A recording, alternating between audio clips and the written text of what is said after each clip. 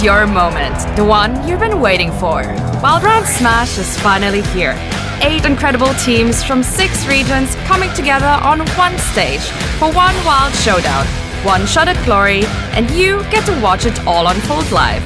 This is Glory Gone Wild, and here's what you're in for. First up, we kick off with the Team Relay. Follow the wild and chaotic fun as community members from various regions, creators and pros face off in this one-of-a-kind competition. All 8 teams will split into 2 groups for a single round robin. Watch your favorite creators and pros clash right on your screen. Each group will see 2 one-on-one showdowns, 1 AAA Rem Brawl, and 1 epic 1 vs 1 duel to determine the finalist. The top team from each group moves on to the final showdown. Same old format, but way more intense. Up next, the 5 vs 5 creator track. It's time to show your region some love. 6 teams from different parts of the world go head-to-head in a fierce best-of-1 single round robin. The rules are simple. The more you win, the higher you climb. At the end, the top 2 teams advance to a best-of-3 grand finale for an epic showdown. But wait, there's more. Be ready to get even wilder with the pro track. 2 star-studded teams, WRLR and WRLB, will face off in a best-of-5 showdown. No do-overs, no safety nets, just pure skill and peak Wild Rift gaming. And we keep going. Step into the show match. Everybody's stage where creators and pros join forces in mixed international teams, all racing to conquer our explosive adventure modes. Who will rise? Who will fall? Who will reach ultimate glory? Witness 3 days of epic non-stop action. Let the smash begin.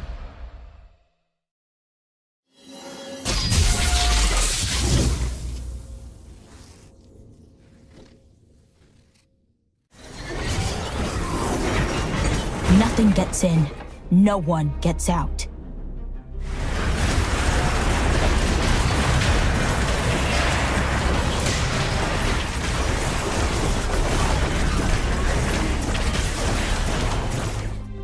The helpless fight, the hardened live.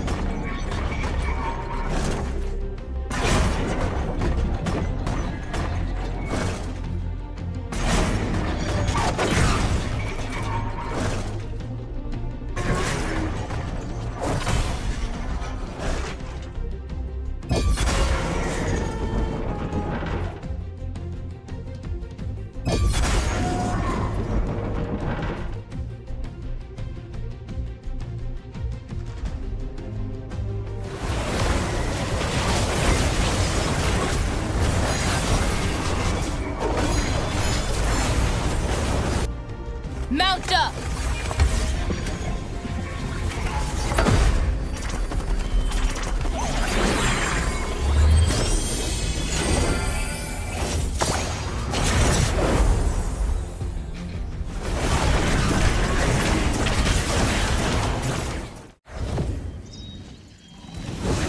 The wild calls.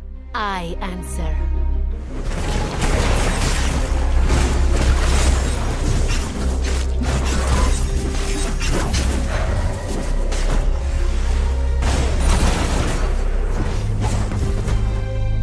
The jungle never sleeps.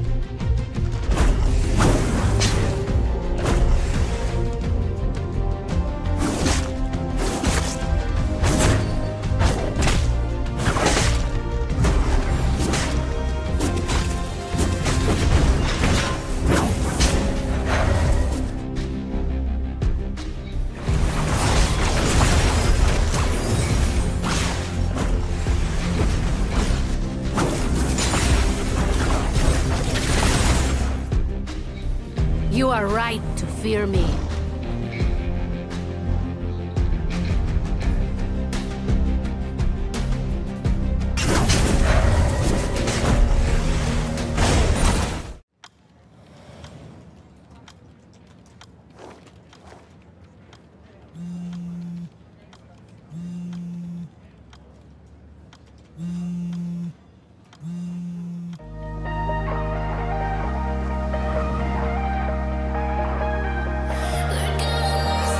Slipping through my fingers, wish that I could fall asleep with a light on. Searching for the present tense, cause you're the way that I can rely on. Concrete nights, hearts out on the dash. Somewhere soon, we're gonna wish we could go back to.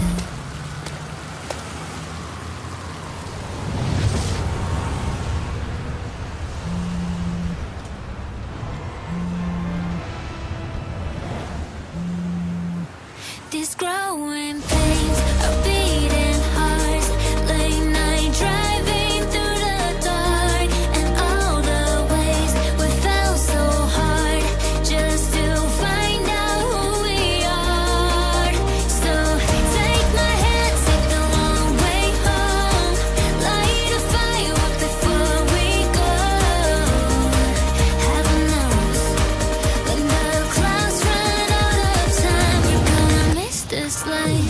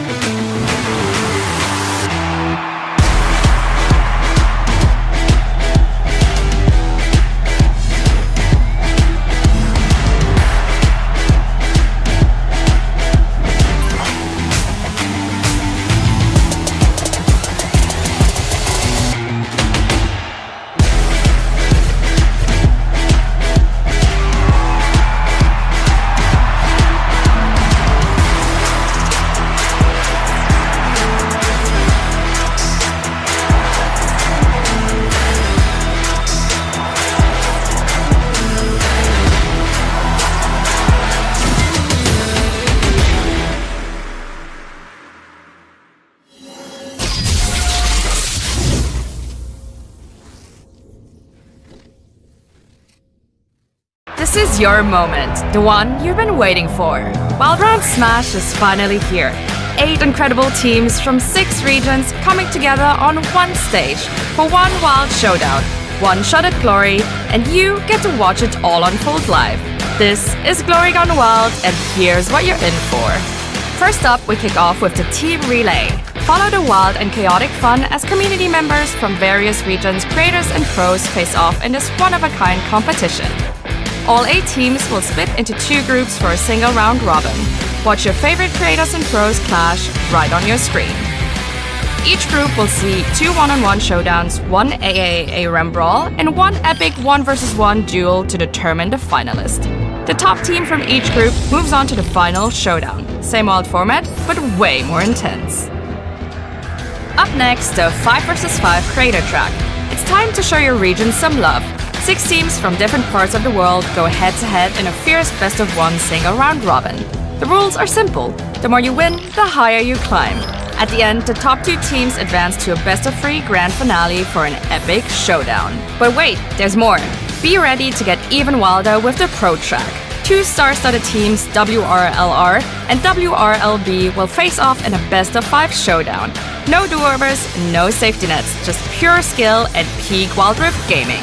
And we keep going. Step into the show match.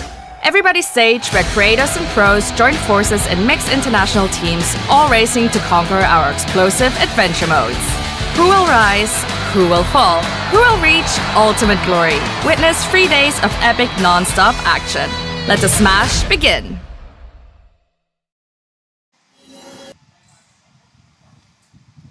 Day 1 was about the fun, the games, and introductions. But it's time for day number 2, and it's about the eliminations and the dominations. We're gonna be your shoutcasters for today. My name is Giang, with me is Crazy Apple and Daedom, and we welcome you to day number 2 of the Wild Round Smash here at Ho Chi Minh, Vietnam. It's going to be a long day filled, packed with intense matches, no longer with the 1v1s. And the 5v5 AAA RAM, it's gonna be the Summoner's Rift. Yes. High level competitiveness of all the teams here today. Yeah, you know, I think you went a little bit overboard in the AAA round. I think there was more A's than the usual. Well, there's like 4, 5, 6. That's why we call it like A RAM instead. I think that's much better. But yeah, here we are today in day 2 of Wild Round Smash, and it's gonna be another hot afternoon, and it's gonna get hotter because of all the games that we're gonna be seeing here today. Absolutely. It's going to be a showcase this time of the competitive nature of the players we have at hand. Here is our event agenda for day number 2 of Wild Round Smash. And I gotta tell you guys, this is a very, very exciting day. Yeah, absolutely. I mean, it's jam-packed filled with so much action, not only from the players, but also for all the guests that are here. Content creators or like the attendees of the event as well. I just saw a while ago at 1 p.m. scorching heat from the sun, but a lot of people were lining up just to enter here first because they see all the booths, all the views, all the activities set in store for everyone that is going to be here on site. Yes, absolutely. Yeah, you can really feel the passion, right, of the people here to come to this event. Even though, as you mentioned, it's kind of hot in here right now, but still, it is, I would say, the tropical heat that we're kind of used to at this point, at least us three. But if ever you are in the area, do come by because there's a lot of activities. As you saw earlier, there is a whole schedule of course lined up for you guys. Not just a whole schedule, it's a whole venue here, Crazy Apple. Yeah, that's true. Where you got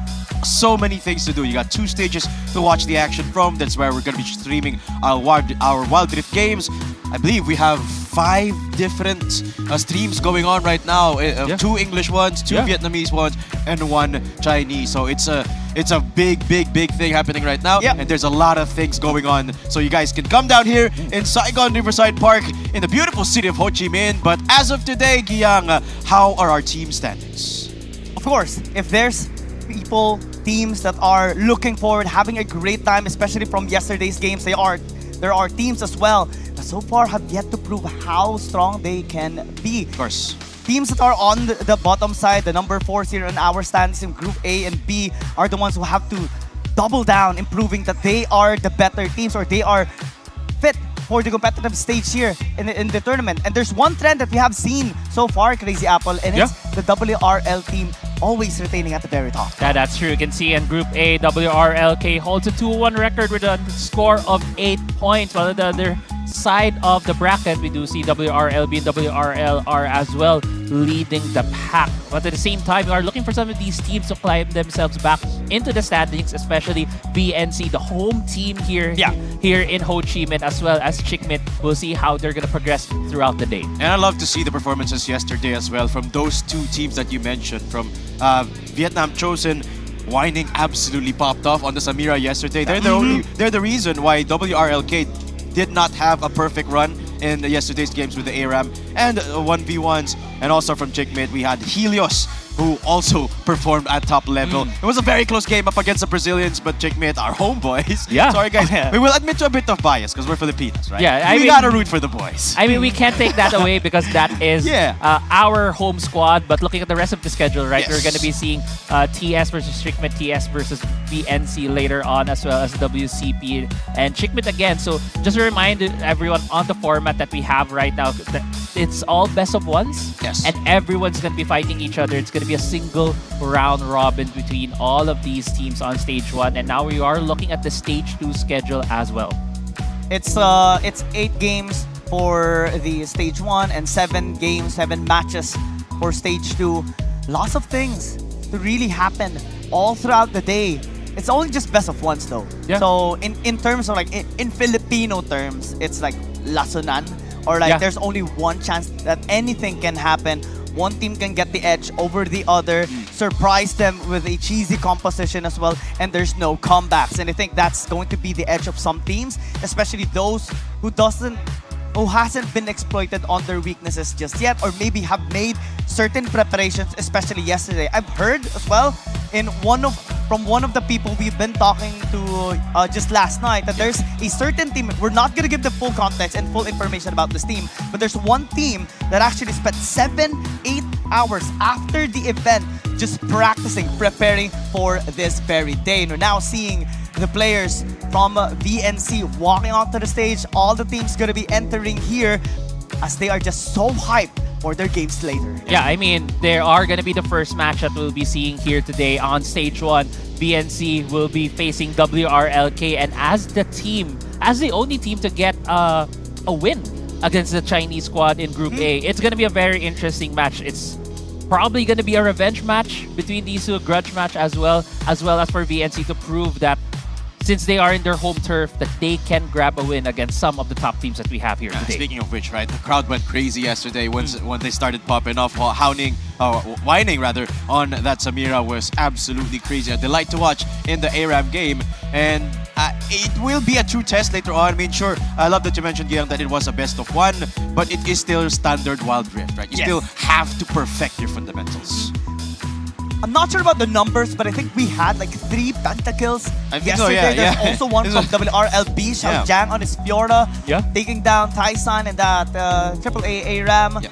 We're now seeing WRLK, the members of Long, and dude, I'm just so happy to see familiar face. Me and Crazy Apple were saying this a lot yesterday, and it Long remains the same. Good. Like, dude, long live the king. Yep. Always has been our statement, even 2-3 years ago. Yeah, 3 years ago, right? I distinctly remember when he was consistently becoming the MVP through every series that he's had on many a champions in the jungle. Is just crazy.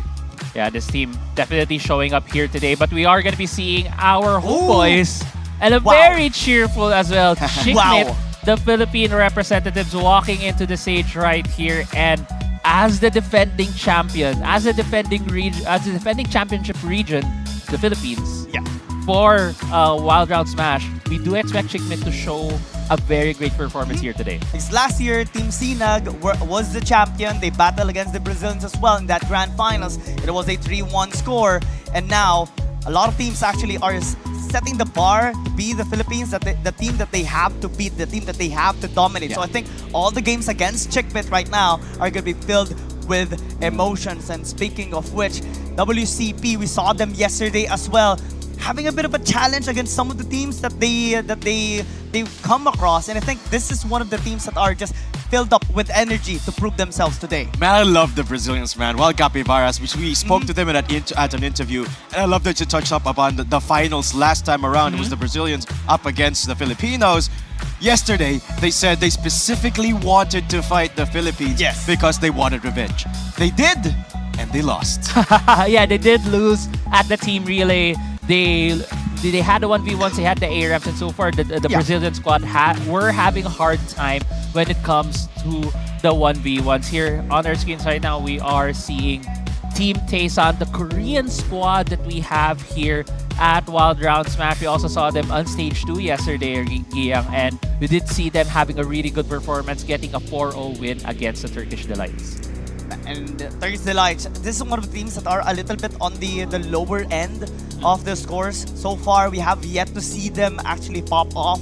And I'm just looking forward to seeing them having a better performance this time around. Because it's a very different environment. It's no longer the 1v1s. It's no longer the AAA ARAM. It's the 5v5. And I think most of the teams actually prepared more on the Summoner's Rift setup rather than the 1v1s in the AAA ARAM. Yeah, for sure. It's the usual thing, right? If you are a more competitive team, you will be preparing more for the 5v5s, and we did see the faces yesterday, right, from this team from Turkish Delights. You could really see the determination from them to get those wins in the 1v1s, in the ARAM. So it's just going to be very, very interesting to see how they perform today, because there's still a lot of games to be played. They still have a very big chance to be able to make it to the finals tomorrow. Of course. And of course, it's best of ones, right? So you're facing up against everyone. You can learn from your experience as you head towards their later matches. Guys, we have so many games today. That's why we have 2 stages, so we can showcase every single matchup, and it's going to be pretty exciting here, Giyang. Oh, man!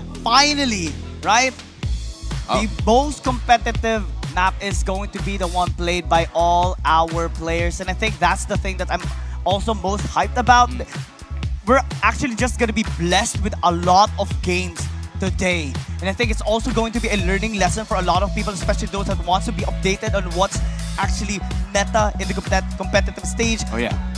Everyone that is looking into what's meta on all the different regions that we are all playing as well. Yeah.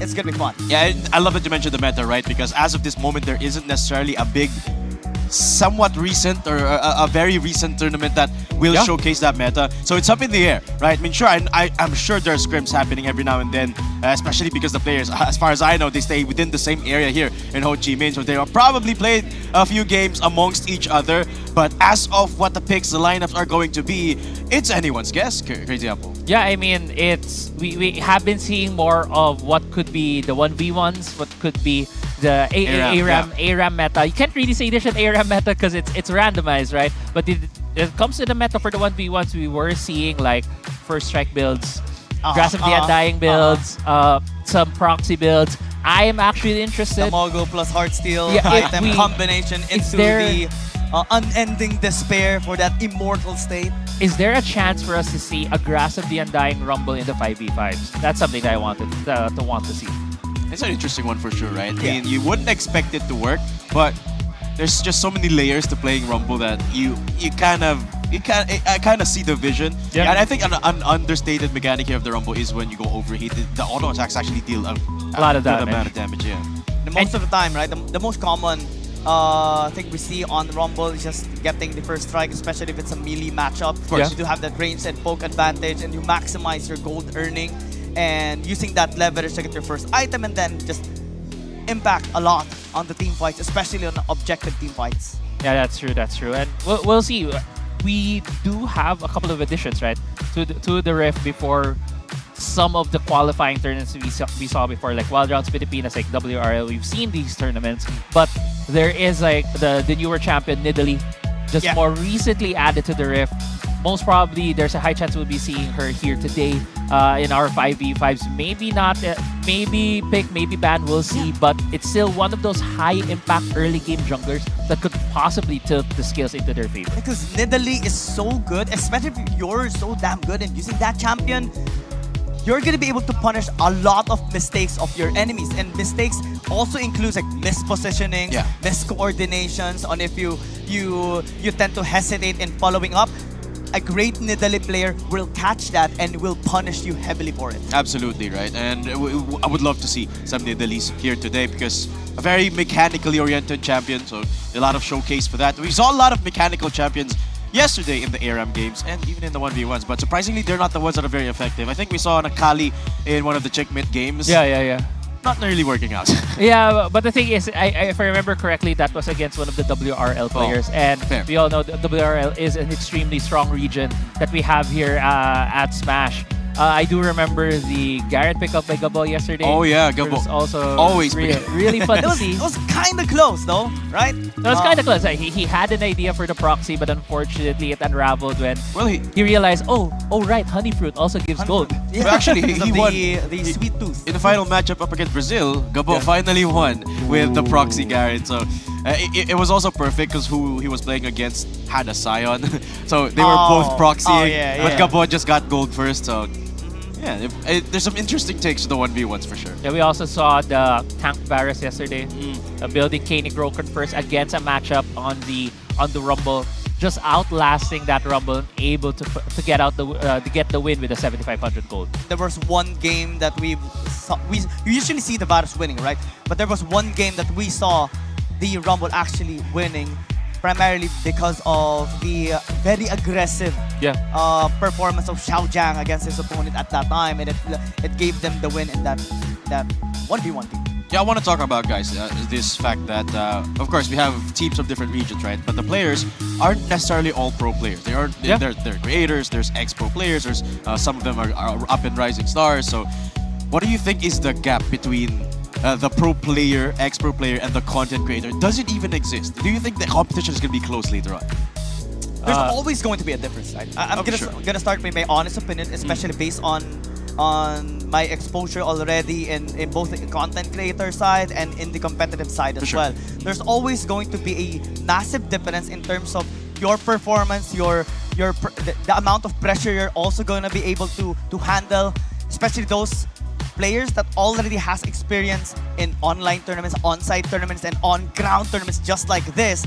You should have the edge. But for content creators, yeah, I think they also have some sort of level of endurance in terms of pressure because they're constantly being watched as they play their games. And I think that's going to help them as well, at least match the level of mental fortitude of the competitive players.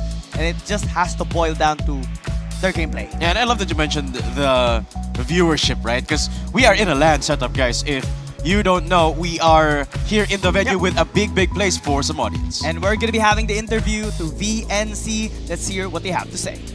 Đến với Wild Smart 2025 năm nay thì tất cả các đội tuyển các nước họ mang đến với một chất lượng đội hình rất cao và mạnh hơn rất nhiều so với năm ngoái. Tuy nhiên thì điều đó nó sẽ làm tô điểm cho cái chức vô địch của đội tuyển VNC, đội tuyển đến từ Việt Nam mà thôi. Và mục tiêu năm nay Oh man, I think the high-level competitive play is definitely something that everyone wants. Yes, for and sure. definitely something that we all deserve and we shall see today. And I'm just so excited up about that. Yeah, definitely. And we did see from the interview right there how hyped up BNC is. And they're going to be the first ones in the first match today against WRLK. And for sure, they are looking to get that win, because if they do get that win against WRLK, that gives them a higher chance in the standings. And I think that definitively says that Vietnam is ready to take on the Chinese teams. I mean, of course, our expectations coming into today is, well, China had pro teams. They sent pro players, right? So naturally, we expected them to take the cake by a mile, but no, Vietnam, they won yesterday. They won. And they're looking to continue their winning today. Yeah, I mean, to build on your point earlier, on the question, right? What's the difference between a content creator and a pro player?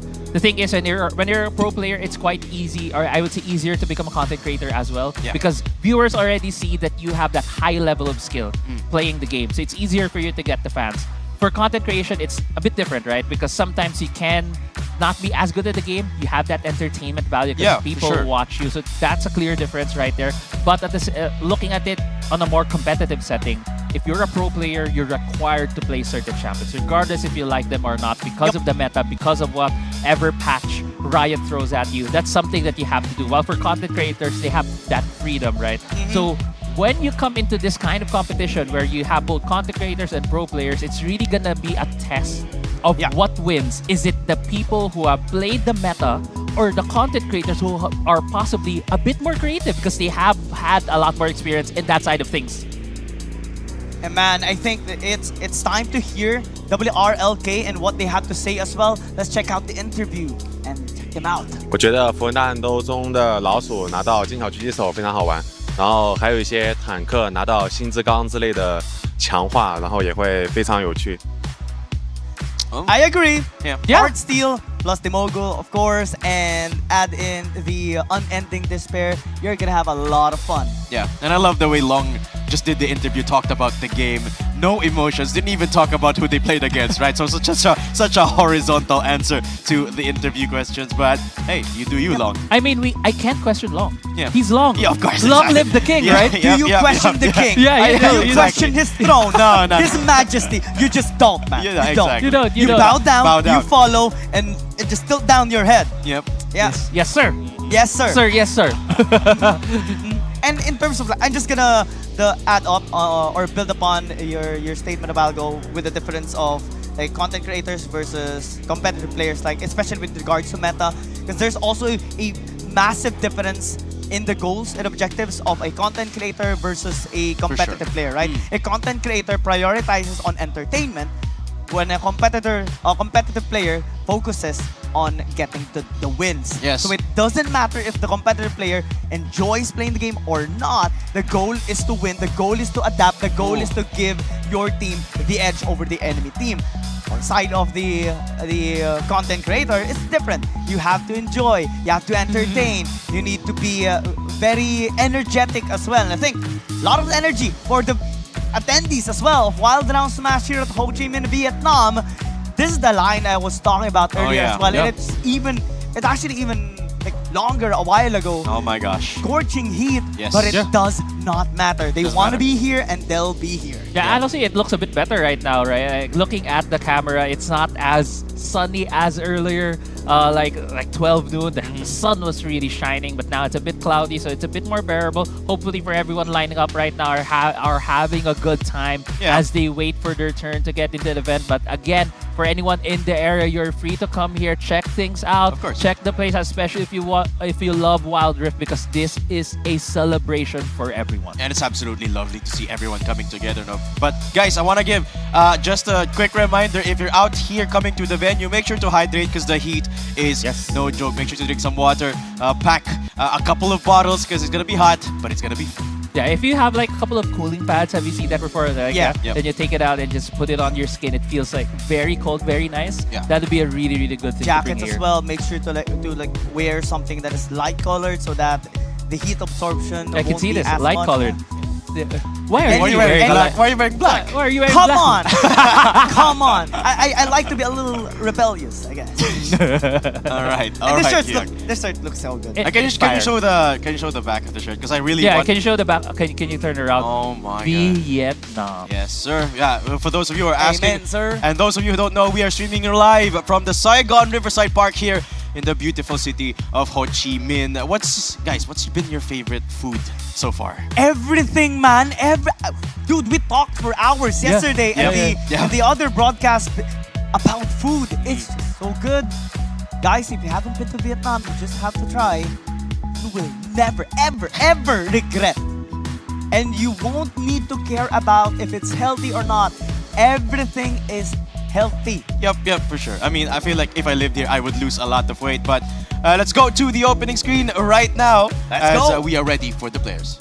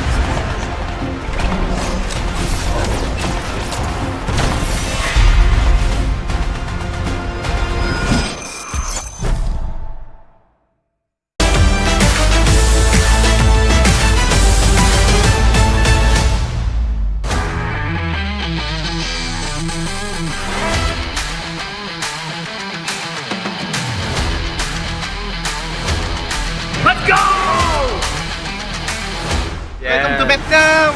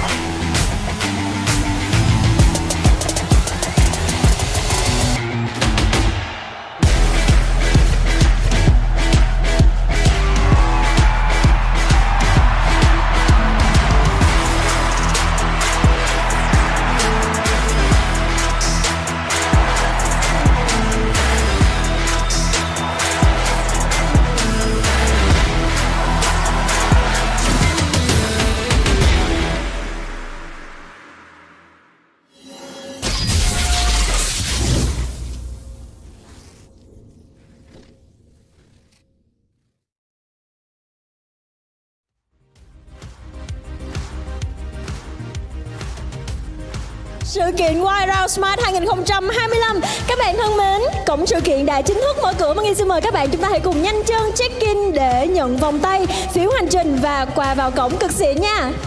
Welcome everyone to Wild Round Smart 2025. The event gates are officially open, so hurry up to check in and receive your wristband, journey ticket, and some amazing goodie at the entrance. Và các bạn cũng đừng quên ghé qua các khu hoạt động từ Clan Battle, User Battle, Rift Zone và cả Tasty Alley để khám phá trọn vẹn tất cả các hoạt động ở trong sự kiện của chúng tôi. Don't forget to visit all the activity zone from Clan Battle, User Battle to the Rift Zone and Tasty Alley to fully experience everything the event has to offer. Ngày hôm nay thì tất cả chúng ta sẽ cùng gặp nhau ở đây để khởi động một hành trình mới, nơi mà cộng đồng tốc chiến cùng đập tan giới hạn và thể hiện bản lĩnh của mình. Today, we are here to kick off a brand new journey, a place where the Wild Rift community come together to smart the limit and show up their skill and spirit.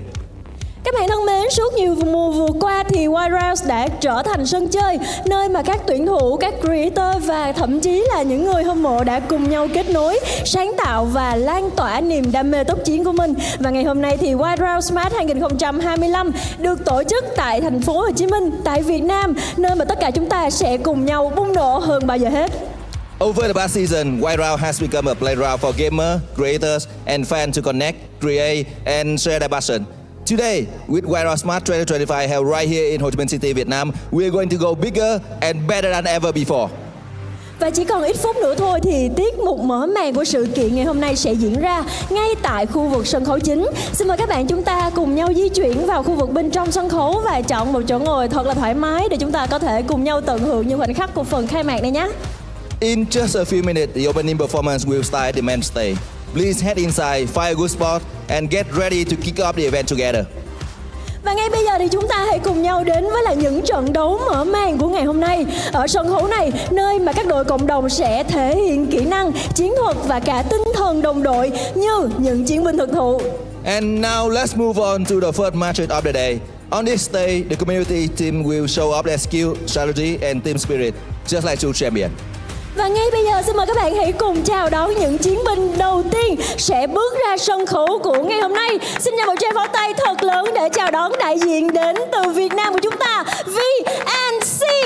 Please, let us welcome the first warrior to come on stage today, Vietnam team, VNC.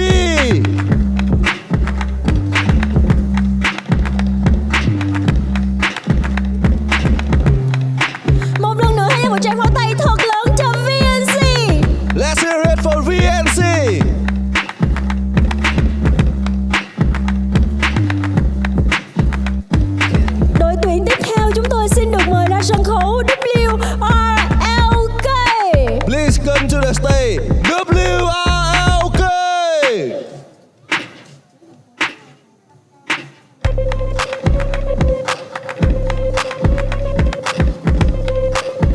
Các bạn thân mến, xin hãy dành một tràng pháo tay một lần nữa cho WRLK. Hands up for WRLK.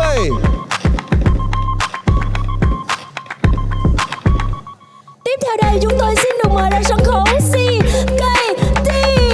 Next on stage, CKT.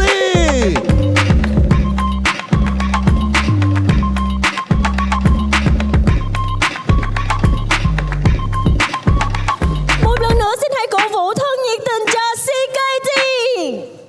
Round of applause for CKT. Xin cảm ơn các bạn rất là nhiều. Xin mời các đội tuyển của chúng ta hãy chào khán giả một lần nữa đi ạ. Let's cheer for three teams on stage today. Xin cảm ơn các đội. Mình xin phép được mời các đội quay trở về vị trí của mình. Thank you. Please come back to your station.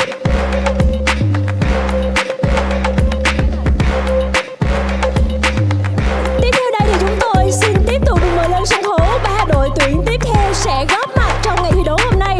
Xin mời TS. Please welcome TS.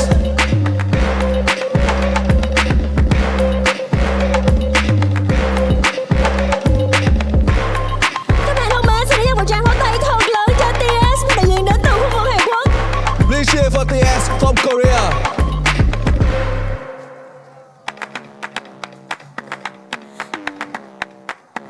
Xin cảm ơn các bạn và tiếp theo đây chúng tôi xin được mời lên sân khấu TD.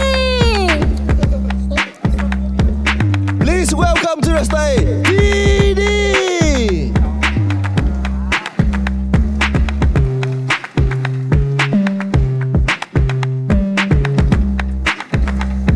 Một lần nữa xin hãy dành một tràng pháo tay thật lớn cho TD. Let's hear it for TD. Và cuối cùng chúng tôi xin được mời lên sân khấu WCB. Finally, please help us welcome WCB.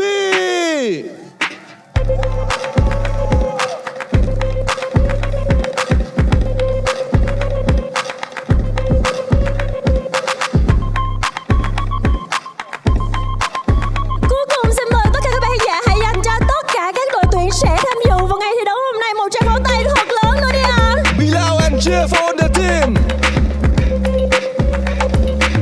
Xin cảm ơn các đội tuyển rất là nhiều và ngay xin mời các đội chúng ta hãy cùng quay trở về vị trí thi đấu của mình. Xin cảm ơn. Thank you. You can come back to your station.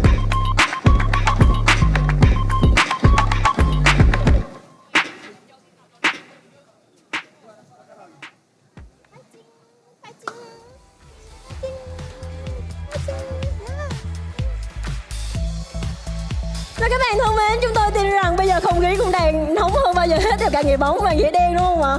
Và chúng tôi sẽ không để các bạn chờ đợi lâu hơn nữa, hãy cùng đến với lại các bình luận viên để chúng ta bắt đầu trận thi đấu đầu tiên. Đây sẽ là một trận thi đấu cực kỳ hấp dẫn giữa một đại diện Việt Nam và một đại diện đến từ Trung Quốc, là một trong những ứng cử viên sáng giá của chung vô địch. The first match of the day is between Team Vietnam and Team China. Please say it to caster.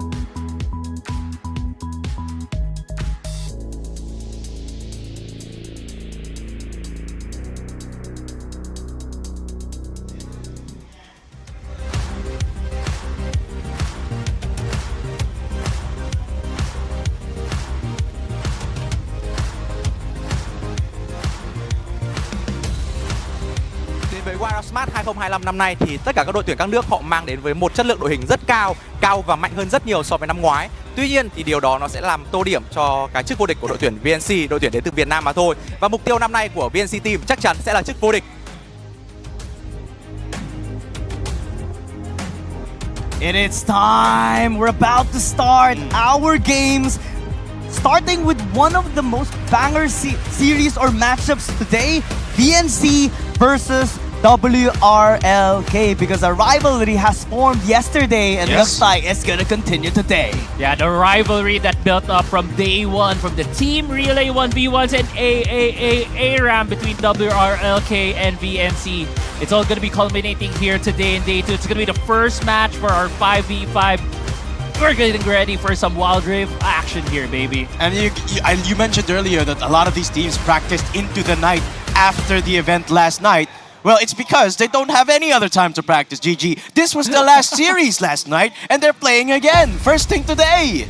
You have to be prepared, man. You have to give it your all, especially when everyone is going to be watching right now. Of course. People from the live venue, all the players and all the people from the Wild Rift community here at Vietnam lining up early just to see and witness and support their community as well, their players from BNC.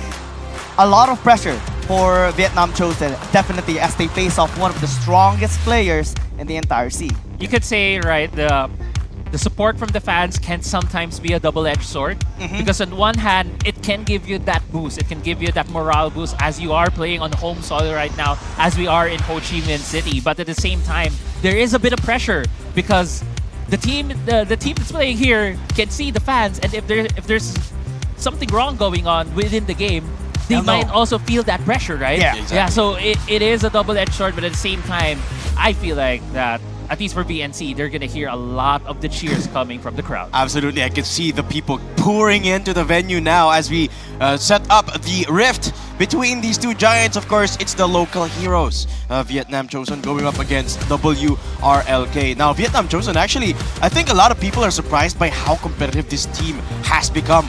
Their improvement overnight, quite literally, has been so good. And I would imagine that they have prepared something for this matchup. I would imagine at least 2 jungle bands, GG. At least 2. You kind of have to respect Long all the time. But here's the thing, like for all the years we have seen Long perform in the jungle, he's already used to the pressure. He's already used to him being targeted. There was a point even in one of their games before that they had like 10 jungle champion bans. Yeah, and I think we're just seeing the interview again from Long, where he was talking about what's interesting for AA ARAM. So yeah, if you guys are just seeing that now, those are some good tips if you're going to be going into an AA ARAM match today. But let's get back into what we were talking about in terms of the 5v5s, right? There's not a lot of time for these two teams to prepare against each other after seeing their first games yesterday. So it's going to be a story of adaptability, how these teams are going to be facing each other, how they're going to adjust to what happened yesterday. Because to remind everyone, it was the Vietnamese squad, VNC, who took a match win against this Chinese squad right here. Although that, I think, also serves as a double-edged sword. Of course, in the context of a AAA ARAM and a 1v1, you're not necessarily going to play the same champions as you will in competitive Wild Rift. However, I think WRLK have got onto the memo. I think now they know who to target here in the roster of Vietnam Chosen. It's Whining. That bot lane, that ADC. He was the one popping off, scrubbing off the entirety of yesterday's matches in Howling Abyss. So that might put a target into that bot lane side that WRLK can capitalize on. I mean, it's gonna be tough though, because the champion he used isn't really a champion that's normally used here in Wild Rift, especially in the 5v5 map that we have. We're more onto champions that have some sort of independence, like self-peeling champions like Xayah, maybe a Severe, to prevent all those assassin and mages from catching up to you and denying a couple of stunts as well along the way. Samir's gonna be hard to pull off here. I remember we saw him also on Draven, I think, in a AA ARAM game as well yesterday for Whining. But at the same time, we are getting a sample size from what happened yesterday, but as we were also talking about, it's not something we can really rely on. So I guess what we're going to be expecting here is that the teams were preparing beforehand, maybe playing some scrims, preparing on what could be the meta that's facing us here today. And I do agree, we might be seeing Xayah. I remember talking about it earlier back at the talent room, what we can expect. Other than Xayah, if you want to go for a more aggressive bot lane setup, it could be a Lucian. Lucian Nami is something that has been really a staple. Popular. Yeah, so popular. Also a staple in Wild Rift for a while now. And with the recent buffs and recent item changes for Lucian, it has really made that duo a lot stronger. Yeah, sort of making a comeback in the meta, right? And it's a tried and tested part of the meta, of course. Always the Lucian Nami combo. But I don't know. I actually don't know how the playstyle is going to be for both of our teams here. Because you gotta remember as well, WRLK and Long, well, they aren't all necessarily pro players. GK, for example, absolutely takes every opportunity he can to play the Yasuo. I absolutely respect that. So Jige, show me the Yasuo, please. Let's see, right? Will we see the Yasuo or not? Are they going to be prepared for the Yasuo as well? That is going to be an important factor for this game. Yep. But it's about to start already. Champion select, VNC on the blue side, WRLK on the red side. So first pick priority on VNC. But WRLK, I think they're more leaning on that last pick so that they have a proper counter to what champions VNC is going to be having. I think one of the problems though being on red side is that you're kind of forced to be the one to ban the meta champion. Right. Exactly. That's what I was just about to say, right? For red side, it feels like that's a bit of a handicap in terms of the pick and ban phase. You have to take out champions that are in the meta, so there could be some champions that we see over and over being banned on the red side throughout the day. And so far, they're going to be taking out that Renekton for the side of WRLK, taking out one of those priority Baron laners that can really take control of a game. Nautilus banned on out as well, arguably one of the best supports in the meta right now, right? And it really couples well as with other aggressive ADCs as well, such as the Lucian in this case. No more Nautilus for the particular game in hand. Camille taken away as well. I think VNC might be pulling an Aatrox with the bans that they're showing. Yeah, I mean, I really like the catch right there. There could be an Aatrox ban, Aatrox pick on their end because of taking out both the Gwen and the Camille. They do really want to give a lot of space right now for their top side. We're going to be seeing here what is their first pick, as also we are seeing the last man inside of WRLK. It's going to be that Bard. We all know Bard is a really strong playmaking champion, can go for these early roams because of the chimes, because of that portal, can go around the map really quickly. They're taking a lot of priority here from WRLK to take down these supports, but Lucian will be the first pick here for VNC. They really want to prioritize that early game. And it opens up the Nami, right? Opens up the Nami, opens up the Braum, both of which can be very helpful for VNC. And I think WRLK can be a little bit countered as well. I remember you in the mid lane, right? Using Yasuo as well. And I think it's now going to be one of the aspects here of WRLK that they need to consider. Do they pick something like a Yasuo? Do they pick something like an Ornn? Because now VNC, having to see the Ornn here on R1 for WRLK, can just pick it up for themselves and block that Ornn horn. Yeah, exactly. But we'll see if that's going to be how VNC does things, right? I do like the Ornn pick as well on the side here for WRLK. It gives them a lot of flexibility. They can make a decision right now on what direction they're going to go. Are they going to go more in damage? Are they going to more on tank? It looks like they're picking up that Poppy. It's going to be limiting the amount of mobility that this Lucian can have. I'm actually not sure about the first rotation Poppy pick here. They do pick up the second place in second pick, but it's only just one champion being picked up here at VNC. It's a Lucian that has a dash, so they can draft away from the Poppy, pick up dashless champions. What I am seeing though is a Braum angle here for VNC. There's an Ornn, it's a Braum, perfect synergy with the Lucian, and then taking away that Horn of the Forged God is absolutely key in these fights. So drafting so far going really well for the Vietnamese squad. Yeah, I mean, you mentioned the Braum, but there's also an immediate counterplay already from WRLK side because of the Poppy. The Poppy can still use the Keeper's Verdict and kick out the Braum in front of the fight, lessening the amount of tanks, lessening the meat shields on the side here of VNC. So I'm not actually sure about that Braum pick right now because it lessens the effectivity in the team fights, but still it's going to be a very effective tool when it comes to the laning phase. Wait, they pick up the Ambessa here after the Poppy has been locked in, so that's interesting. Yeah, interesting to say the least. And right now, where we're at, all champions that have been picked by VNC have dashes. Exactly. So that's what makes me scratch my head here, Giang. I mean, it's as if they don't feel any pressure from the Poppy, right? Maybe. But now, with both the Poppy and the Ornn having a knock-up, that just opens up the Yasuo. And that's one of the things we have been talking about a while ago. We kind of predicted this being manifest or happening already, and it looks very deadly for VNC. Okay, I'm gonna say something here. Sorry to cut you off. No, go. I just want to say something here, but I say this with all the love, Jige. I love Yasuo. I love Yasuo mains. I remember. I love Yasuo mains. You're a Yasuo main. Jige, this man I think loves Yasuo a little too much, even more than me. Because yesterday he was he insisted on playing Yasuo in the 1v1 and everyone was playing Renekton, and it went exactly how you would expect it. He lost the fastest out of anyone in the 1v1. Hey, if you are a Yasuo main, if you really I get it, though. love the I love champion, it. if you're a I champion respect it. OTP, pick it in a 1v1. Yeah. If you're a Yasuo main and you get countered, do you back off? No, you double down. I just want to say I would do the exact same thing, GK. Amen. So Giyang, would you double down on a I 1v1 always double down. I'm always the first pick ASOL in a game. I always get countered. You know what? I don't back off. All right. Yeah, all right. Okay. Neither does he. Neither does he. ASO doesn't back down. As you heard right here, folks, Giyang doesn't back down. As we head back into the draft right here, the two bans coming in from the side of WRLK will be the Lee Sin and the Akali. While on the other hand, for BNC, it's going to be a Lilia and an Echo, taking away some of those magic damage carries that are possibly coming in from the jungle. Okay. I'm actually interested here on the Echo ban. It's not a usual ban that we see, right? That's true. But if we can recall, 3 years ago, Long was actually the only jungler in Wild Rift League Asia to pick Echo. Yes. He uses that even at the time that it was not meta. I mean, it's a really good read right now from VNC, right? Because it's very heavy physical damage on the side of WRLK. Let's take away some of those magic damage options that they could possibly have. Absolutely.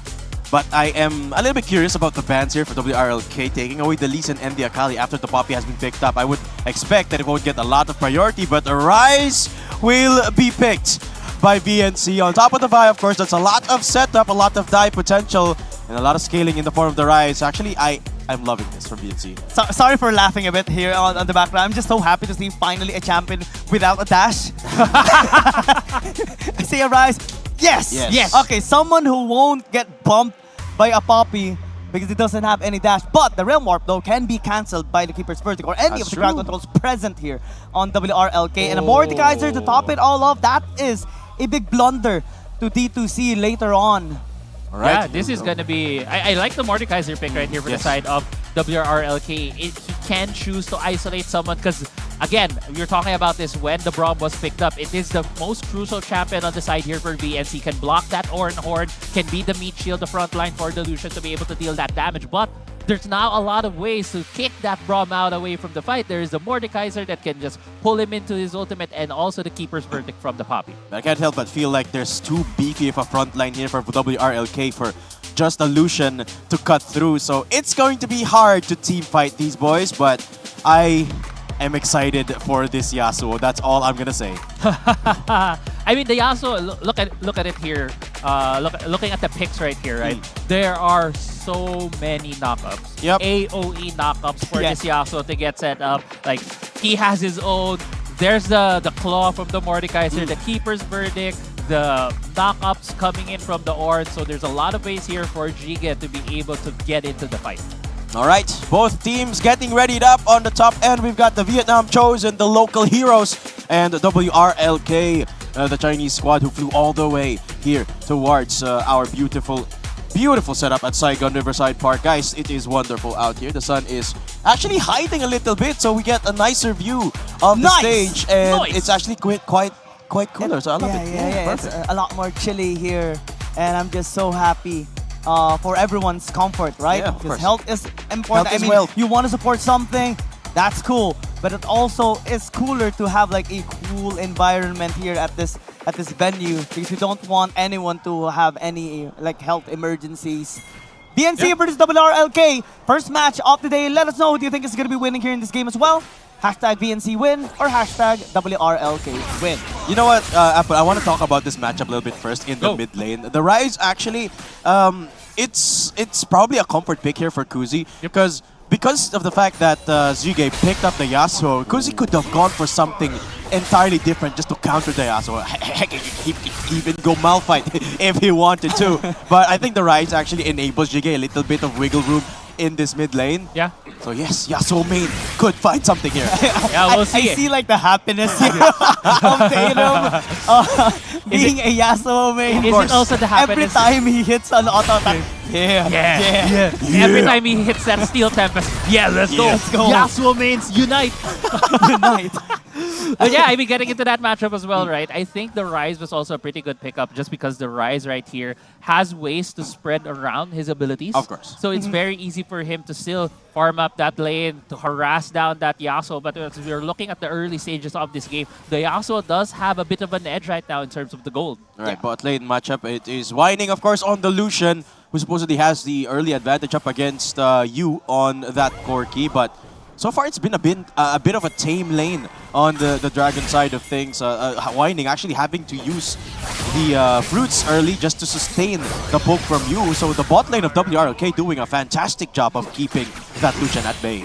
Great use by Ziggy on the wind wall, constantly using it in the laning phase so that he can get prio into the mid lane and go back into the base, get his items, or any other activity that he wants to actually do when he does get that prio. But it's really difficult to actually win against a Rise. Rise is one of these champions that can just dominate the laning phase. For some reason, the wave clear is immense as well. And yeah, I think Kuzi is just going to be scaling very easily. D2C though, getting spotted out, just going to break her out. Yeah, D2C was trying to track down Long. They did see him in the river, but Long had to flash out. And we do have a bit of a pause right now. Just looking at the player camps as well. I think it's Heiyun talking to the marshals at the moment. But let's go back to what was happening before the pause started, right? They were fighting over the scuttle crab in the river. Long spotted that there were more members of VNC there, so he had to force his flash away, going towards his blue buff. He is level 4 against level 5 from the Vi. That's why we did see D2C tracking him down, trying to get that harass, but it didn't seem like anything happened after that. Yeah, and I love that VNC are playing with a lot of proactivity in this early game, right? I mean, forcing out the flash from Long is a massive thing, especially because it's a Mordecai we're talking about, right? It doesn't have any mobility abilities. Yeah. And in this part of the game, the early game, Mordecai can't necessarily find the 1v1 yet. Not that strong in this stage, especially when you don't have that vision, those tracking wards, and having no information as to where the enemy jungler is. You don't know if anyone's gonna gank you, if anyone's gonna invade you. Now that Long does not have a flash, he's kind of vulnerable. So WRLK have to shift their focus a little bit into supporting Long a little bit more. Especially later on the objective fights, right? It's different when the Mordekaiser is in the jungle role compared to like a solo lane role in mid lane or in Baron lane, because normally when that's the case, the Mordekaiser can ult the enemy jungler and isolate him from objective fights, thus giving your team the edge on the smite battle. But if it's a jungler Mordekaiser, things are a little more complicated, because surely you're going to be targeting either the jungler or a carry or someone you just want to take down. But it puts you at a risk of losing the objective, and I think that's a big problem here for WRLK. They kind of have to balance it out. We'll see, because remember, they still have the Poppy. You can also Keeper's Verdict the enemy jungler to be able to secure a smite on the objective. Let's see how it goes, because right now, with how I'm thinking about the composition, the side here of WRLK, they can't afford to have this game go even for so long, because they have a very monotonous damage profile. A lot of their damage is going to be physical. They do have a Corki that deals some magic damage, but it's still like 60-40 physical damage. A lot of it's going to be easily countered by just a couple of armor items. And what I do have to say, they do, in my opinion, have more scaling options, especially with the 3 tanks that they have here, right? Corki obviously scales better into the late game compared to Lucian at just this conjuncture. But the only thing I'm worried of is that Rise from the mid lane of VNC.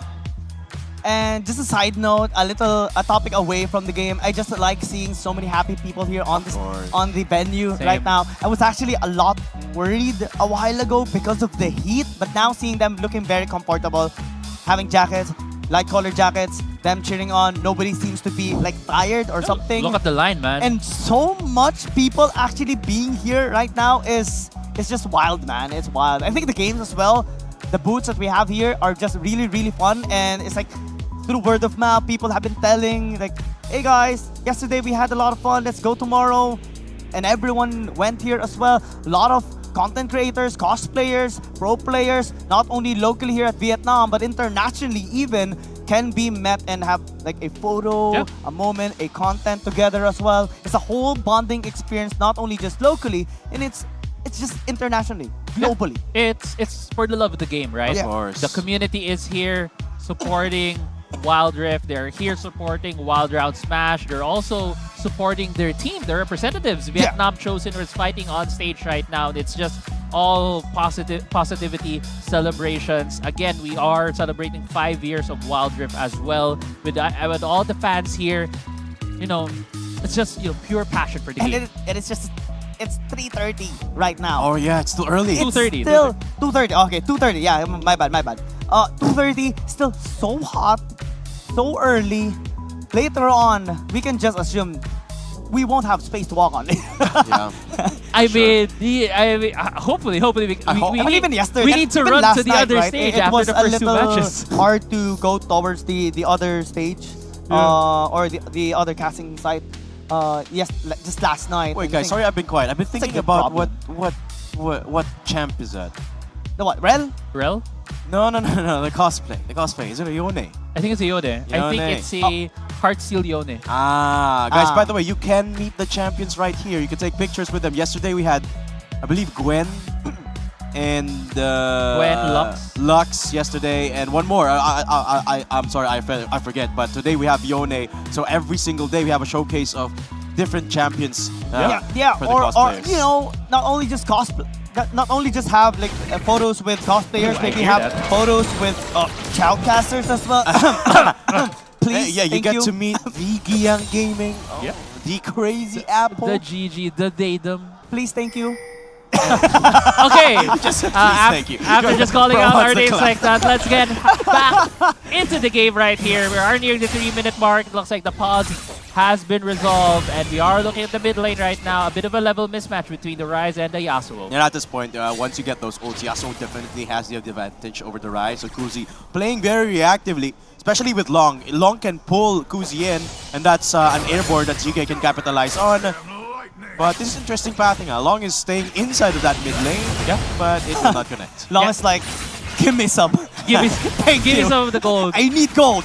Yeah, but I mean, to also put some reason onto the rotation coming in from Long, right? He went there because they sensed that Kuzi was trying to freeze the lane in front of the turret. It's going to be hard for Giga to recall from that, so they had to clear off the wave. They're grouping up. Yeah, numbers advantage for WRLK. Whoa, the last breath is made, not by Yasuo, but the buy. Yeah, what a catch right there for the side here of WRLK, getting the first blood. And GK loving the airbornes. That was a single point click engage from Tiga with the Poppy, and then the last breath immediately triggered by Chica. So that's first blood over towards the WRLK mid laner. And that's a power spike that they would absolutely love to have. Circus Beams picked up by the Yas. It feels like a counter to what we usually know about Yasuo's. Yasuo's, we know the real power spike is 0-11, but here, he already 1-0. He's defying expectations. Man, do you remember before Yasuo had an entirely different build path? Yeah. Like years before. Yes, sir. Going for Divine Thunder, Wits End. Basically Drastically tank Yasuo, right? Oh. But now it's a carry Yasuo. We see the Berk Boots into potentially a Bloodthirster, because Bloodthirster gives now a little bit of attack speed alongside with the damage and lifesteal and the crit as well. Yeah. And it's just overall a great first item for a Yasuo. Long hovering in the bot side right now. The Braum is a bit low, but he is spotted, so he will be moving away. We did see earlier as well, bot lane was doing a bit of trading because the Lucian and the Braum was able to shove in the Quirky and the Ord. They tried to get an earlier timer on the rotation, on the recall back, but it seems like with the visit from Long, it just equalized the lane at this point. And this is a bit risky from the BNC bot side. Juan not recalling yet, despite being just about 200 HP on the Braum. Is something that Long could do something about, but they finally do recall as of now. We are looking at 41 seconds till the first set of objectives do come in. All ults available, so we could probably see a fight coming through. The question is, which team is going to prioritize which objective? Yeah, normally it's the first objective fight that determines like who's going to be getting the momentum, right?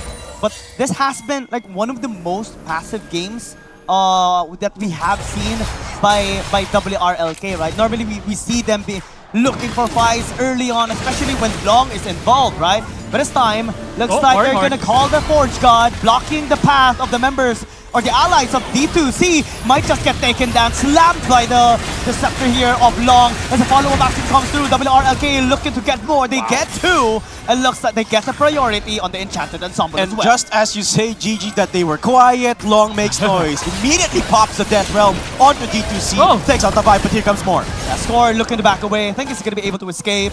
But the first objective taken by Long. Yeah, also off screen, we saw Long getting another kill. He is 2-0-1 right now. Also getting the Braum earlier, so that is 3 kills right now. Sorry, that was only the 2 kills from WRLK. But also I want to take note, before that fight started, look at the first item from Long. It's a Trident. It counters the shielding right now from the side here of BNC. If you look at their lineup, almost everyone, even the barrier from Widening also gives that shield, so he's countering everyone. It's kind of unfortunate for D2C. It counters 4 people.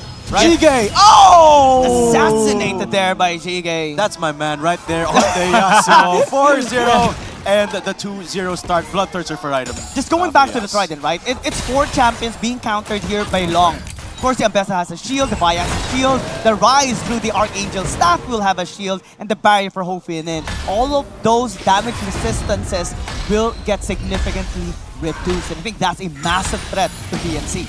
Dragon secured as well. Sorry to cut you off there, but Dragon also secured by WRLK because of how efficient they were in taking the Enchanted Ensemble. Let's take a look again at how this happened, Crazy Apple. Yeah, look at the replay right here. It's Jige going in against Uzi, and it's just, you know, the minion wave sometimes is very deceptive if you're fighting against a Yasuo. Even though you feel you have more numbers on your side, that doesn't matter. Yasuo will be using that to his advantage. And it's also kind of kind of tricky to estimate just how long the dash could be, because it's not as short as you would think it is, if you know what I mean. But yeah, so I think the Bloodthirster right now is a massive sustain item as well for Jige. They have a lot. I think WRK, they're focusing a lot on the utilities. Anti-heal, anti-shield, and the Yasuo is so strong right now, even has an anti-heal. Yu's gonna be untouchable in the backline, for sure. There's like so many front lines on the side of WRLK. Like, what can VNC do? Yes, they do have initiators, the Ambessa and the Vi, but they can't. I don't think they can actually penetrate these, defense Bot lane, of WRLK. I think there's gonna be a fight right there. 2v1. Let's see. I mean, we're seeing it off screen. Jige, half an HP, should be taken down, just trying to get a couple of CS. But that's a good shutdown by Kuzu. Yeah, really good rotation right there. Classic Yasuo. Yeah, classic Yasuo dying right there, but there's another big fight in the mid lane. You getting a takedown there, but with the Ornn. Having that massive crowd control, I don't think BNC, when they commit, it's hard to get out. Yeah, it's kind of hard right now for the side here of BNC. They are getting harassed right here for WRLK. The amount of pressure that they're throwing here in the mid lane with Enchanted Ensemble as well, taking the first turret from themselves, and now that is a 2,000 gold lead right here for WRLK. We see an interesting item as well on Long, right? Oh! Stealer as he pulls up Score. Score trying to escape. Good job by Shanyu, trying to just shield the damage, preventing it from penetrating, reaching towards his teammates. And now they recognize that WRLK might be overextended. They breach out the tower. Kayn just flashed out, and it looks like they're gonna be fine. I mean, WRLK just all over the map right there. Long, you don't have any dashes, man. How did you get into the back right there with the claw trying to catch out, and BNC still putting the pressure right here. WRLK under their turret. And I think that's a Death Realm. Yeah, getting maxed out here by Long. Sorry to cut you off there, Giyang, but that is another tower taken away by Jige. So there's a lot of map control being asserted in all parts of the map. Let's see if they can get more. Because WRLK, they got the bottom lane, right? Like you said, Datum, they prevented any retaliation by VNC from that long chase in the top lane. And so far, in terms of economy, right, we're starting to see a little bit of a gold lead on this red side team. And VNC, they really have to start stepping up. Because so far, all the tempo has been established by WRLK. They got the first objective, they got the Dragon as well. Both the Enchanted Ensemble and the Dragon was taken, and it looks like they're just going to be preparing for the next Dragon. But not to mention here, Gigi, there's definitive pieces that BNC have to watch out for. You talk about the gold advantages here of the players of WRLK. Two of their players have the most. Number one is Long with almost 9,000 gold. Number two is Jigay with 8,200. Now, the problem with Long being the richest person in the WRLK roster is that there is no definitive answer for BNC how they're going to crash on this Mordekaiser. He's just gonna death drum away, and here comes the fight from Haeyoon. Let's see, can they escape? Yeah, they do. It's just a zone by Haeyoon. Yeah. And everyone just skedaddles out. Good entry though. Oh. Good angle Lightning. by Wypin. Yeah. That was quite scary though. I Even mean- if he has the Braum, still, he can just get that thrown here by Long. And he uses it. Let's see who will be the target. Oh, Oh big my knock-off. god, wombo combo. Everyone gets knocked up and put to the ground once again. And that's going to be D2C already there. They're looking to scramble here, getting it at least a 1-for-1. As Jiggy falls down, good pull by Long. Just getting that takedown. Numbers advantage now. WRLK looking for a Baron. What a fight right there from the side of WRLK. You saw the patience that they waited for BNC to make a mistake, and when they saw the mistake, the opening from BNC, they were able to capitalize, getting 2 kills as well as this Baron. Yeah, it's rough here for BNC. It was a very nice engage from Zuan Vu, actually getting 4 knockups with the Glacial Fissure. But the problem is they couldn't get past the 3 beefy boys in front. I'm talking about the Ornn, the Mordekaiser, and the Poppy. They were too tanky, even though there was the Lucian pumping everything into the faces of WRLK. It just wasn't enough, and they just got turned around. BNC now falling behind by 4,000 gold and a Baron buff. Yeah, Maker completed as well. that's true. That's 3 items right now on Long on this Mordekaiser. We had some questions on this Mordekaiser jungle, like how is it gonna work? How is it gonna use this Death Realm? And we've seen that they are using the Death Realm not in front of the objective, but to catch people out before the objective fight starts. They are trying to harass down the members of BNC, getting the pickoffs, and then going for these objectives. And it's very smart too, because in reality, there is not a single person who can last more than 5 seconds against Mordekaiser in that Death Realm. Because look at the items, he's the only one that's got 3 items in the bank, 11k in his pocket, and it's Mr. Two digits. exactly level 13 as well. So Yeah. Very commanding lead. 12,000 gold for Long. And this is why he is king. He's that rich. Long live the king, as we used to say for Long right here. And for VNC, it's going to be a question of how are they going to adapt, what are they going to do. Yeah. But Kuzi, Good takedown. If Oh, ever. Melmor. The crowd control is just too much. Yeah. And I think that was an overextension by Quincy in the first place. yeah, you can feel the desperation right now from VNC. They're trying to figure out what they can do, how they get back into this game, and one of the keys right here is to get this Rise ahead. He is 2-2-0 right now. Kuzi has the most gold on his team, but so far it's just WRLK just doing these fights better so far than BNC, just really capitalizing on these few mistakes that we are seeing from the Vietnamese squad. the problem has been that initiation. Every time D2C tries to come close to the front line of WRLK and press that season resist, he just gets destroyed. Yeah. And either that or he gets ulted by Long up into Narnia. So there's no way they could use that fight effectively to single out the backline of you. There's one really good sign though that we're seeing on VNC. Yeah, they're down 6,000. But there's 2 things to consider now. Yep. One is there's no soul for WRLK because Right. VNC, they got the Ocean Dragon a while ago when WRLK were getting the Baron. And 2, 3 items already for Kuzi. When he gets that death cap, his damage is gonna go through the roof. Yeah, I mean, we are going to be waiting for him to be able to complete that item and able to contribute to this fight.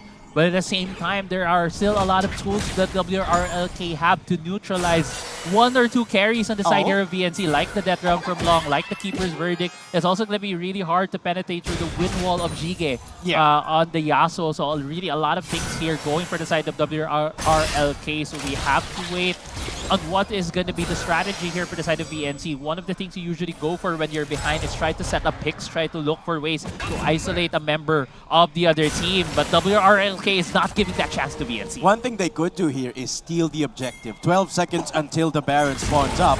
But the problem is, VNC might not expect how quickly WRLK can take that Baron down. There's 3 items on the Yasuo, 3 items on the Corki, and that's 4 items on that Mordekaiser with the Rabadons just picked up. I actually think that BNC will just trade this out, but looks like I'm wrong. They're looking not. for an entry. D2C! That was so close, 152, but Long will still secure the objective now, getting the punishment to the members here of BNC. It looks like Hovenin is just looking to disengage, with not being allowed here by Long. So shuts him down as well. A little bit late on the Glacier Fissure because it's just an avalanche by WRLK as they get the ace, and looks like they're just going to be running it down mid. And that's a massacre right there for WRLK, baiting him into the objective, and now they're rolling into the base of BNC. Yeah, it's just pure domination. WRLK not letting go of control of this first game of Wild Rift here in Wild Round Smash. WRLK takes the win against the local heroes. It's a masterclass of an execution here by WRLK as they demonstrate how big of a difference their performance can be from the 1v1 to the AAA ARAM and on to the serious matches here on the 5v5 at Wild Rift. Yep. Yeah, if you remember, WRLK from yesterday was almost undefeated in the in the 1v1s, and they showed here their individual prowess as well. Long on that Mordekaiser was amazing. He almost got caught out in the early parts of the game where he was seeing the river trying to get the Scuttle Crab, but after the flash over the wall and the recovery after that, it was just all WRLK. Yeah, for sure. I think they really utilized their kit really well, Del. Not to mention, even despite the fact that the early rotation was cut off from Long, he was able to still find impact once he got that Death Realm going up. So it was really smart decisions for WRLK that got them this win, and eventually just finding the lead that was too big to overcome for VNC. And one of the things as well that we were talking about during the draft, one of the bright points for the side of VNC was the Lucian Braum on the bot side. We saw even in the minimap that they were able to shove in the Corki, they were able to take control of the lane, but just one gank coming from Long, or just even his presence at the bot lane deterred them from trying to go for a more aggressive play, and that really stifled any chance for VNC to try to take control of the early game. Influence into the mid lane, influence in ganking even in the bottom lane, presence in the jungle as well. He's very efficient, man. It's one of the reasons why we said even before that he's one of the best, if not the best jungler in the entire sea. And now, as VNC, witnessed how strong they are once again, I think it's going to be a big learning lesson. But we're going to be learning a lot from this as well, because there's going to be an interview to WRLK. Let's listen to this. Sau trận đấu, xin được một tràng tay thật lớn để chúc mừng cho đội vừa có được chiến thắng sau trận đấu vừa rồi ạ. Welcome to the interview, and please a round of applause for the team winner, WRLK. Câu đầu tiên thì chúng tôi muốn hỏi bạn rằng bạn cảm thấy như thế nào sau chiến thắng vừa rồi, và gửi lời chào lại khán giả của chúng tôi nhé. Can you say something to the audience and how you feel after the win? 其实就很开心，因为越南队很厉害嘛，我们打训练的时候打不过嘛。Chúng tôi đang rất vui mừng với chiến thắng vừa rồi, thì tại vì đội Việt Nam rất là mạnh và đã đánh bại chúng tôi trong các trận training. We are really happy today because Vietnam team beat us in the training game, and today we win. Sau chiến thắng vừa rồi chúng tôi cảm thấy rằng đội các bạn đã có một chiến thắng rất là thuyết phục. Vậy thì với cá nhân đội thì mình có cảm giác rằng có điều gì mà đội có thể cần phải cải thiện để có thể giành lại chức vô địch hay không? Do you have anything to want to improve to be the champion of the tournament? 就也不希望改善什么，就是按我们现在的状态，就继续加油。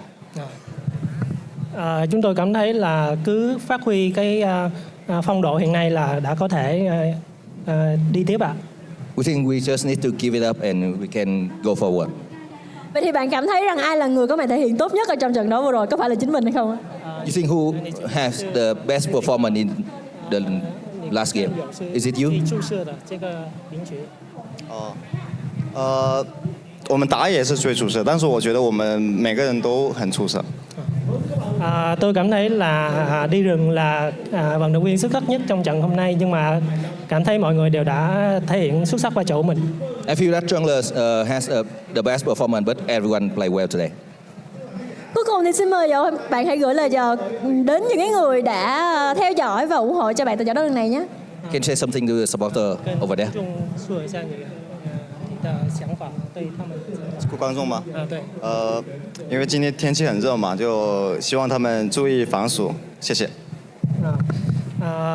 Hôm nay thì cảm ơn các bạn đã đến cổ vũ cho đội chúng tôi và trời rất là nắng, mong các bạn tránh nắng một chút bảo vệ chính mình. Thank you for coming to support us today. It's really hot right now, so be careful with your health. Xin cảm ơn các bạn rất là nhiều. Xin chào.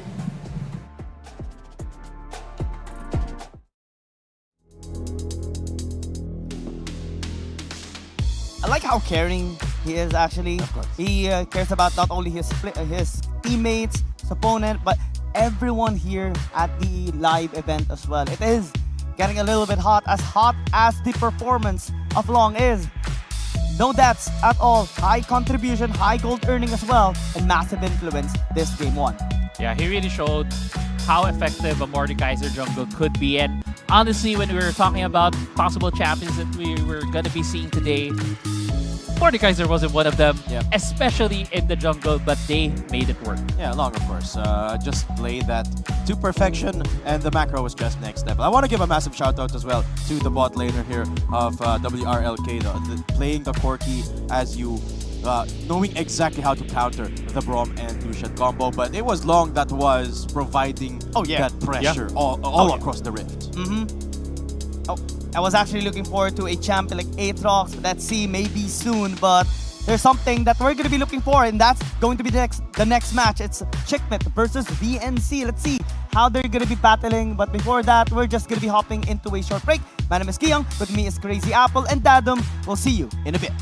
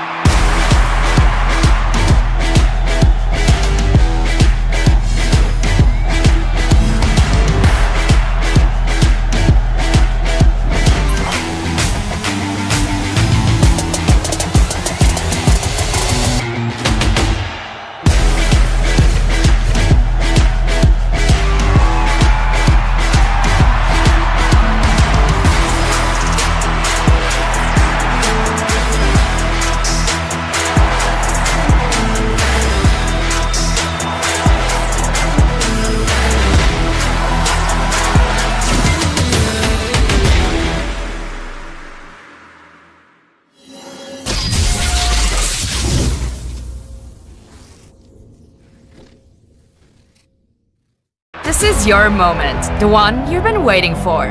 Wild Round Smash is finally here. 8 incredible teams from 6 regions coming together on one stage for one wild showdown, one shot at glory, and you get to watch it all unfold live. This is Glory Gone Wild, and here's what you're in for. First up, we kick off with the Team Relay. Follow the wild and chaotic fun as community members from various regions, creators and pros face off in this one-of-a-kind competition. All 8 teams will split into 2 groups for a single round robin. Watch your favorite creators and pros clash right on your screen. Each group will see 2 one-on-one showdowns, 1 AAA Rem Brawl, and 1 epic 1 vs 1 duel to determine the finalist. The top team from each group moves on to the final showdown. Same old format, but way more intense. Up next, the 5 vs 5 creator track. It's time to show your region some love. 6 teams from different parts of the world go head-to-head in a fierce best-of-1 single round robin. The rules are simple. The more you win, the higher you climb. At the end, the top 2 teams advance to a best-of-3 grand finale for an epic showdown. But wait, there's more. Be ready to get even wilder with the pro track. 2 star-studded teams, WRLR and WRLB, will face off in a best-of-5 showdown. No do-overs, no safety nets, just pure skill and peak Wild Rift gaming. And we keep going. Step into the show match. Everybody's stage where creators and pros join forces in mixed international teams, all racing to conquer our explosive adventure modes. Who will rise? Who will fall? Who will reach ultimate glory? Witness 3 days of epic non-stop action. Let the smash begin.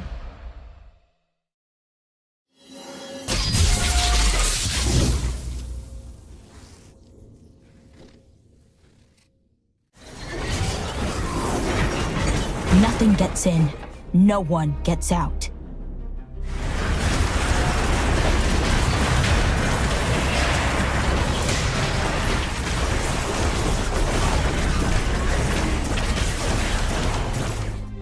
The helpless fight, the hardened live.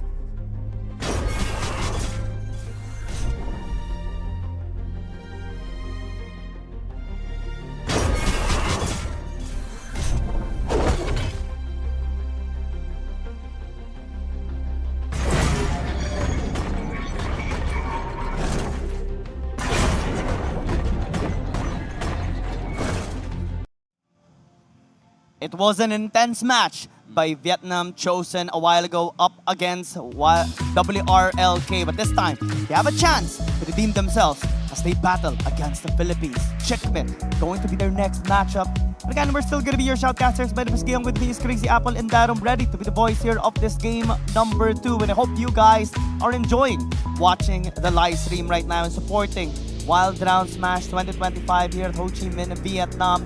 Members here of the community at the live venue is also enjoying, but also keeping themselves safe from the heat. Yeah, exactly. I mean, the things that are heating up here are not only the weather, but also the games that we have been seeing. Earlier, we just saw WRLK getting that victory against VNC. And now in the second match, VNC will once again be facing Checkmate, the Philippine representatives, and this is one of those matches that I would say one of the rivalries that we are seeing in Southeast Asia, especially when we had that interview way back before Giyang with and Wild Round Split 1 Pilipinas. Checkmate really wanted to go against Vietnam, and they will have their opportunity here now. Love that you bring up the rivalry of sorts here in the region. Because these are 2 giants when it comes to the Southeast Asian rift scene, right? The Philippines and Vietnam, these 2 always fighting for the representation of our region in the international stage. So they really meet themselves a lot over the course of the past few years or so. So this is a culmination of that sort of rich history between these two. And today we're going to be seeing just how well they perform. I think it's going to be a close one. Yeah. I just want to be a little off topic here because I want to thank like the community here at Vietnam for being very, very friendly, helping us. Big shout out to Dragon here, helping out the members of Checkmate as well. I think in terms of hospitality, this might be one of my best experience as well. And of course, again and again, I see this. The food is just so great. I know. We just had the most amazing dinner. It's my first time having handmade noodles in front of me. Dancing noodles. Noodles made in front of me. Yeah, we're gonna be hearing about Checkmate in a while as well. Let's check out their interview and hear what they have to say. We want to face against Chinese team because they're the strongest region here right now. I want to face Vietnam because this is their home and there's so many fans. Oh yeah, I remember in one of the interviews I've had with Checkmate as well as a group. Yeah, Helios did mention before that he wants to compete against the WRL teams because they are the standard right now, especially from Wild Rift League Asia, Keepers Gaming having to be back-to-back champions. So I think now, especially that Anran is here, he wants to challenge them as well. And I think this time it's going to be Tonlay's dream being fulfilled because they're going to be battling against Vietnam or at least Vietnam chosen, right? So it's going to be a fun time for both Vietnam and the Philippines. I mean, I think this is the first interview so far where we have seen the team mention we want to face two different regions.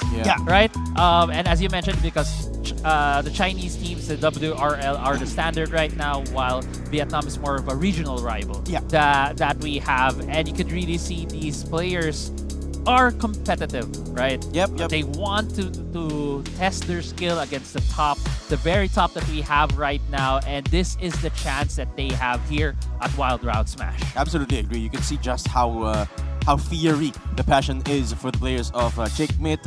As Guillaume said, there's two different regions they want to play against. One is the best in the world, the other is the best in the region as of late. Of course, they have the hometown advantage here, that is Vietnam chosen. But of course, the Philippines, they seem undeterred. They really want to fight them despite the fact that they wanted to bring the challenge to the opponent who have the hometown advantage. Hey, I mean, to be fair, Datum, last year's Smash, that's true. PH is the winner, the champion. We are the defending champion right here. Fair. So we are really coming in here as the defenders.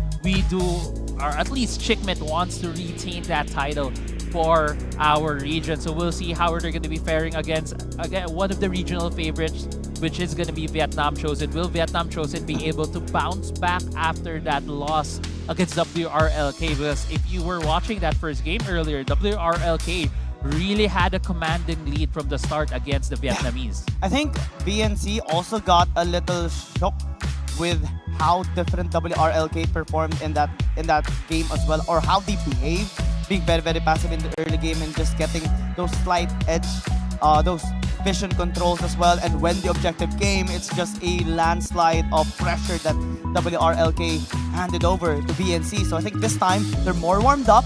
I think this time they should be the one surprising Checkmate, right? Because they had their hands warmed up already. They have the pressure, they have the support as well of the community. It's their home ground advantage as well. I think all the aspects should be considered here, and I do hope that they get this really great performance for VNC. Absolutely, and I think it will boil down to the slightest of advantages. Of course, it will start in the draft and it will end in the Rift. And as for the drafting, I do have some things I want to see here change for VNC. Yes, it was a decent enough drafting up against WRL earlier. They just didn't have the fundamentals to the same level, to the same extent as the Chinese team earlier. So there's a lot of things that they could work on, but it has to start here in the draft. Now, on the other side, on Checkmate, I know these guys. I know that they have a couple of pocket picks. I know they have a couple of pocket picks. Yeah. And I'm hoping for the opposite. I hope they bring out those pocket picks. You know, for me, when I saw the draft earlier for VNC, it feels very reminiscent of Wild Round Pilipinas.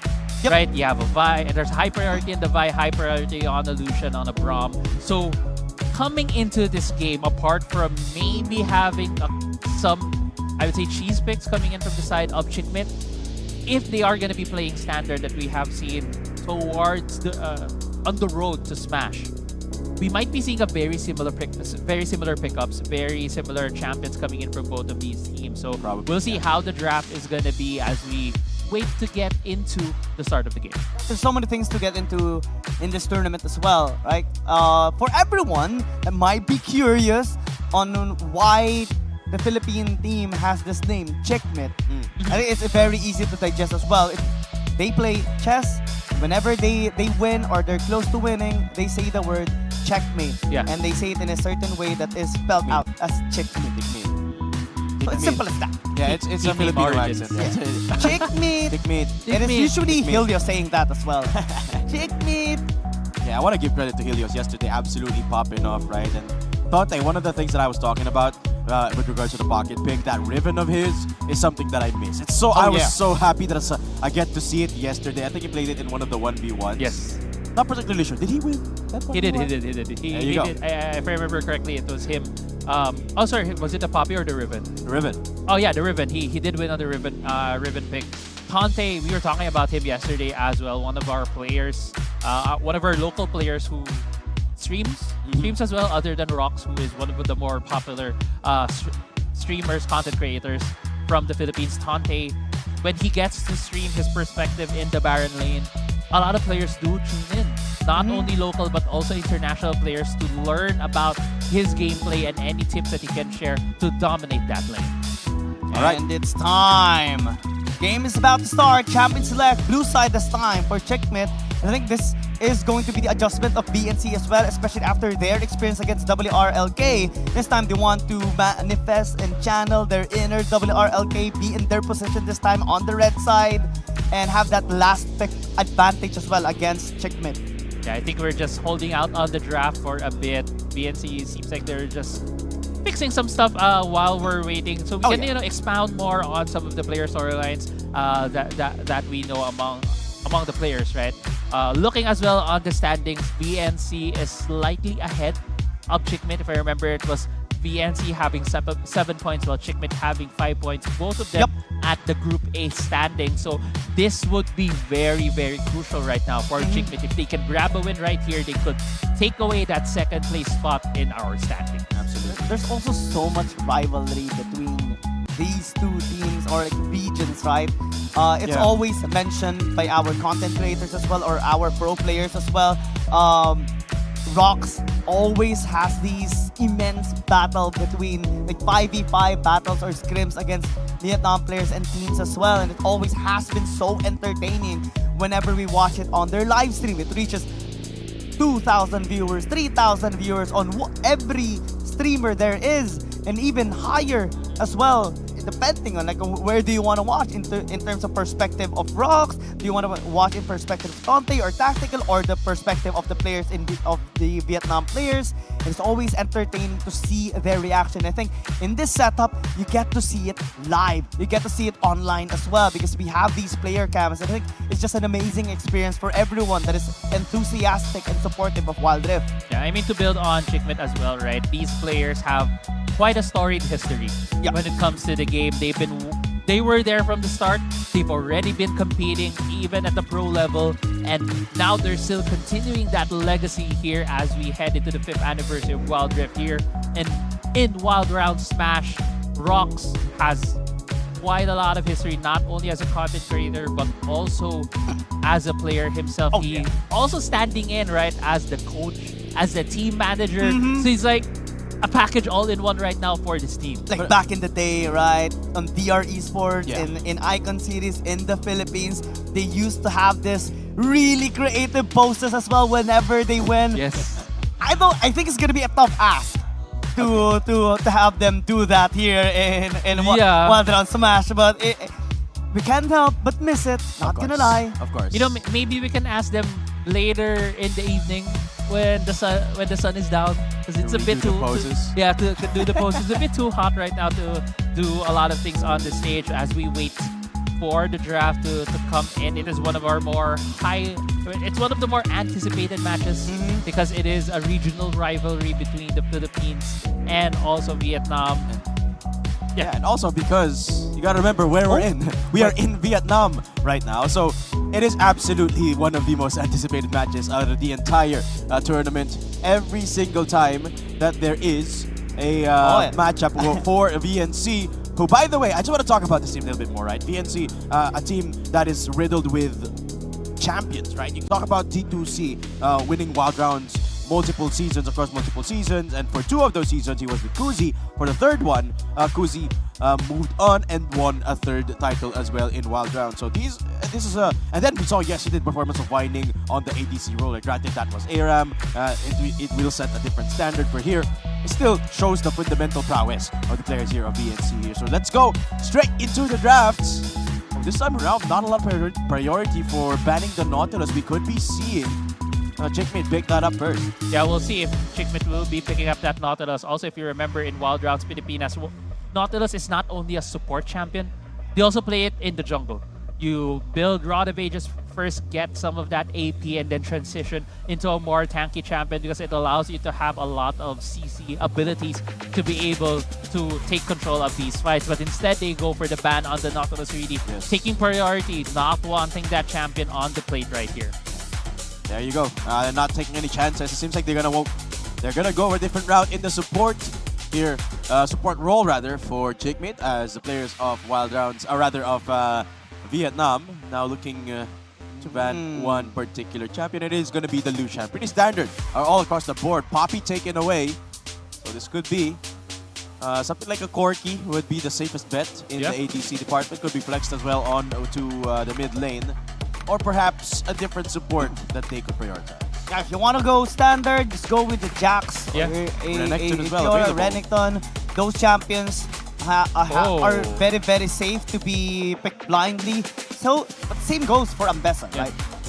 It's not one of those champions that you immediately think of right as standard because she is a lot newer to the champion pool, a bit newer when it comes to the Rift as well. But we have been seeing a lot of priority in the Ambessa, even in the 1v1s yesterday. People are really trying to see how they can make her work in the 1v1s, and now here being picked up as the first pick in the 5v5s gives a lot of options for VNC. Are they going to go for more of the support route? As I mentioned, they are going to be going for that Ornn, which is the same first pickup by WRLK earlier. Yeah, I'm actually having a lot of fun right now seeing very, very similar champions that we have seen in game number 1. Ambessa on blue side, which is VNC used, and then an Ornn and Corki as well by VNC. It's as if we just changed the team names here. Yeah. Or maybe it's VNC adapting the likes of WRLK and Chickmate, kind of poking a little bit at VNC, using the champions that they've used a while ago and lost, and attempting to get a win against them with those champions as well. Except the Lucian. Of course. Ezreal gonna be the choice of an ADC here for CKT. Now this is a classic from the Chickmate squad. And it provides an extra layer of safety, of course, right? And gets that poke going as well for the bottom side. And they're not necessarily pressured to pick up the support as of yet. Maybe they can prioritize the jungling side for now.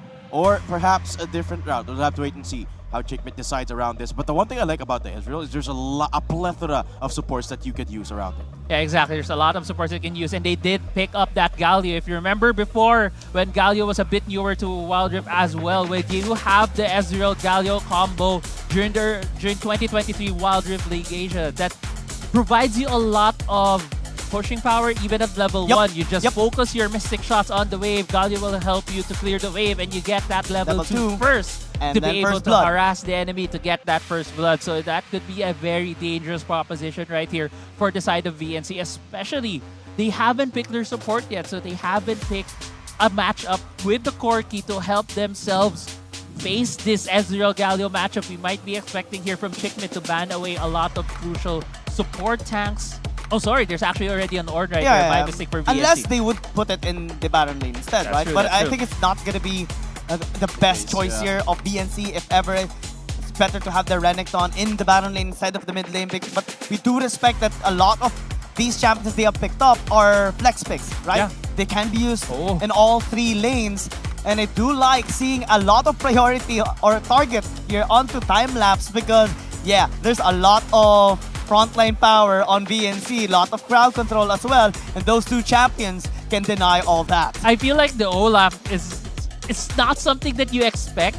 But thinking about the Wild Rounds Filipinas, it is one of those champions that the Filipino teams have been using. And now I understand why they took out that champion. It's a lot of CC. They picking up the Lissandra allows now VNC a lot more space to use that. That's champion. why they banned away the all-up. They want to pick up CC heavy. Sorry to cut you off there. They will pick up a CC heavy composition here with the Lissandra. Arguably one of the best in the meta right now in terms of providing CC and in that lane, of course. So there you have it. 4v4 locked up. And the answer is a Nakali. We talk about pocket picks. Here it is. A very dangerous pick, I would say, for Helios, right? Yes. Because in high competitive play, Akali, yes, it is very, very strong. But Lissandra is actually one of those champions that you use when there's an Akali because you can still hit her or the champion despite not being able to target her. As long as it's there, I see your face. The damage can be there and the crowd control can be there as well. Kaz is going to be picked up here by time-lapse,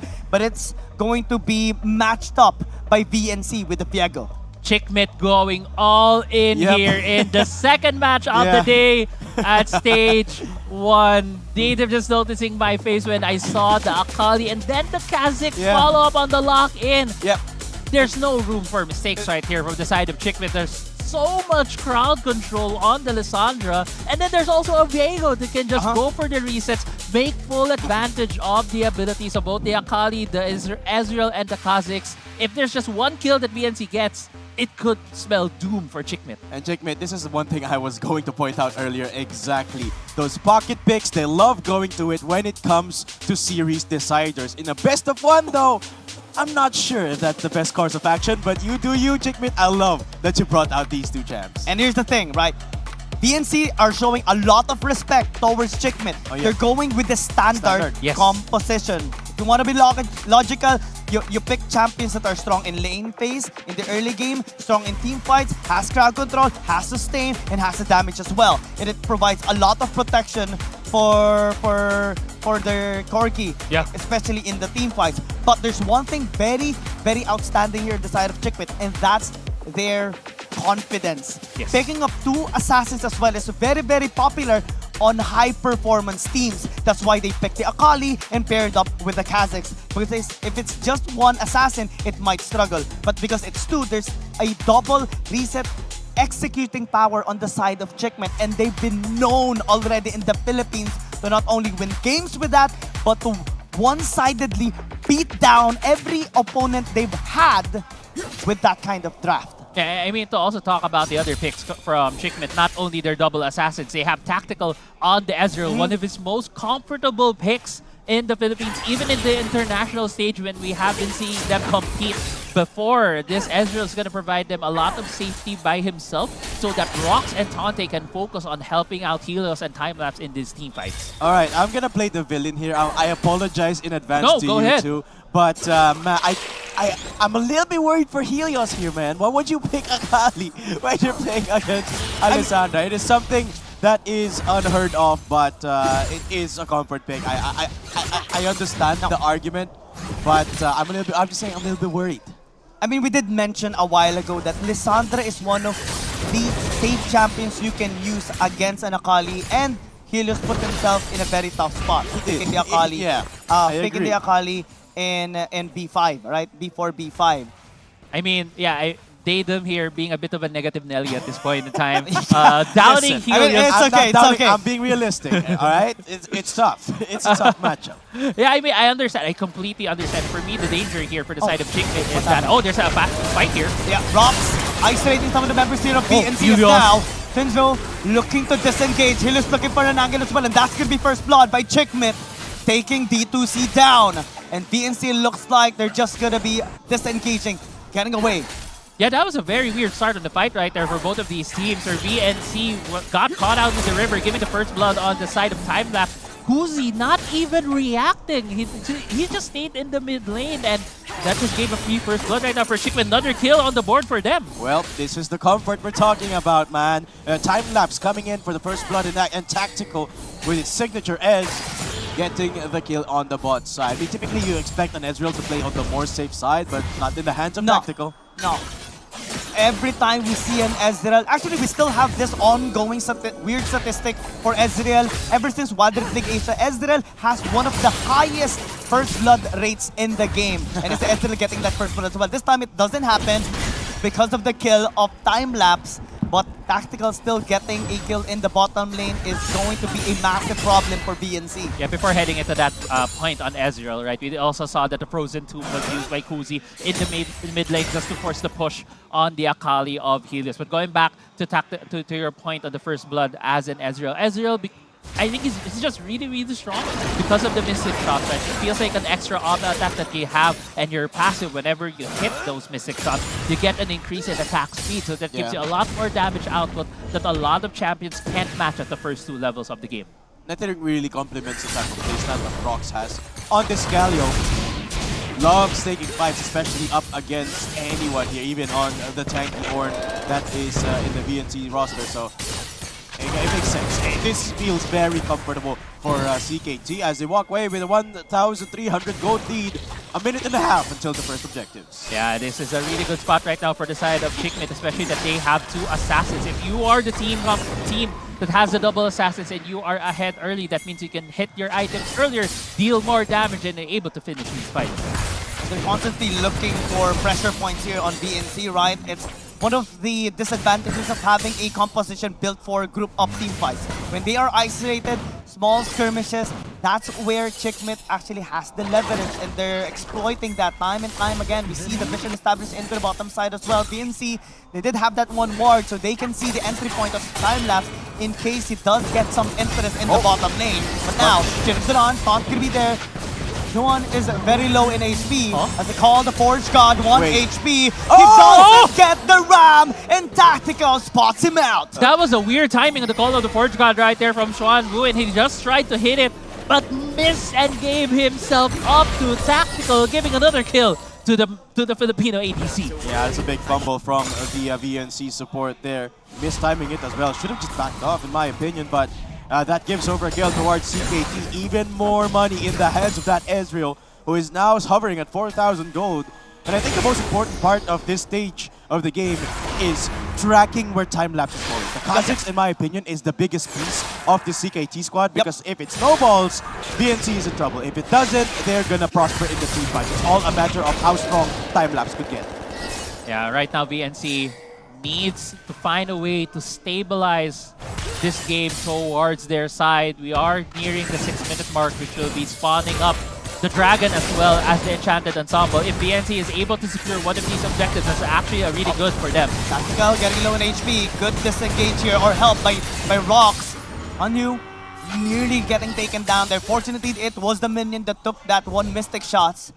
BNC, I think they're just gonna be going on a reset to prepare for the first objective, in which they should have the leverage now, because their composition is again built for 5v5 fights. They have the double reset capability as well with the Viego and the Lissandra. 10 seconds left until the first set of objectives. Now the question is, what is either team going to prioritize? I would imagine time-lapse is gonna want to go towards Enchanted Ensemble. They are the team that looks to take split up the players of VNC, split up the map, take the fights individually, particularly for time-lapse, who is soloing, but the Dragon, yeah, Rox and Tactical trying to just distract them.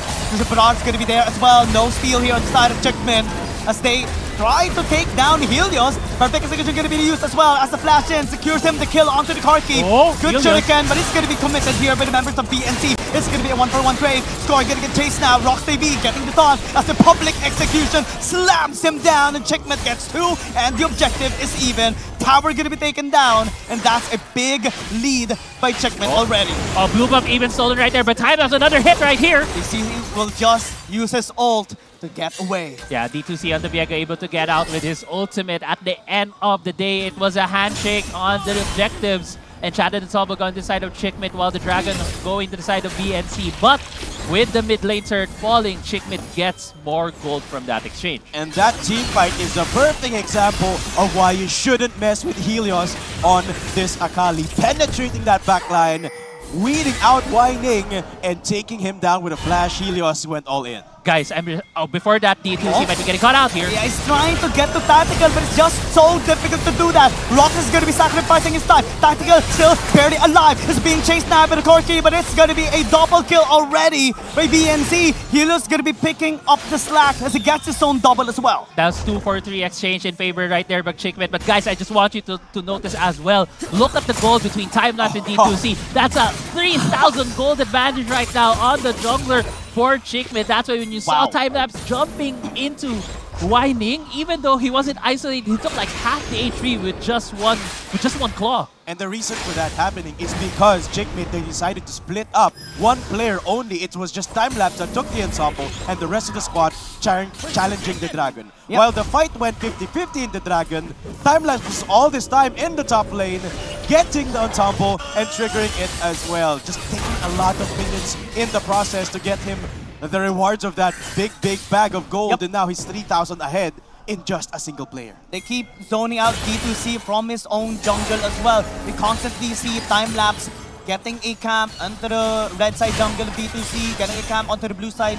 jungle of D2C, even getting its blue buff at one point after the first tower was taken down. And it just is an accumulation of a gold lead for Chickmit, and slowly but surely, stress is also accumulating on the side of VNC. That's why we always talk about, whenever we have these broadcasts, that it's so important to keep your mid lane turret alive. But before that, Sonte might be getting in a really bad position right here. That's Alessandra and the Vega in the bush. They do have that massive damage. This should be a guaranteed kill. But a hero is going to be here. Rock says no, and the backup is instantaneously there from Chickmit. And you thought that you were the ones getting the catch. You didn't know we were getting baited to be caught at the opposite end. All of the forecast was used, but nothing really happened. PMC, they got caught instead. Yeah, immediate response as well, right? Looking for that out, Rox immediately using the hero's entrance to supplement that already strong enforcement of CKT on the Baron lane. And just like that, here, guys, it's a 7,000 gold lead immediately for CKT even before we hit the 10-minute mark. My God. And you talk about needing the Kha'Zix to pop off. I think it's safe to say that Timelapse is popping off. Talk about 1,000 GPM, man. He's about to double the gold of D2C at this point. He's 5,000 gold ahead. The guy only has 5,500. He needs like 700 more. He has double the gold. This guy's rich. Long must be proud. Long will be proud. Timelapse right now really showing us how good he is on this champion. And that's what's tough when it comes to BO1s, right? You're playing as if it's the only game. You only have a couple of bans, and with a lineup like Chickmit, who has such a storied history in Wild Rift, it's gonna be so tough to ban them out. And let's look at some of the ways VNC can actually recover from this game.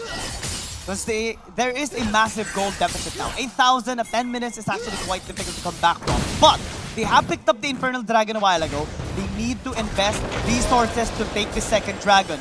I mean, Chickmit is going to be sending members as well to try and stop them and take this dragon right now. But there is a big objective spawning up in the next 17 seconds as well. I mean, I think in theory goes a long way. But when you are 10,000 gold behind, Giang, there's realistically nothing you can do to contest that dragon. It will be taken quite easily by Chickmit. Top side though. Let's see, tower gonna be taken down. That is at least some bounty. Helios intercepting onto the backside. The Lissandra as well gonna be taken down. That's a reset there by Chickmit. Getting the jumps on and on and on as Timelapse going for score. Trying to get the ace. That's gonna be a triple kill for Helios as well. And every single member of PNC are gonna be dead. And it's Baron time for Chickmit. An ace right there for Chickmit. They will be securing the Baron. And if you look at the map as well, they have a wave in the top side. They might be looking for more towers. There you have it, 10K in the bag ahead of the Vietnamese squad. And Helios with the triple as well. It's icing on top of this very beautiful cake laid out for us by Chickmit. Let's take a look at this one more time. Yeah, with a massive flank here, Crazy Apple. Yeah, with a massive flank right there. It's a really good positioning for the side here of Chickmit. And with the amount of lead that they had, it's just, there's no way that they would have lost this fight. And VNC, you could really see the desperation. They tried to group up to take that tower, but it's just Chickmit rounding them out right there, taking more kills, taking the Baron right after that. And I think they really were pinched by Rox because VNC invested everything to beat Rox. Helios is just toying with them at this point. Another perfect execution. Heroes entrance as well. And Checkmate, they are just heroes grouping up, taking down BNC. Looks like a retaliation is coming through. D2C can actually get the shutdown. It does. The Corki gets it, but it's at the cost of another ace as Time-Lapse breaches the backline once again. And look at the top lane. Tante has a wave. There's no members of BNC right here. Tante can end the game right here, right now. Yeah, remember, BNC got aced, and that is the base wide open from BNC. And CKT, Checkmate are not slowing down. It is just both inhib turns going down. There's still shielding. It's still so early in the game that the base still has a shield. We barely hit the 13-minute mark. Here comes the Forge God. Oh my God. The Forge God looks like you have to call everyone to rebuild this base of BNC. 13 minutes, we see all the inhibitor towers destroyed by Checkmate. Tante just blocking the call of the Forge God right there with a public execution, stopping the Ord from getting the push, but And no one's gonna stop their engage this time. Healers as well, getting a good flank, but the shooting cost is a little bit off. And the This could be dangerous. It's gonna be there as well. At least Rockets is gonna be shut down here by BNC. They do have the numbers advantage. Time-Lapse is down as well. 5v3, Checkmate calls it off. Yeah, that was an overextension from Checkmate. They should have backed off, and BNC catching them in the mid lane. Yes, there are no more inhibitors right now for the side of BNC. It's going to be hard for them to go for any push, but that is some shutdown goal that has gone their way. And the key to taking a shutdown onto Rox as well was Score, using that anti-shielding that Renekton inherently has to just nullify the stone plate of Rox as well. And then Time-Lapse trying to save his teammate, not finding anything. Ooh, good damage by D2C. Helios, if he gets shut down, that's going to be a massive takedown, but turns it around instead. I mean, Kuzi got a 1-for-1 trade, but still, that is an outplay by Helios. Man, I just felt Helios went like, my turn, and just popped D2C with a combo. Kuzi was there for good measure to at least, get a 1-for-1 for his team. But here we go, continue on with the onslaughts. That is Philippines versus Vietnam, 13,000 the lead for Checkmates. But we gotta remember as well, right? This is a team fighting comp from Vietnam. So if it goes later and later, there will eventually come a point that the lead will be non-existent and VNC can take over. So Checkmate, realistically, they have a time limit. I mean, if you played a lot of ranked games and you never surrender, there's always the biggest objective that you can get to try to get back into the game, and that's going to be the Elder Dragon, which is going to be a long whiles away, so BNC has to really hold on, clear these waves, stop Checkmate from ending the game so that they can extend and look forward for those opportunities. Right. Objective spawning up. This could be a point of focus for both squads, but the Ice Dragon immediately down. Rox hovering around the Baron buff. So Checkmate also wants to threaten Baron, and VNC have to respond. Dante pressuring into the bottom lane. Kuzi calling a recall in the top lane. Baron's gonna be a massive problem here by VNC, especially with the setup here. They want Checkmate. Ice imprisonment there on the Helos, getting low in HP, but still living, especially because of that Hero's entrance. Kuzi onto the backside. Shuriken toss. Helos going in. He gets the outplay instead. He gets outplayed by Kuzi, but it's still gonna be a 1-for-1 trade. Checkmate looking for another angle. Time it's gonna be onto the backside. Public execution there by Dante, chunking them down. Even Wyvern is just gonna be taken out. It's only Score remaining alive, but it is on the base already, just defending their Nexus. But with Checkmate still complete as 4, outnumbering Score, there's nowhere to go, nowhere to hide, and nowhere to run as Checkmate finds the checkmate onto VNC, going straight onto the Nexus and getting the win against them. Yeah, and this is it. Checkmate, they wanted to face Vietnam, they wanted to face Vietnam Chosen, and they prove it right here that they can take them down in the 5v5. And look at the smiles on the boys' faces. They know what they did. They did something special here today, and they should be proud of what they've achieved. Checkmate taking down the local heroes. And what a way to do it too, Crazy Apple. We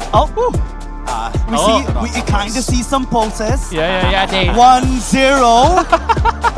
Checkmate with a spicy message against VNC. That hurts. I mean, or maybe it's just their general score today, right? Well, that's true. There's two broadcasts. We don't have to just say one or the other one. But to be okay, to be fair, just going for a bit of a recap right now. We had some questions on the composition for Chickmit, especially the Lissandra matchup, right? Lissandra has a lot of AoE, can just root down and stun different members of Chickmit, especially their double assassins. But it's how Chickmit played it. As Ian was mentioning earlier, right? When you have two assassins, it's just two different ways to engage, two different ways to assassinate your backline, and that could prove very tricky. And Chickmit just showed us how to do just that. And I love the way they approach the team fights as well, right? There were never a time where it was a full front to back. There was always a time that Helios was looking for something, and more often than not, he finds it, gets taken down for it. But by the time that one of the players of Chickmit do go down, VNC have used everything in their arsenal just to do that. That's why they couldn't win any of the team fights, because all their ults are always down. Yeah, that's... And apart from that, right, time-lapse just accrued such a huge lead on the jungler. We saw earlier there were like a point in the game, there's 8,000 gold lead for Chickmit. If you look at the players, 6,000 of that came from time-lapse alone. So just that huge lead of the Kha'Zix against his counterpart just snowballed the game for them. I mean, usually, right, as analysts, we look at win conditions all the time. The win condition of Chickmit with their composition is always relying on the how aggressive they can be in the early game, setting the tempo and bullying them in the laning phase. I think their goal was divide and conquer, and they really divided them and conquered as well. For BNC, I think with their composition, all they had to do was scale, group up, and outperform and overpower them. Unfortunately, that wasn't the case, especially because of that immense amount of pressure that Chickmit gave them in the early game, and eventually everything just collapsed. Yeah, well, the reason why they couldn't group up and scale is because Chickmit never allowed them to. Remember that early engage down on the bottom side, even the time lapse, knowing that he had to snowball, and he did just that. I mean, it also felt like they were just read them like a book, right? All of the things that they were trying to do, and Chickmit was able to counter. Yeah, we like reading, we like listening. Let's hear what Chickmit has to say with the interview as they win. Bản thân mình cũng như là chia sẻ cảm xúc của mình sau chiến thắng nhé. Welcome to the post game interview with the winner, Taylor from CKT. Can you say something to the audience and share your feeling after the win? So, thank you for supporting CKT, and I feel happy because we won. Cảm ơn các bạn vì đã ủng hộ cho CKT, và hiện tại tôi đang rất vui khi mà chúng tôi có được chiến thắng. Một tràng pháo tay cho bạn đi ạ. Ở trong trận đấu vừa rồi thì các bạn đã thi đấu rất là thuận lợi, rất là áp đảo. Vậy thì mình có hài lòng với phần trình diễn của mình ở trong ván đấu vừa rồi không? The game was very convincing for you guys. Are you happy? Are you satisfied with the performance? I'm satisfied. I think feel happy and nervous. Tôi cảm thấy rất hài lòng, tôi cảm thấy hạnh phúc với màn trình diễn của cả đội ạ. Chúng ta cũng đã có một cái chiến thắng với một đội có thể gọi là đội cạnh tranh trực tiếp với mình. Vậy thì với những đội tuyển còn lại ở trong ngày đấu hôm nay thì bạn đánh giá như thế nào về sức mạnh của họ? You just win against Vietnam, a direct competitor in the tournament. What do you think about the rest of the tournament? Any team you look out for? I think we want to face China team because they are so strong. Chúng tôi rất muốn gặp đội Trung Quốc bởi vì họ rất mạnh. Cuối cùng thì bạn có lời nào muốn gửi tới những người hâm mộ của mình hay không ạ? Anything to say to the audience again? Keep supporting Team Chickmit and the Philippines. Hãy tiếp tục ủng hộ cho CKT và Philippines ạ. Xin cảm ơn rất là nhiều. Xin dành một tràng pháo tay nữa cho họ đi ạ. Xin chúc mừng CKT, xin chúc mừng Timelapse. Xin cảm ơn bạn rất là nhiều vì đã tham gia phần phỏng vấn của chúng tôi. Thank you for your interview. Thank you.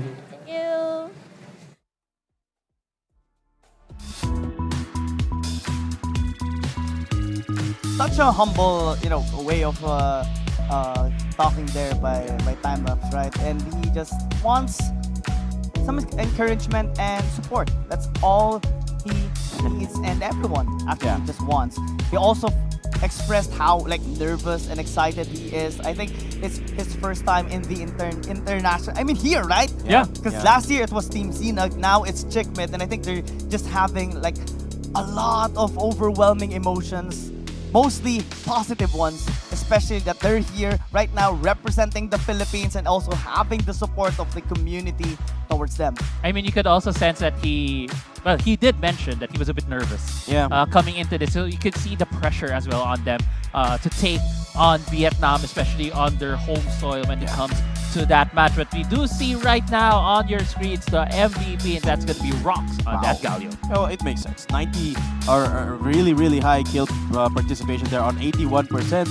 And it was just next level. The instant reaction of that hero's entrance is just ungodly almost for Rocks. But like, it didn't even look like Timelapse was nervous in the game. 6,000 gold advantage. I just want to highlight that for one player. It's crazy, Gia. Yeah.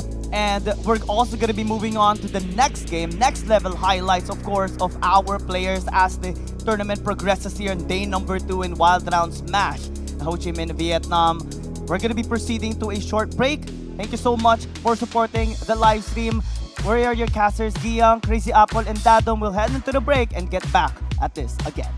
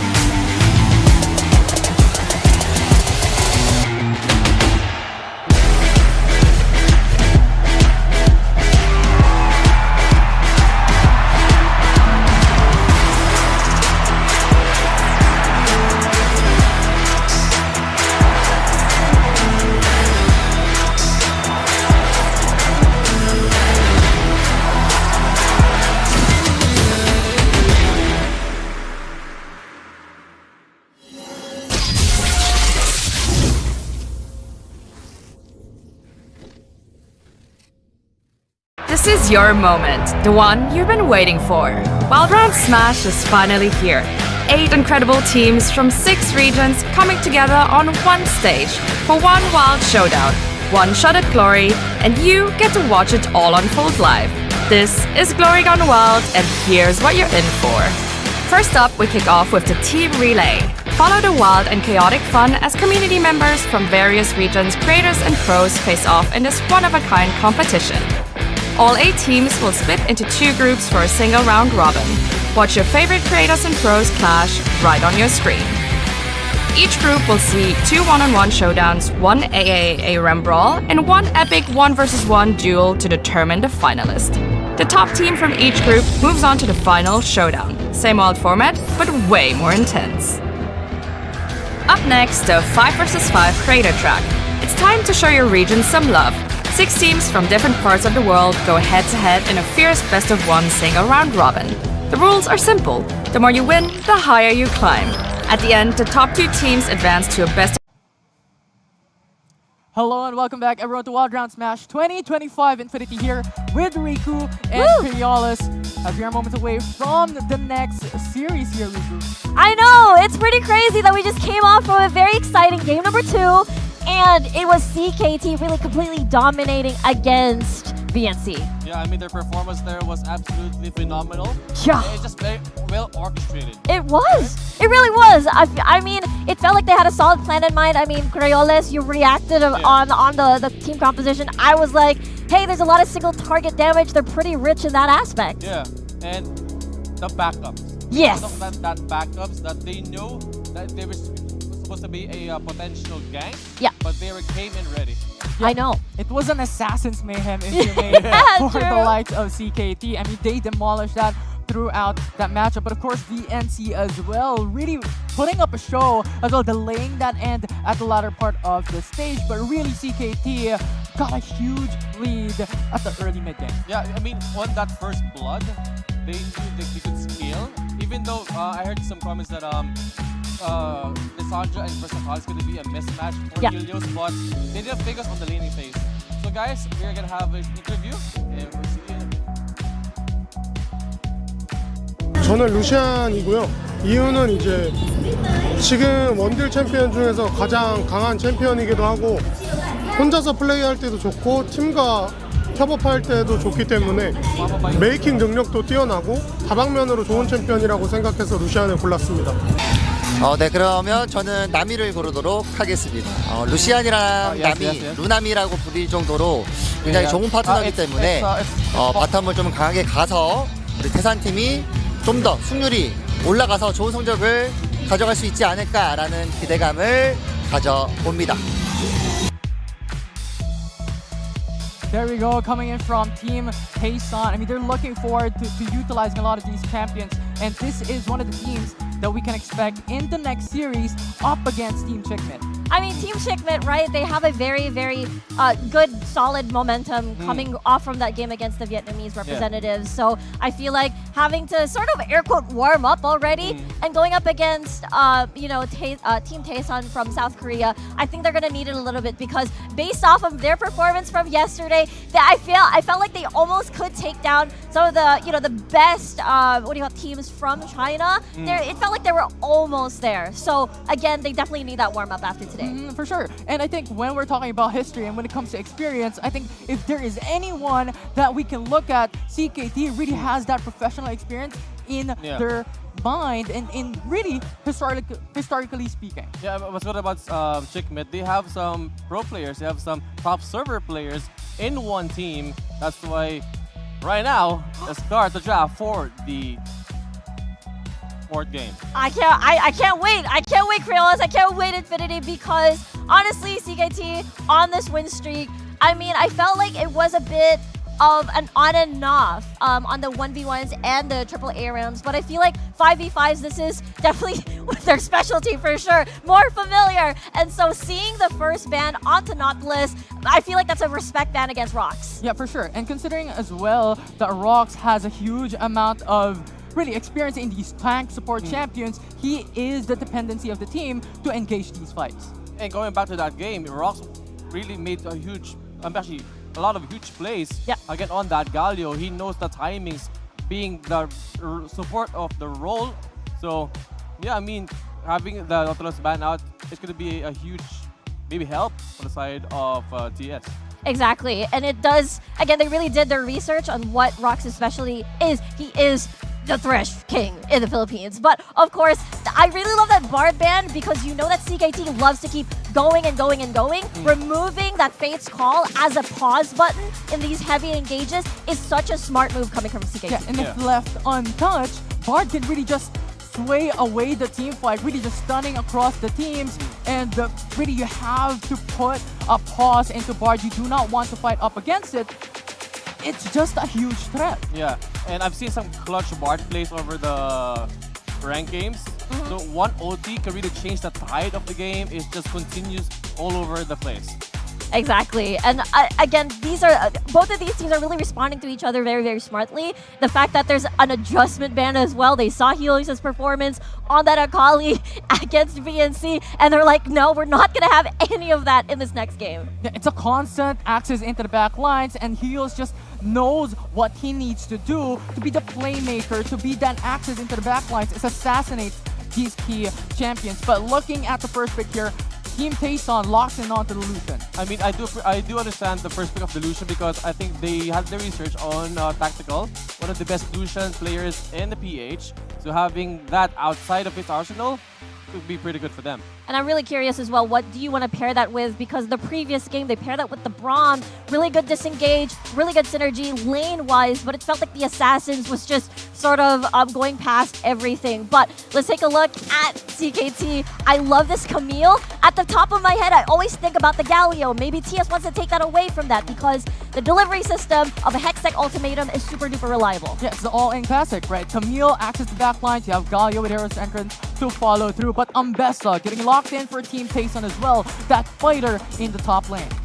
So going back on the Camille for Dante, if you guys remember the wild rounds in the PH for the finals, Dante has that Camille. He has one of the most slipperiest Camille's you're ever going to see. So let's see if you can bring it out that performance in this game. But do I see a Yuumi being picked up here for the side of TS? Meow, that's right, it is a Yuumi. Oh my god, I mean, it does make sense. Once you see how CKT plays, then it could jump in, dive into the back line. But if you have a Yuumi by your side, you have some sort of that hard CC that sort of deters you from going immediately all in. Yeah, but I'm looking at this in the bigger perspective as well. With the Yuumi pick, it is Team Tayson that has to play it a bit passively in the early game. I mean, it's always going to be a good combo between Lucian and the Yuumi in laning phase. But one thing that has a little bit of downside from that combo, if they get CC'd. Yeah. Because usually it's going to be 2 for 1. And we're speeding all throughout the draft here. You called that right, Triolis, but we're looking at what we can do next for both CKT and Team Tayson, as we have the Rise Lock in for CKT as their third pick. And when it comes to the bans, they ban away the Mordekaiser, the Gwen, and the Lee Sin for both these teams as a respect. Yeah, I mean, for that Mordekaiser pick, we've seen that on the, I think, game number 1, they had the Morde. And the way that they scaled over the Amorde, it just dominated the early to mid game until like they won the game. Yeah, and it's really scary as well if you do have some sort of like a heavy carry on your side that's very well fed. Maybe that could be time lapse, maybe that could be tactical. Then the Mordekaiser is one answer to sort of isolate that away from your teammates. And now what Team Tayson needs is someone to be the sponge for the team, someone to be in the front line to really carry out and engage for the Team Korea, because so far Ambessa will just stay on top side and go 1v1 ham up against Dante. They still need someone to go for that engage, to go for those team fights in the front line. But actually, it's going to be interesting to see.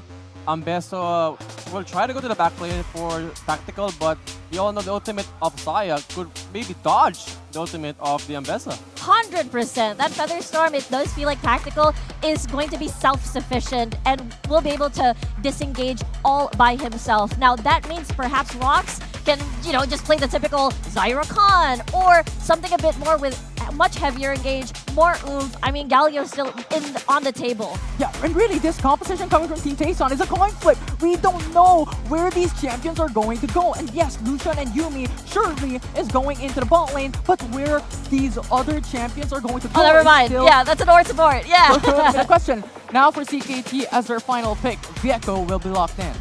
I like the Viego pickup here because I've seen the performance from time lapse on that Viego, and he has his priors.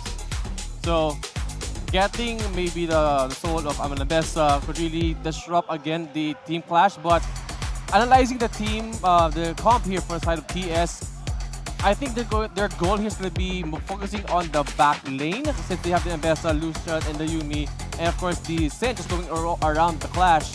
So let's see, because they have Orin to support the back lane of the CKT. Exactly, I think that's what I'm most curious about. Is the Featherstorm enough? Is Call of the Forge God enough? Because I can imagine the Viego and the Camille, the Rise especially, are going to be in the thick of things, in the middle of things. So I'm just so excited because it's so different from the previous game where it's like Assassin Mayhem, just as you said, Infinity. But this time around, I think they need to be more aware about their position. Yeah, it is a very oppressive composition for both these sides. You have the likes of CKT really banking onto those engages that could stack up those crowd controls, the dependency onto the likes of Ornn and Tante to really start up these fights. And for Team Taeson, you have the likes of Singe coming into the mid lane that can potentially just fling around champions into the air.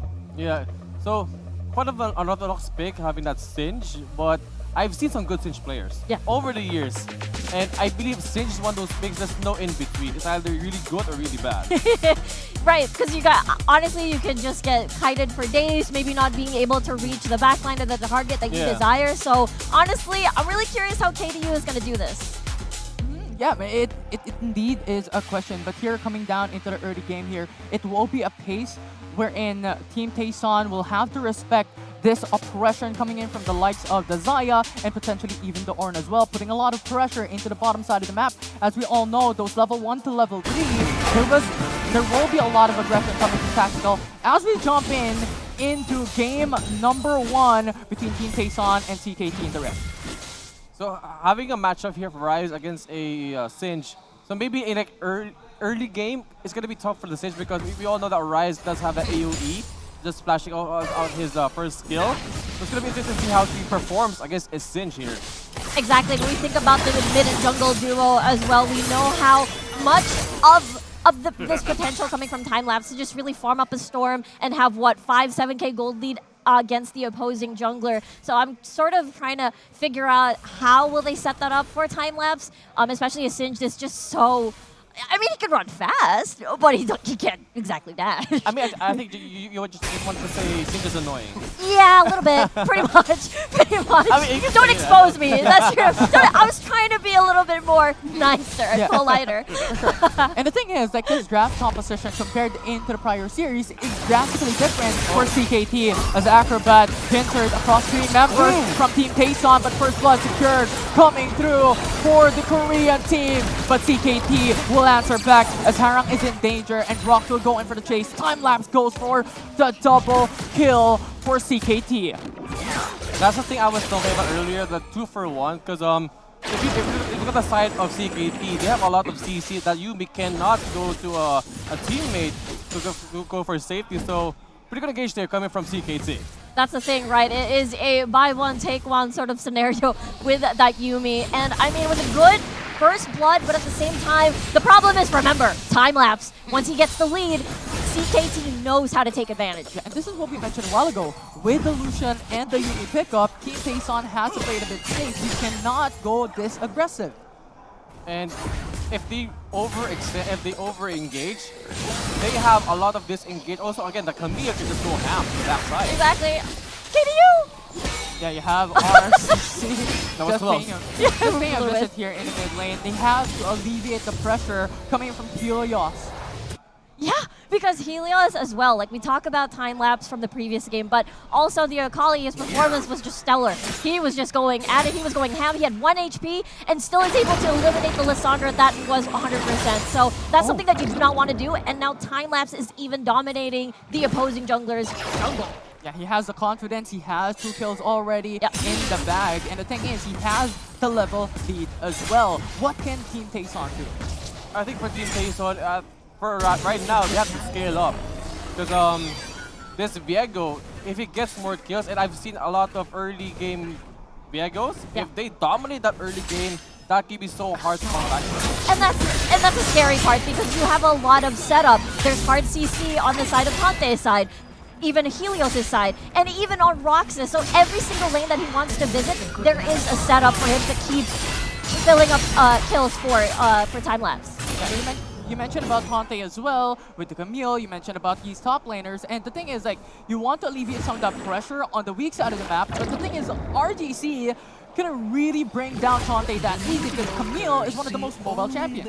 That's true, and Camille could just again focus on the back lane, also all just for her safety. So much things you can do with the Camille. A lot of creativity in the works here, including this team composition as well. But I can't imagine, even when it all comes together, there is a lot of big team fight potential. Looking at the priority, though, I want to talk about Acrobat a little bit. His performance yesterday was incredibly impressive, but a gank is not going to push through. Anyway, Acrobat 1v1, Ferris against Irelia, able to sidestep. Micro abilities is there for this player, so I definitely want to see more of that, especially you're up against the PH squad such as CKT. Yeah, and it's very hard to make a dive into the bottom side of the map. If we're looking at the map at the moment, you have vision onto the bottom river. Acrobat knows that he cannot be that oppressive in the early game, so that vision actually saved Team Tayson in the bot side. I mean, they would really want to utilize the Lucian Yumi combo, but again, they make things overthink because they don't know if time is going to be there on the bot side too.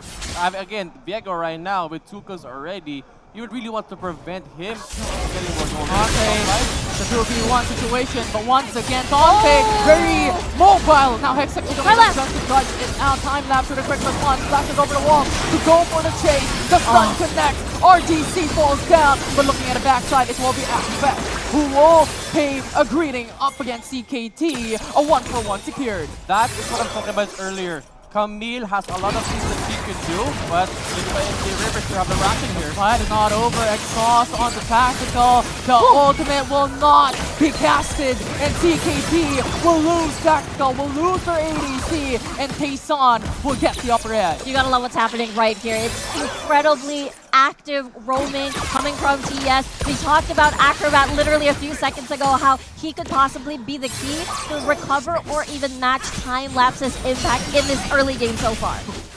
Yeah, and again, going back to the thing earlier, that Camille ulted to buy time for the backup. And here we go in the top side, here has Helios in trouble. Oh! Helios in danger, Carlo with that flash over the wall, securing Helios, and that is disastrous, as this will be a 5v4 situation for the objective.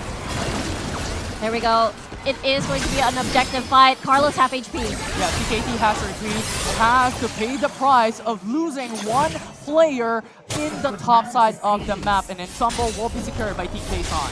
Definitely a good thing that they able to secure the Ensemble, because right now, game is still quite close, but in case of momentum, they need to recover and get more momentum on their side. The Feather Storm already used very extensively in this lane, and CKT starting off the Drake. They want that objective, but RGC melted out, and Tante Hexagon onto Acrobat. He will just get decimated, and CKT will kill out. KDU trying to run away. That will be enough. Ambessa going to counter engage, and Time Lapse will face defeat. Just in time to save the teammate. Carlo is able to get the Viego Time Lapse now, who was already like massacring that clash there.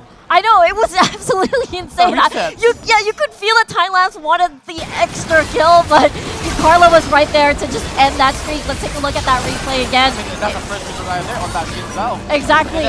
And it's nice that they were able to get the Lucian down from the Camille of Dante. And I was feeling that he really wants to get that kill, but Ambessa again was there to save the day for Team TS. Again, having to eliminate that Sins out right off the bat, the resets, just as you said, which is so important for them to clean up. And remember, the only disengage that they have is the Sins out. Once that's done, they can't run away properly. Yeah, so we'll see if they can utilize that. Because the thing is, RGC is nowhere to be found here for this objective, and CKT will get the Drake uncontested. Okay, good news and bad news. Of course, from either side. Good news, at least you have to see Carlo sort of, win his lane, have a comfortable lane. Maybe they might even get first blood tower, unless mid lane is already gone. The sun is really, really up right now. But anyway, a fight could ensue here. Tante's fine. Tante's fine. The bad news is Tia still has to deal with a 6-1 time-lapse Viego. Ross, all of the Force Gods readying up for that engage. Will not connect onto KDU with that movement speed. Conte Conte again has in to bring the trouble. flash over back to safety. But now the Realm Warp goes through in support, and CKT with a huge response. CKT will find Harak, will find 3. RGC trying to retreat, but will not be able to do so. CKT with a 4 kill. They were stuck there in that bad corner where Time was able to get the opportunity, get that timing. Again, he knows just the damage. And right now, CKT getting the first tower here at the top side. Honestly, what a fight. And I wanted to talk about the Yuumi ultimate. You could see CKT really moved aside politely. They knew Politely. politely, I like the wording. slowly, politely, elegantly, and none of the CKT members was caught out at all by that CC. And we talked about it during the draft, where when you're expected to be jumped on, you press that Yuumi ultimate. But look at that! The politeness is visible, right, Creola? Yeah, it's just a Realm Warp TG. Such a polite thing to do. Yeah, I know. Response. It's crazy to think about. Oh boy. And then again, there is, I did say it's a little bit of a good news that at least Carlo is able to rack up a couple of kills, maybe some sort of consolation prize for every skirmish and team fight. But that's just a 4-1. Time-lapse is going to get stronger and stronger, and they're going to get even more aggressive to take advantage of this lead. Oh, Time-lapse again was able to hunt down. Onto RGC into the backline. Public execution trying to go for the counter engage. Carlo able to bring down Time-lapse. So this is one of the key players for CKT gone. But Tante is still there. Hextech ultimate onto 1. It will be a 2-for-2 trade. Good disengage there, but we have no action here. KDU still finding that option, finding tactical. Acrobat looking for that angle, but Rox is just too tanky first down, but able to find it eventually. Now Acrobat is on the chase, has to force out the flash for tactical to go and retreat. And Tante will come out unscathed, and Team Taeson will just be able to get a couple of kills in the end. That is what Team TS needed. They need that Lucian to finally get those kills, finally get those skills. They're gonna need him in the late game. And that fight was also the most ideal for Acrobat as well. Being able to be in the best spot, the Yuumi with a perfect angle, and CKT is unable to disengage and do nothing at all. And it was just the cleanup crew, basically, and CKT had to run for the hills. Yeah, I mean, just look at time-lapse. I want to talk about this player specifically. This man has been melting every single one, but before then, this will be a fight. Hextech ultimatum onto Carlo. There is no escape. A little bit tanky, but Tante's on the case with the flash as well to secure the kill. Caught the Force God trying to buy time. Realm Up as well cancelled. But this will be RGC that falls down as CKT with a quick response. Remember, the Baron is alive. No jungler. That's 20 seconds on the clock. That means they're able to at least sort of position themselves and get more wards away, de-ward, wards down. But it looks like CKT is just going to be happy for that reset, as Dragon is going to be coming up in 20 seconds. Yeah, one thing I really appreciate about Trick Mid, I think they have mastered the art of backup. Yeah. Because they know if there's a possible gank happening, they're there, rotating already to that side. Yeah, and you called it right. There's a lot of options for CKT. You have the Realm Warp for that quick response. As we saw a while ago, that polite excuse me coming in from CKT. Step aside. As we see right now, Acrobat says they're greeting onto Tante, looking for that chase. And Tante's HP is just getting melted down. Realm Warp comes it out. CKT will not be able to go through. Just a bait there, but CKT will lose Tante. But that response is something that they want. But Helios will be flanked up in the air, isolated. Now KDU being burned out by the Ignite. The trade will be secured, but it will still be Team Taeson who gets the double. Okay, 1-for-1. Sorry, 2-for-1 as the Baron's now getting started. Time-lapse still alive, but that Baron's going down really fast. No call of the Force God for CKT, so no potential huge engage. But that onto 4. RGC will get melted, and CKT finds the angle. But Mbessa will not be stopping with a public execution. That clutch coming in from Time-lapse to go into form, and now Time-lapse coming into play. Stuns connects onto Harrow, and Tactical will secure the ace. Did you guys see that knockoff though? Yeah, That was beautiful, following up with the feather star, everything. Time lapse is doing time lapse snakes. It's gonna be a good barrier here for the side of Chickman. What a wonderful fight, a beautiful team fight started by Rox there, just as you said, with the root coming from Zaya and then into a Baron. I think that's a very, very sweet deal. I get it though. I get it. The knockup is insane. But I get the call here coming from TS. The math was mathing. We had more numbers, but they did not take into account how much of a big setup the Ornn could do. And it was looking like TS had the advantage. Rox did not have the call to force gut. There was no big engage potential and option for CKT, but all of a sudden, Rox just did the miracle play. He came out alive too with 1 HP, by the way. Wow, honestly, yeah, that's Rox. Just another day at work for Rox, you know. 1 HP, yeah, I'll just knock 4, cool. But honestly, with this Baron buff, they're just maximizing a lot of these things, taking down a lot of these towers. Now the question is, do they have a decent amount of wave clear? Knowing that you have a mid lane Singed, you sort of run around and use your smoke to sort of wave clear, but it's not exactly similar to like a Ziggs and or Rihanna in the mid lane is able to safely remove waves from a safe angle. I think it's going to be tough right now for the side of TS because we're currently at the 14th minute of the game. Yep. We got the rise of Helios already with the Run of Aegis and the Archangel Staff. Also the anti-shield that they really need against TS. Sage right now on a 0-1-5. Yeah. Yeah, and at the moment, CKT was just able to utilize that Baron Nashor, getting 2 tier 2 turrets from the top side of the map in the mid lane. And that just ballooned their gold. They're now currently sitting at an 8k gold lead. Yeah, this is really, really tough coming from TS. It felt like they had a chance after they won that, team fight into the Baron. But again, there's just so many domino effects that Rox did to enable them to get more map space. That means Dragon's going to be a little bit unreachable. They need to win a skirmish. They need to get a pick. And how will they get a pick? It's a little bit difficult with the team composition that they have. Maybe a flash fling from KDU and then burst them all down. Let's put a main focus here for time-lapse. Look at the goal. That's 16k. He already has 4 items in the bag. So really, Team Tayson has to keep an eye on the jungler from CKT with a huge threat of damage. And remember, this is going to be possibly the 3rd Dragon soul point for Chickman. So I don't think it's possible for TS to contest, but they could to avoid the soul. Tante now opting to go into the bottom lane. They're looking for the angle for that gank. Every single one of them is going for it. It's a call of the Force God looking into the backside. Hextech ultimatum onto KDU. CKT will collapse against Team Tayson. But they have to retreat because time lapse is very low. Top is very low, but it does not matter. Stackter will find the angle for that kill, and RGC will fall down. A 1-for-1 for now, and CKT is forced to retreat. I saw the vision. You get the Feather Storm, flash in, root them all up, get that follow-up from CKT to re-engage the fight. Unfortunately, however, Carla was able to find the best angle, get that knock-up up, and then punish that play. I really saw it from far away, but still, CKT is still in the lead.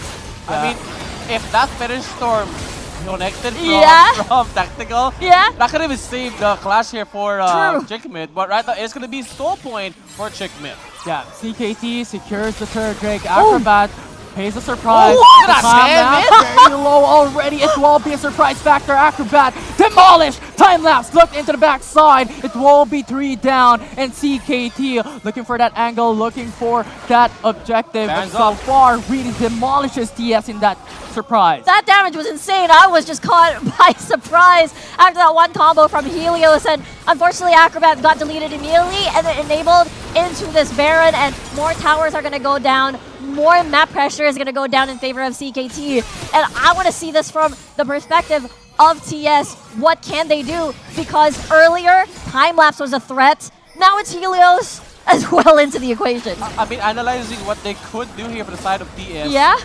Their best choice is to let them overextend and maybe get tactical. But again, right now, tactical with a KDA of 3-3, also has 1, 2, 3 items, and with the stasis, it's gonna be hard. Yeah, the Feather Storm on top of the stasis, that is going to be quite the safest Zaya here in this game. And now they might try to re-engage the fight here onto Tante. You talked about this, Creolis. A punish, a catch, a pickup, but no. Tante's just too slippery. And that's what we mentioned a while ago, right? You really just can't pay a visit into Tante and expect to burst him down that easy because this is one of the most mobile champions. Says hi, just goes in, goes back to retreat with the hook shot basically over the wall. So really CKT is controlling the pace of this game with the Baron Nashor, a lot of pressure in all lanes. And the way that Tante plays out Camille, he's one of those Camille's who would really go to your face and stays in your face. Exactly. It's just going to be such a nuisance, and I feel like Acrobat has to be a bit more careful when it comes to positioning. You saw the punish, Helios saw it, immediately took it. Tante can do the same as well. And earlier we talked about safety. There's a Guardian Angel and a Stasis on time lapse. There's no way he's going to die in this game. I mean, his item blocked already with 13 kills. Here we go. Helios, raw damage onto KDU, already 1 HP, and CKT, that break, secures it. KDU and RGC is already gone. It's a 5v3. Ramon to the backside. Carlo trying to run away, trying to retreat, but it will be time-lapse and tactical, going for the chase, and CKT looking to end it as the base is open, and CKT is knocking on TS's door. Wow, securing the Elder, and they know they have this game in the bag. CKT is just finishing the remaining jobs that they have here for this game. Acrobat trying to delay the fight, but look at time-lapse looking to end it. The Nexus is open, and CKT wins up against Team Tayson. And he goes golden. Gotta be golden here. Oh my word. And I just want to say that the rest of CKT was still chasing down KDAs and kills.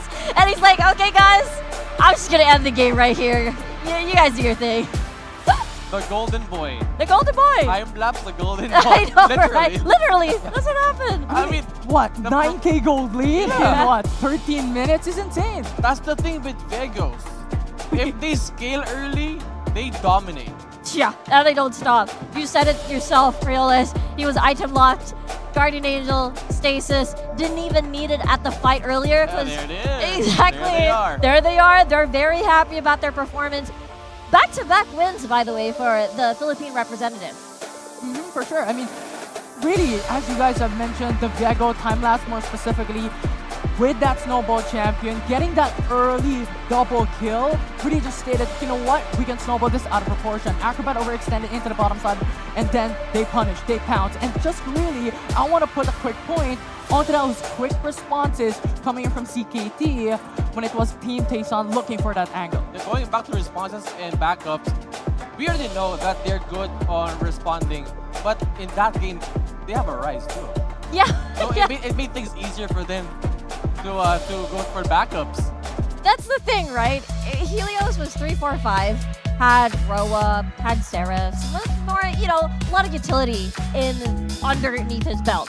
But he's still a rise. He's still played very, very painful as the game goes by. Yeah, for sure. And at the latter part of that game, like Helios was just melting everyone. KDU was just trying to go and check the bush, but then all of a sudden Helios pace is greeting, so much damage, back to 1 HP. I mean, I'm still trying to think until now about the cinch mid. Yeah. Because against a Rise, you can't even go near the Rise.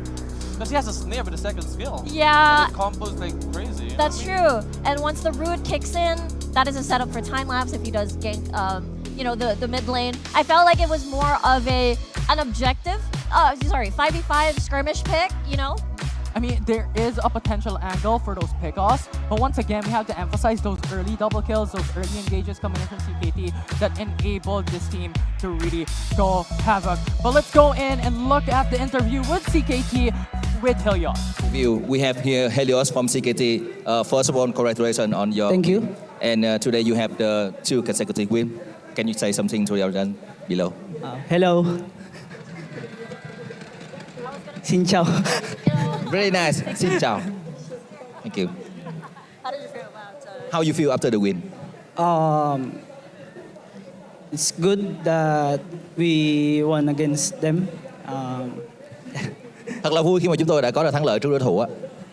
Rất là tuyệt vời. Ở trong trận đấu vừa rồi thì có rất nhiều các bạn khán giả quan tâm đến vị tướng Dung Uy, để rõ ràng một vị tướng rất là khó chịu bên phía đội hình của đối phương. Vậy thì các bạn đã có kế hoạch gì để có thể khống chế cái sự khó chịu của vị tướng này? So in the game, Yumi was very annoying. What's your plan to control that champion? I think Yumi is not that annoying because we have scaling champion like Rice, and then for Viego it's like more critical item. So if the Lucian dies, Yumi will die as well. Đầu tiên thì Heros bảo rằng Yumi cũng có khó chịu nhưng mà cũng không quá là khó chịu lắm, bởi vì là đội hình của CKT đã có những vị tướng mà có khả năng tăng tiến sức mạnh tốt, ví dụ như là Rai, đặc biệt là CKT có thêm cả Viego lên theo kiểu chí mạng nữa, và chỉ cần tập trung dứt điểm được Lucian xong là giải quyết xong được Yumi luôn ạ. Chúng ta đã được chứng kiến 2 chiến thắng liên tiếp của CKT trước 2 đối thủ không hề yếu một tí nào cả. Vậy thì mình muốn hỏi rằng Hellos, bạn cảm thấy rằng sức mạnh hiện tại của CKT đang được thể hiện ở những mặt nào? So you just had 2 consecutive wins against very strong opponent. What is the strength of CKT right now? We need to focus on our comms for the flow. Keep planning for an execute, and then for playmaking. That's. Hello sir, chúng tôi chỉ cần tập trung vào cái khả năng giao tiếp của đội, và đặc biệt là phải luôn luôn có một cái kế hoạch để có thể thực hiện những cái pha thi đấu và tạo đột biến, thì như vậy là được.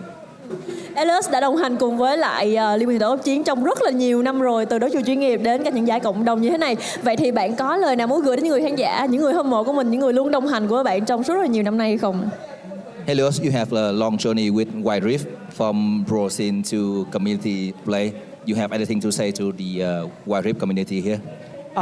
Thank you for supporting Team Chickmid, and cảm ơn tất cả các bạn vì đã ủng hộ cho CKT ạ. Cảm ơn bạn rất là nhiều. Xin hãy cho một tràng tay thật lớn nữa cho Helios cũng như là CKT đi ạ. Let's cheer for Helios and CKT. Xin cảm ơn các bạn, xin cảm ơn đã tham gia phỏng vấn của chúng tôi. Chúc cho các bạn may mắn nha. Thank you. Thank you very much, Helios and CKT. I mean, he mentioned like Rise with the scaling, time lapse being critical. They were able to execute that very well. I know. He was even saying like, Yumi? Yeah, it was okay. It wasn't annoying. Like, it was okay. I mean, honestly, you don't really see much of Yumi's in pro plays because the amount of vulnerability that Yumi has.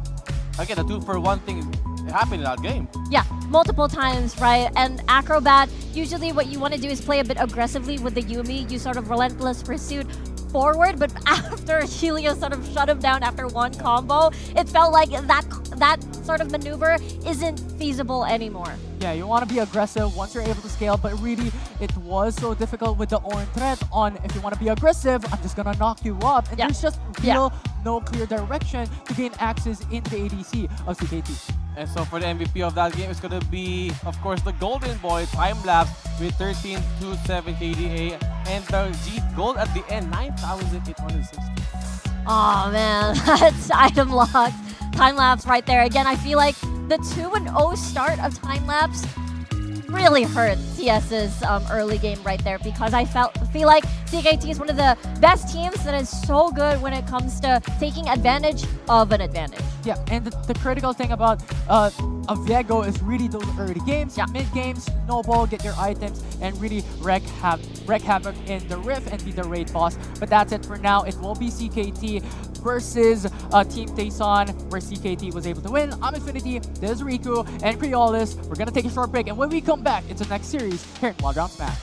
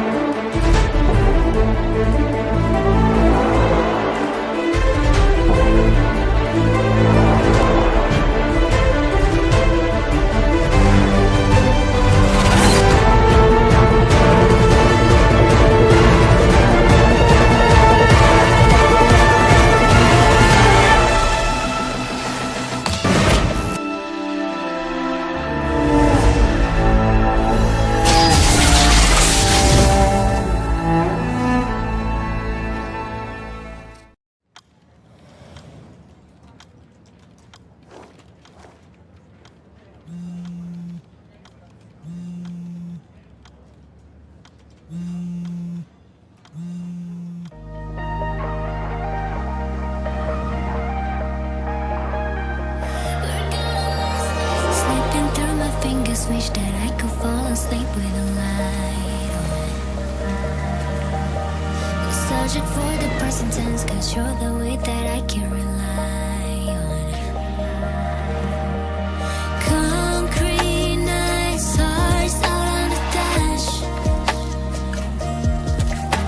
Somewhere soon, we're gonna wish we could go back to.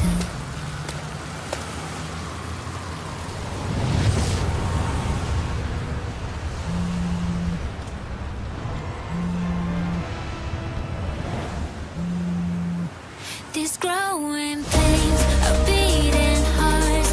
Late night driving through the dark, and all the ways we felt so hard just to find out who we are.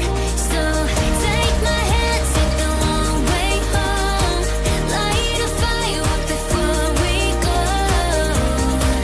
Heaven knows when the clouds run out of time, we're gonna miss this life.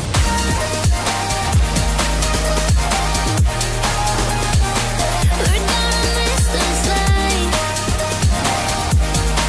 When the clouds run out of time, we're gonna miss this life.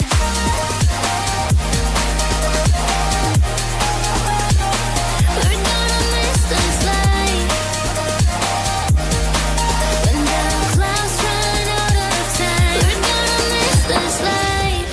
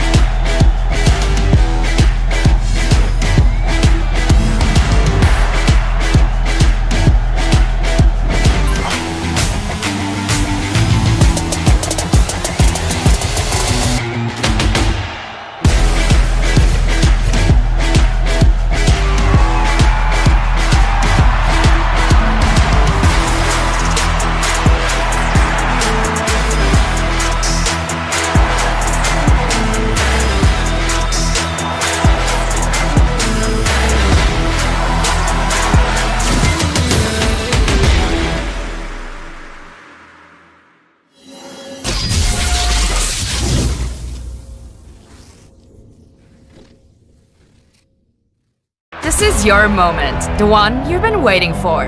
Wild Round Smash is finally here. 8 incredible teams from 6 regions coming together on one stage for one wild showdown, one shot at glory, and you get to watch it all unfold live. This is Glory Gone Wild, and here's what you're in for. First up, we kick off with the team relay. Follow the wild and chaotic fun as community members from various regions, creators and pros face off in this one-of-a-kind competition. All 8 teams will split into 2 groups for a single round robin. Watch your favorite creators and pros clash right on your screen. Each group will see 2 one-on-one showdowns, 1 AAA Rem Brawl, and 1 epic 1 vs 1 duel to determine the finalist. The top team from each group moves on to the final showdown. Same old format, but way more intense. Up next, the 5 vs 5 creator track. It's time to show your region some love. 6 teams from different parts of the world go head-to-head in a fierce best-of-1 single round robin. The rules are simple. The more you win, the higher you climb. At the end, the top 2 teams advance to a best-of-3 grand finale for an epic showdown. But wait, there's more. Be ready to get even wilder with the Pro track. 2 star-studded teams, WRLR and WRLB, will face off in a best-of-5 showdown. No do-overs, no safety nets, just pure skill and peak Wild Rift gaming. And we keep going. Step into the show match. Everybody's stage where creators and pros join forces in mixed international teams, all racing to conquer our explosive adventure modes. Who will rise? Who will fall? Who will reach ultimate glory? Witness 3 days of epic non-stop action. Let the smash begin.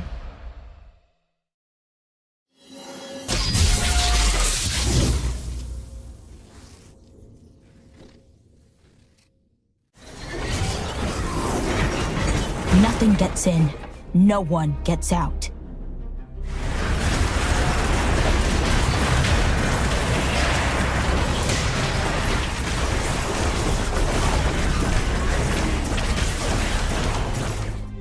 The helpless fight, the hardened live.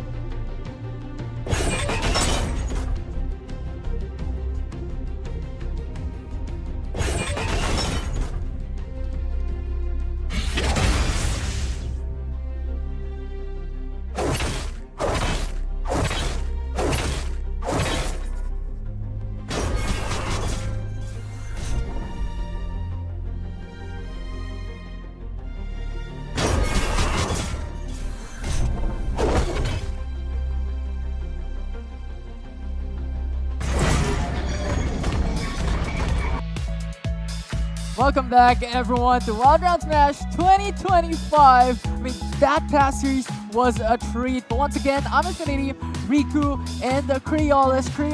CKT won that through and through. I mean, what are your thoughts there? What happened? Back-to-back wins. Yeah. So they're right on the momentum that they really need to go throughout the day. Yeah. Again, this is round robin. They're going to play a lot of games for today. And having a 2-0 already in their bag, that's going to be good for them. Yeah, that's going to increase their confidence a lot. And, you know, we're checking out the venue. It's a lot of people. Yesterday was Friday, now it's a Saturday, and you can really feel the weekend energy over here. But, of course, as you can see, we are going to another new match. It is still going to be Taeson, but they're going up against VNC this time. Yeah, one of the strongest that we have seen so far. And if we're thinking domestically, think about the strongest. This is the team, Vietnam chosen. And a while ago, we saw their matchup, right? We saw Wai Ning hoping for those angles, hoping for those kills. But unfortunately, they were kind of crushed. So what do you think would be kind of the perspective that we should look at here in this series? I think because right now, they both came up from a loss. So for both teams, they need to like lock in. Yeah. Because if they keep on having that bad mood, that bad mindset, they're gonna have a tough time. So they need to up themselves, get better rotations, get better draft, and get their win on their column. Yeah, absolutely. I think it's going to be a must here. The reset is always important in these matches, especially a BO1 where you can't exactly adjust on the fly. And it's just that one single game in that matchup. But of course, one thing that I want to look at is if they're going to be, you know, opting for the Acrobat show, definitely need to have more oomph when it comes to the supporting cast, if you know what I mean, when it comes to picks, more hard CC, more solid disengage rather than the Yumi from earlier. And I love how you mentioned about Acrobat because this matchup, yesterday we saw the interview in the Team Relay, and what Team Vietnam Chosen has mentioned, it will be Ning. That will be the key for VNC. So this will be a battle between two ADCs. This will be a battle between two DR laners. But we're swiftly going through the bans here. Oriana, Aurora, you have Lissandra removed alongside Yumi, Ambessa, and Lucian. Yeah, I like the ban so far, having Lissandra and Aurora. But this Bard has been picked up, and we talked about the Bard earlier, Rico, that the Bard is a really good support right now, again, with those ultimate clutch moments. Really change the tide of the game.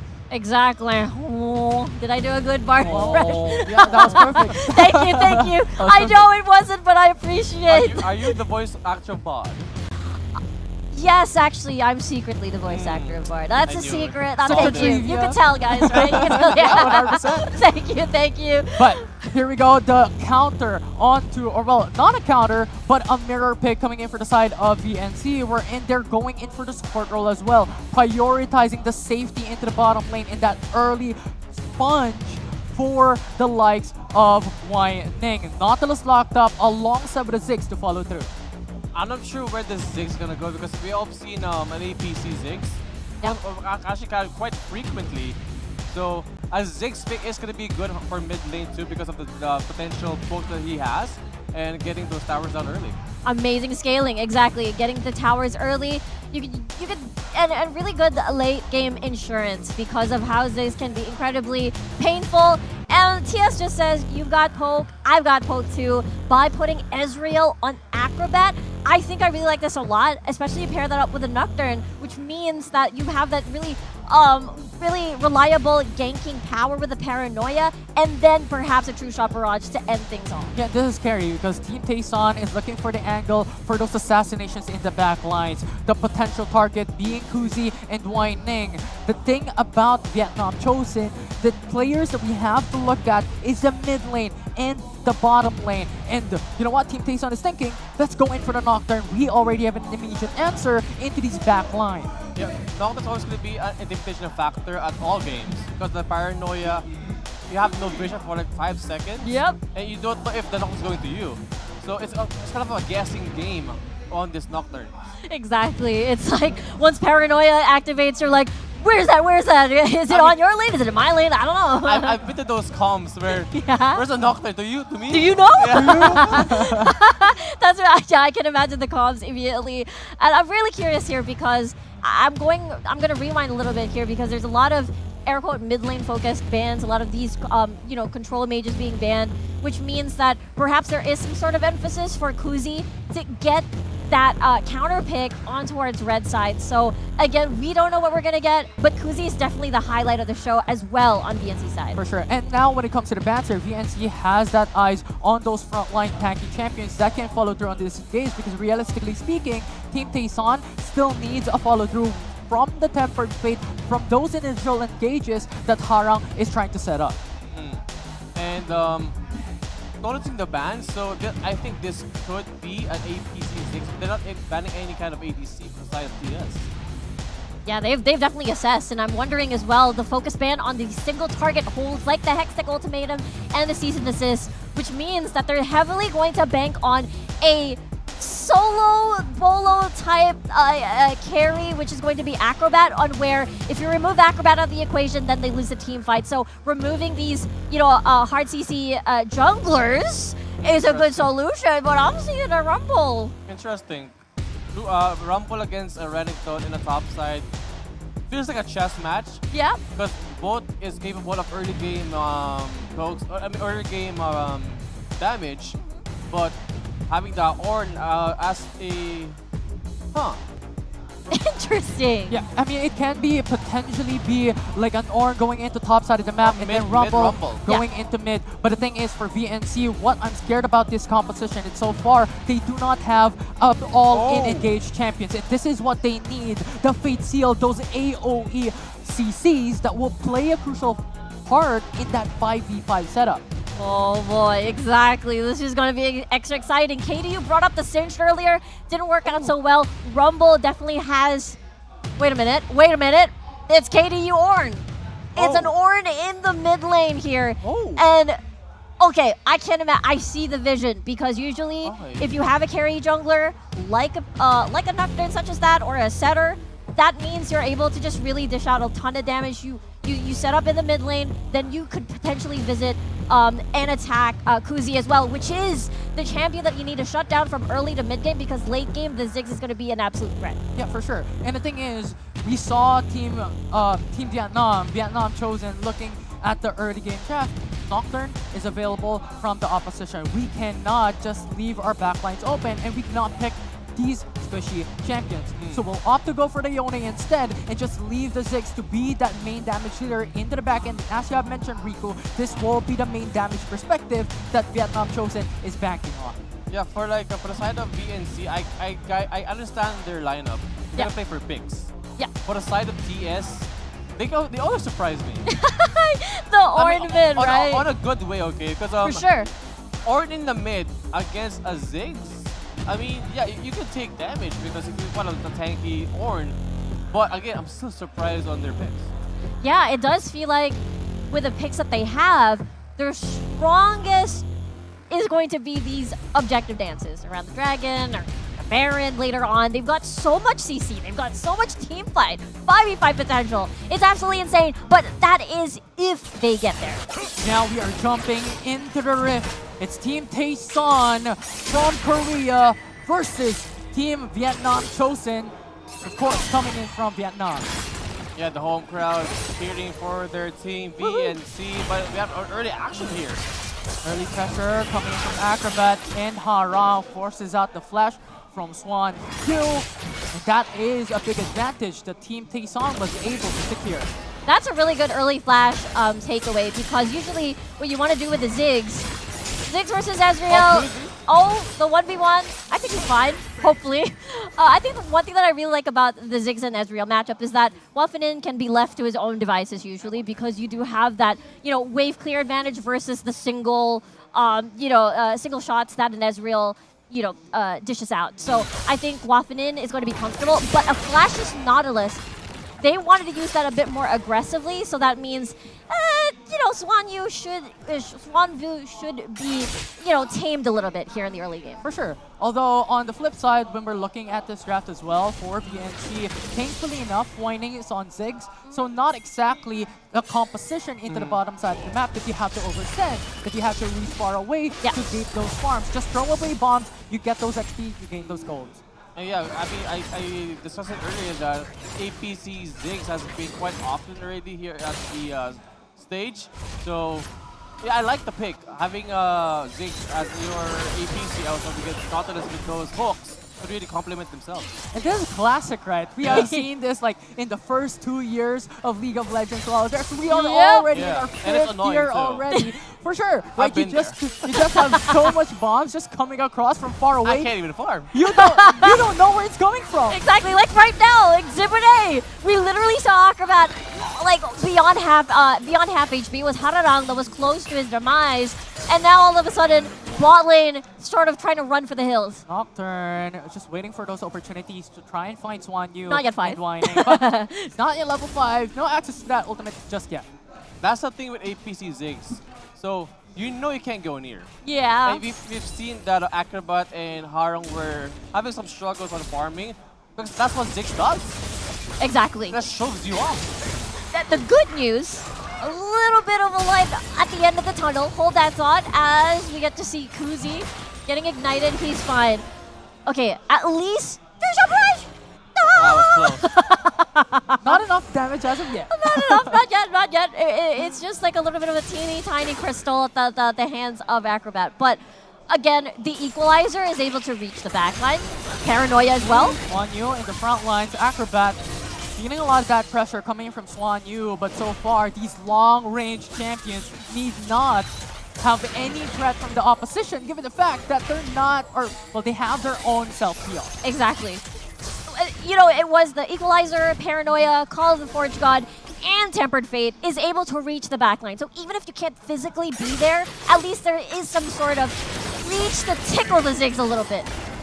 But what I love about this bottom lane as well is that Waining is already at that point where This is torture. you have a lot of that pressure into the back lines as well. And Nautilus, as we all know, is one of the strongest supports at level 1 to level 3. Yeah, I agree. And it's going to be a huge help for Nautilus coming from the Ziggs in the bottom side. Again, yeah, I understand the perspective of Acrobat because yeah, he might be Ezreal, he does have long range, but just totally opposite was a hook, the bombs. Yeah. Where would you go? And RGC is just paying a visit into the bottom side. He doesn't even need to do anything, and Summoner Spell burned already for the likes The of art Waining. of intimidation. That's true. It is quite effective, honestly. I'm sorry, I was like smiling a lot earlier because there was a moment in time where there was so much going on in the bot lane, and then the camera pans to the jungle of DS where Kuzi and D2C are just waiting for RGC to visit his blue buff, but nothing happened there. On the but bot maybe side, we have some action in the bot side, yeah, in the bot side. Yep. And the bot side. And the bot In the bot side. But given the fact that we're already reaching these level 5s, we have seen just that engage coming from VNC. Creolis, we are at a point that these teams are already building up into that first objective. What do you think would be the important perspectives from both these teams? I mean, right now, the teams, a little bit of lead here coming from VNC, so of course you would want to maybe secure the combos to create more economy gold, but getting the dragon could work also well. Cosmic 4 into the backside, you 2TC wanting to start off on an engage. Wow. The VNC's knockup will not connect, and that will dissuade the all-in engage for VNC. I love the adjustment. Let's do a lane swap instead. Objectives are about to spawn anyway, so I'll be near both. Let's see who's feasible. Score's gonna be fine, question mark. No equalizer just yet, despite being lethal. But 10 seconds on the clock, this is a good adjustment. They just gotta be careful though, because Kuzi, once the knockup gets set, if that dredge line hits ya, it could be an instant death for ya. But there's a problem. Fate Shield is still not available. You also do not have the depth charge for Vietnam Chosen. And so far, Team Taeson has a lot of ultimates ready and available to dissuade the potential steal for VNC. With that said, uncontested ensemble secured by Team Taeson. And the Dragon's still up here and still up for grab for both teams. I do think that TS is gonna challenge taking this Dragon. Yeah, they just have to wait for those ultimates to be ready. Fate Shield is already up for Kuzi. Cataclysm is ready for D2C as well. So starting up the fight can play a huge role for Vietnam Chosen to gain the better lead, but no angle as of yet. Ideally, the fight that they want to do, Hararang lands an important Fate Skull into a combo of Call of the Forge God, True Shot Barrage, and then you have to poke a little bit before anything else though, because the poking game, it does feel like Wafanin does have a bit of that lead, as you get to see Acrobat already pretty much chunked down a little bit, but this mid lane tower, once that's down, the TS will have a bit more space on this objective. Yeah, Vietnam Chosen has to pick their poison. Toss the Forest God already casted alongside with the Fate Shield. Try and delay it, but it will not be enough as Team Taeson will gain the bigger edge. Oh my it will be gosh. the numbers advantage. This will now be a 4v4 as Acrobat fell down. Team Taeson has to keep their composure. Looking at it, it will be KDU that will be the sponge for the team, knocking up onto one as Swanyu goes down. VNC still stacking up these damage. KDU forced to go for the Gargoyle Enchant, but it will not be enough on the hands up against 4 members from Vietnam Chosen. That was an up and down kind of clash. Yeah. Like one goes down, another one goes down. Like where do we go? It did feel like a roller coaster ride. It's not over. Seal! It will be RGC with the Flash Smite, and VNC loses the objective. Timing. Timing is key. A huge steal there coming from the Nocturne RGC.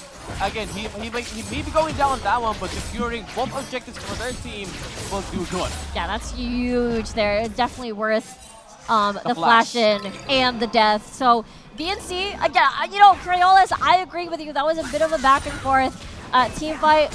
You get to see the execution of the Cataclysm being, you know, the net in I don't know what you call that, basketball net, but into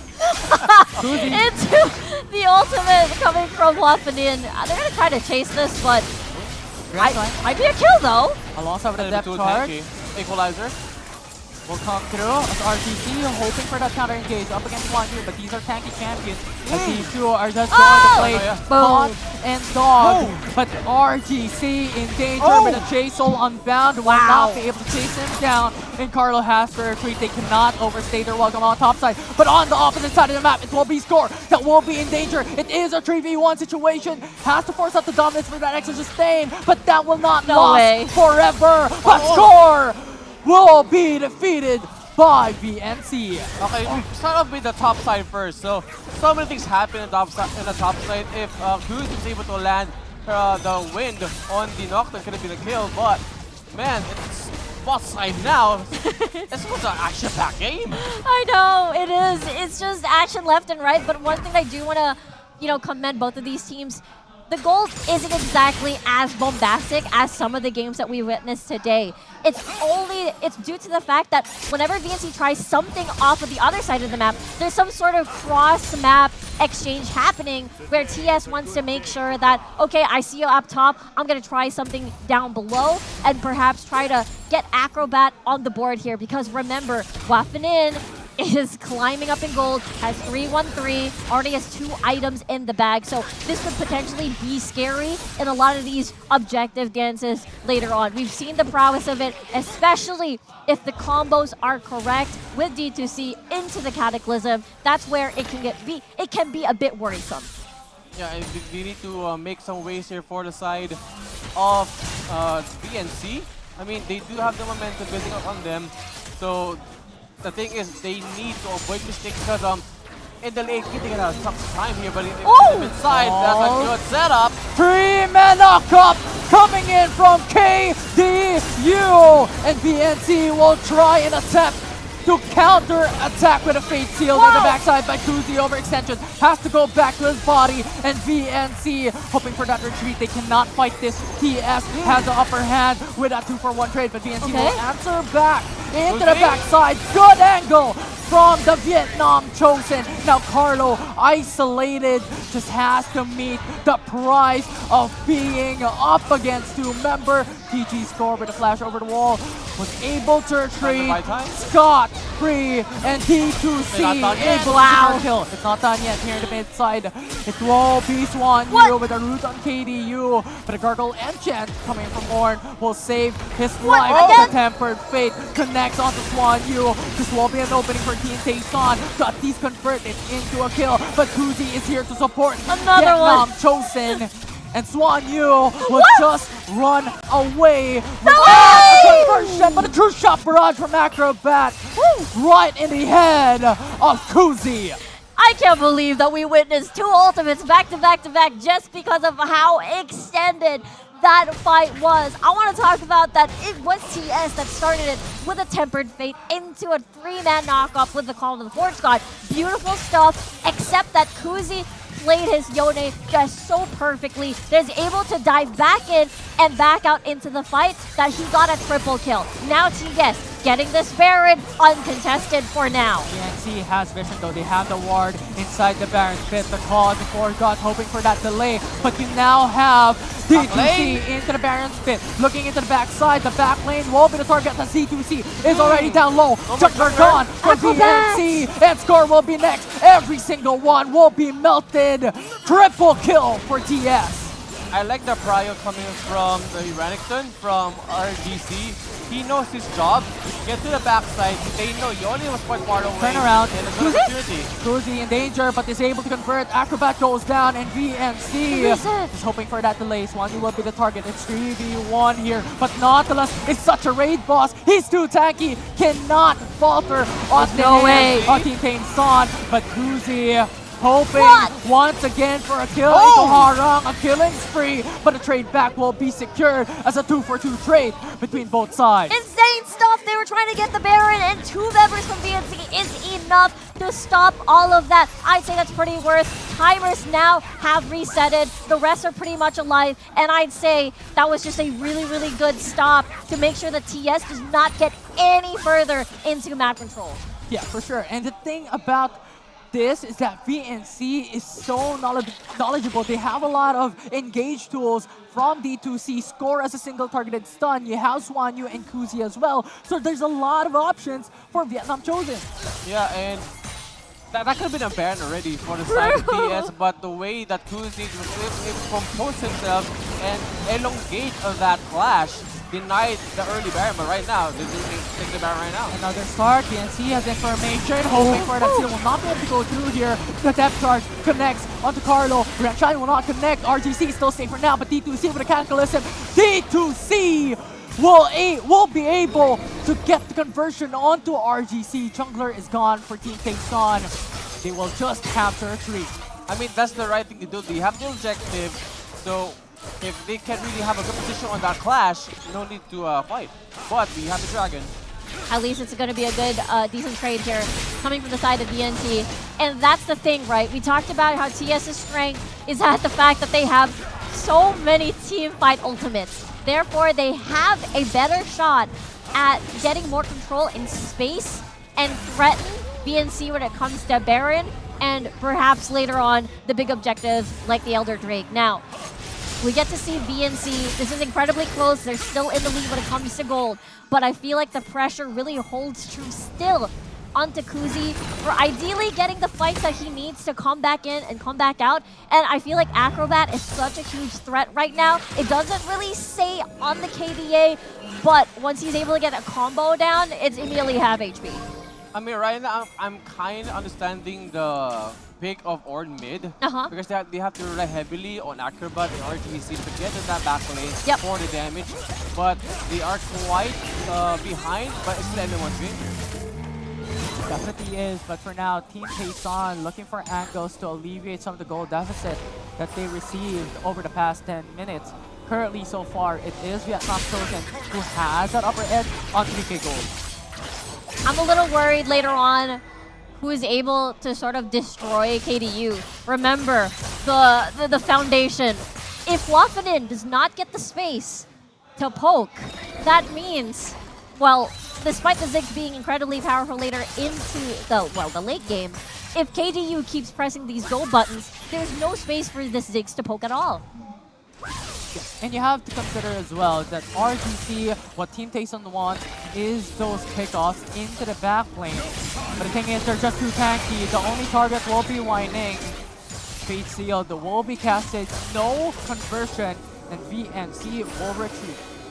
Yeah, and they don't want to take a risk on that one as it's still a pretty good position right now for the side of VNC. They have to rely on Kuzi again. Going to be one of the important members of their team to get to the back lane and try to get Acrobat down.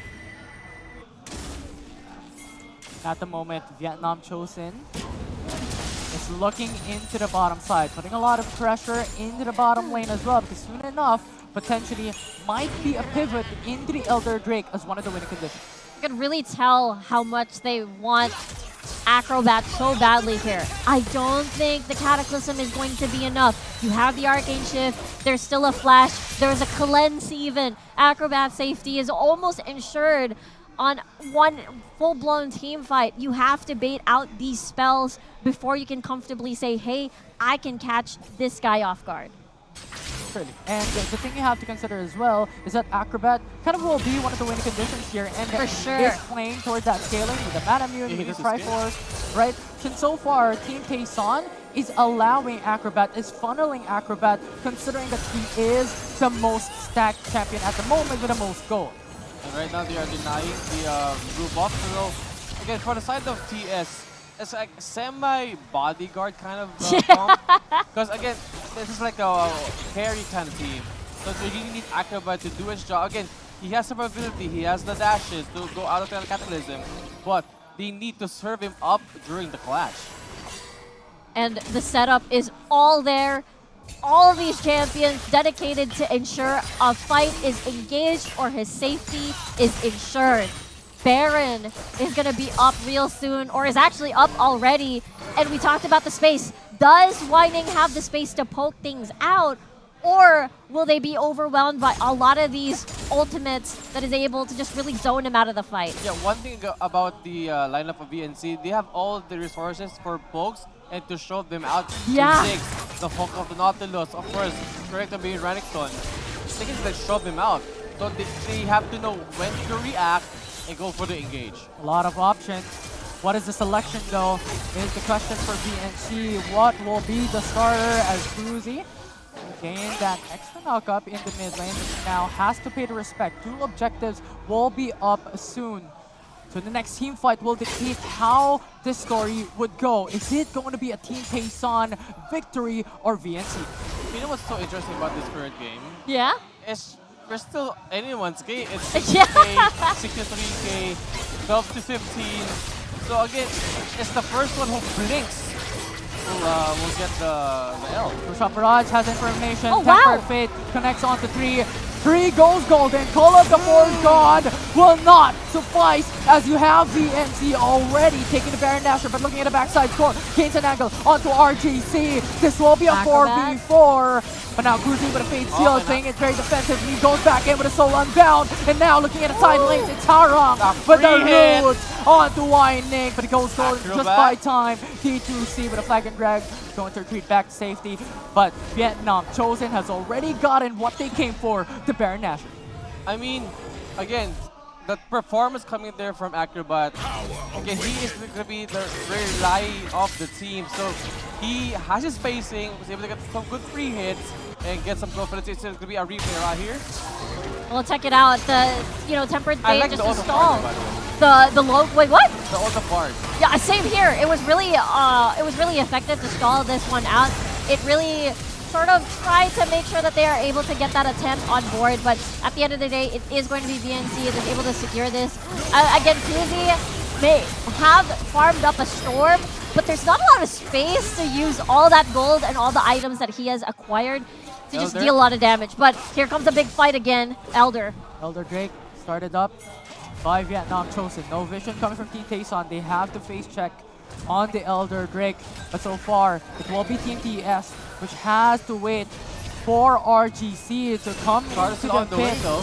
You have Cruzy with a Fate Shield, but you have Acrobat who goes golden and buys time here. Calls the Forest God, already being casted out. Knocks up onto all, looking to turn around into the back line. But RGC is now stuck on the Cataclysm. No jungler Elder! left for TS. And the Elder Drake secured by Vietnam Chosen. This And is every it. single one will get demolished. And VNC will get the ace. Man, what a clash. It was quite of a guessing game again with the Paranoia, but they knew they are ahead. They have the front. They have everything in their arsenal, which is going to be a win game here for VNC.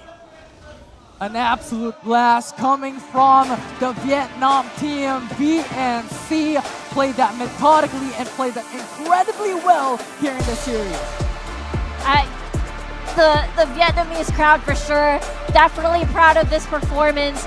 We talked about this before the match started on where both teams are coming from a loss, and guess who is able to break away from that?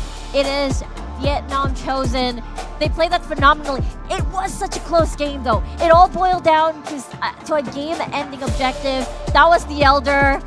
Elder, I'm pretty sure they're very proud of that performance. I like the Cataclysm in that Elder fight because Same. it really caught, like, I think 2 inside the Cataclysm and just does its job to secure that winning clash for VNC. And the main point there is that it caught RGC. Yeah. When RGC is locked in, when no more junglers left for Taeson, it will be VNC who will secure the Elder Drake. And when you have that 5v5 and you have the Elder Drake, it's just going to be done. a party. over. It is done, it is over, and VNC crashes down. Again, the decision making that both of these teams, they knew what to do to make sure that the gold lead doesn't balloon up, because for a certain amount of time, it felt like it could have been anybody's game up until the Elder. It was a 3K gold lead on the side of VNC, but at the same time, the team fights are being won by Taeson, right? Acrobat has really prime positioning, and honestly, it's just so impressive how they just really want to build a composition that makes sure that Acrobat has a comfortable game and the kills are set up for him. Yeah, and the thing is, we keep on reiterating, right? VNC has a lot of options, right? So they have the option to, you know what, Kuzi, you can use a Fate Seal for now, hoping for those pickoffs into the backlines, hoping to pick up Acrobat. Then you have other options left remaining. So they really just have a lot of tools to juggle. So now we jump in and see the interview with Vietnam Chosen. Xin chào tất cả các bạn khán giả, xin chào một tràng pháo tay thật lớn nữa cho đại diện đến từ Việt Nam chúng ta VNC. Ladies and gentlemen, a big round of applause for the Vietnam team VNC.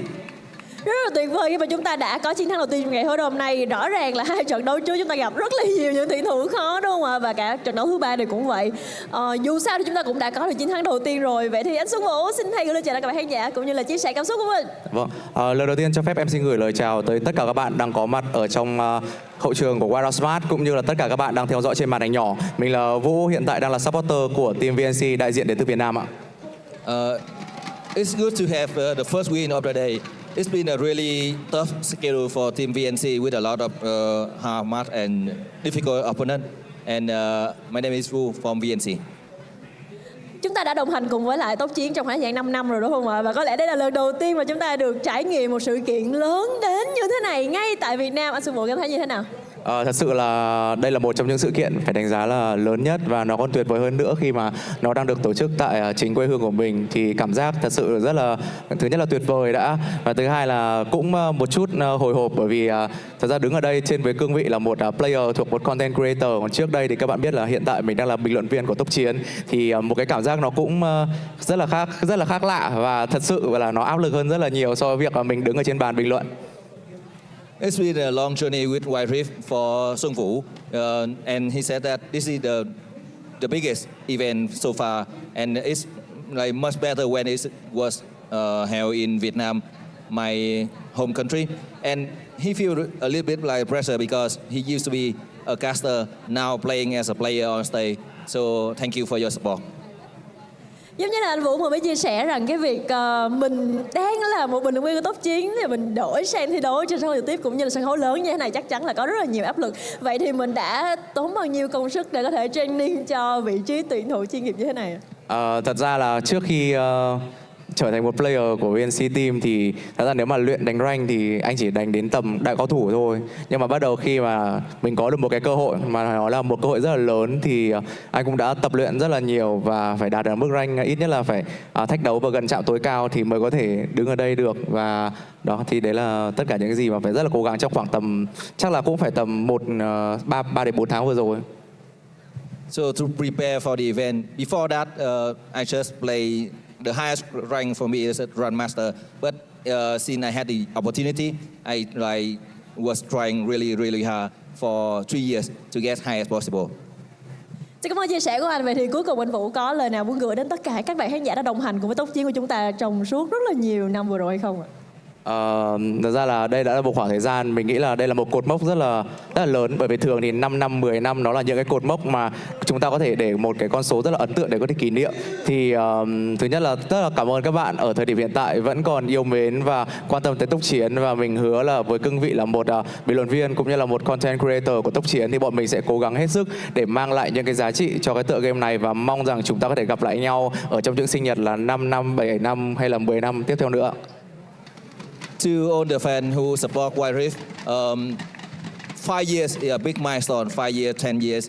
And as a caster, as a content creator, I promise you to bring more value to the game, and I hope we will have many more years ahead. Xin cảm ơn anh Vũ rất là nhiều, và các bạn khán giả hãy dành một tràng pháo tay thật lớn nữa cho Xuân Vũ cũng như là toàn bộ các tuyển thủ của VNC đi ạ. Let's hear it for Sung Vũ and VNC. Xin cảm ơn anh, xin cảm ơn các bạn khán giả. Cảm ơn mọi người đã đồng hành cùng chúng tôi. Hiện tại thì có vẻ là cũng mát dần rồi đúng không mà nắng đã tắt rồi và thời tiết cũng đang dễ chịu lên dần. Mong rằng mọi người sẽ đồng hành cùng chúng tôi trong những trận đấu còn lại của ngày hôm nay cũng như là những trải nghiệm rất là tuyệt vời xung quanh khu vực thi đấu này. Chúc mọi người sẽ có một trải nghiệm tuyệt vời nhất có thể, và đừng đến đâu cả bởi vì chúng tôi sẽ quay trở lại ngay sau đây thôi.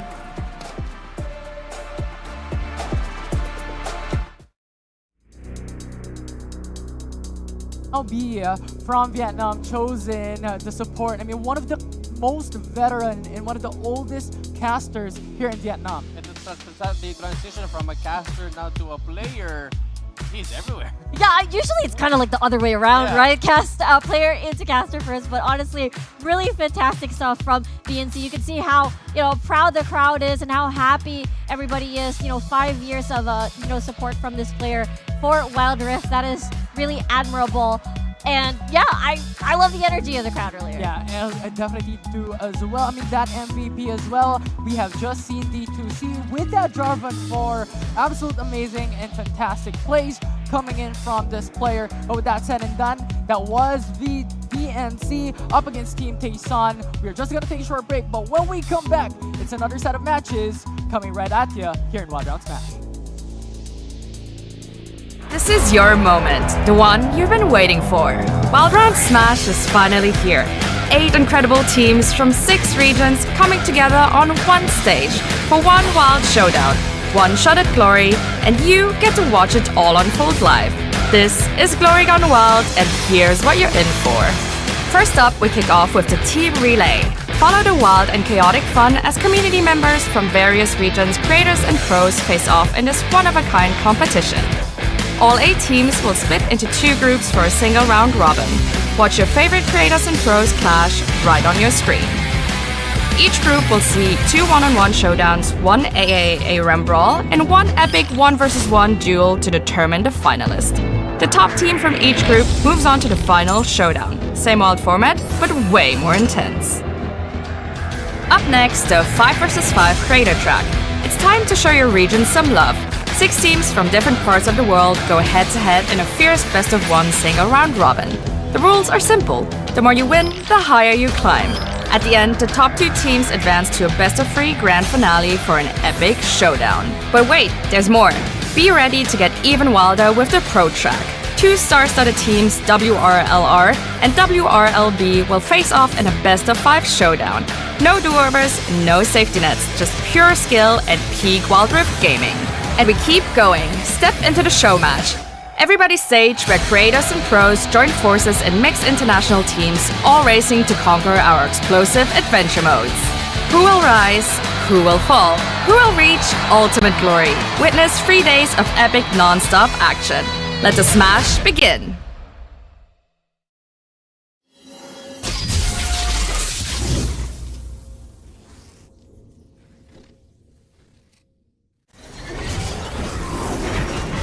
Nothing gets in, no one gets out.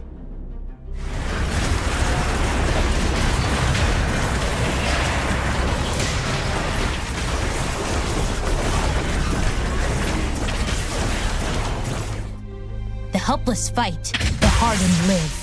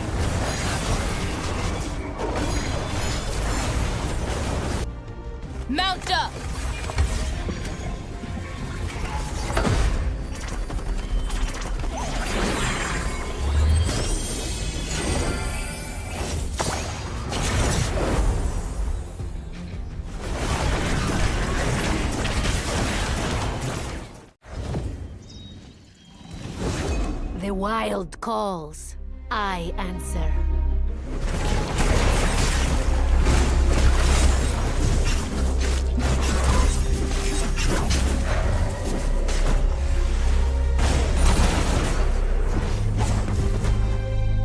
The jungle never sleeps.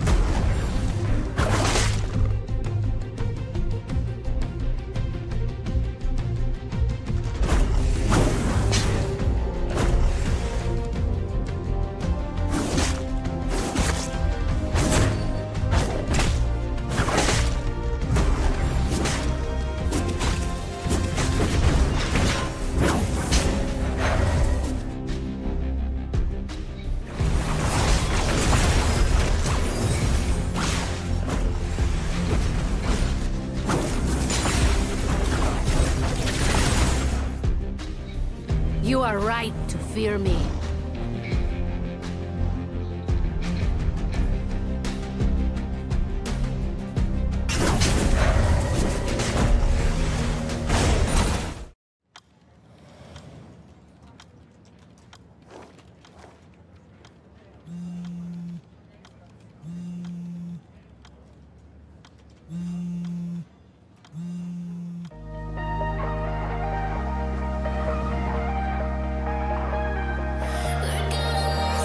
Slipping through my fingers, wish that I could fall asleep with a light on.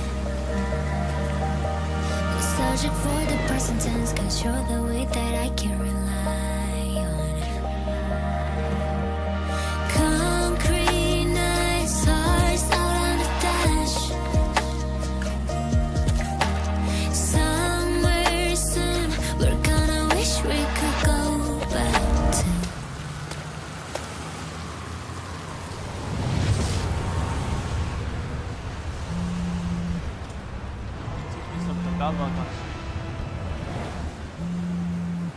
These growing pains are beating hearts.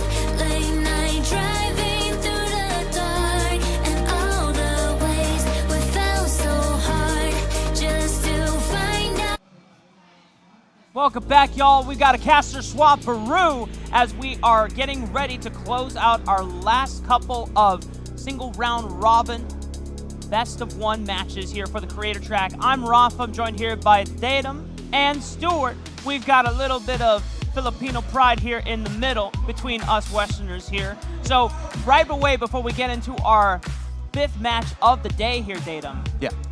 It's Team Capibaras from Brazil versus Team Pikmin. So how can we appropriately cheer for the Filipino team at home if those want to try and don't know how to speak Tagalog? You know what? It's funny you say that because we usually just speak in English, but okay, we usually just say "Let's go."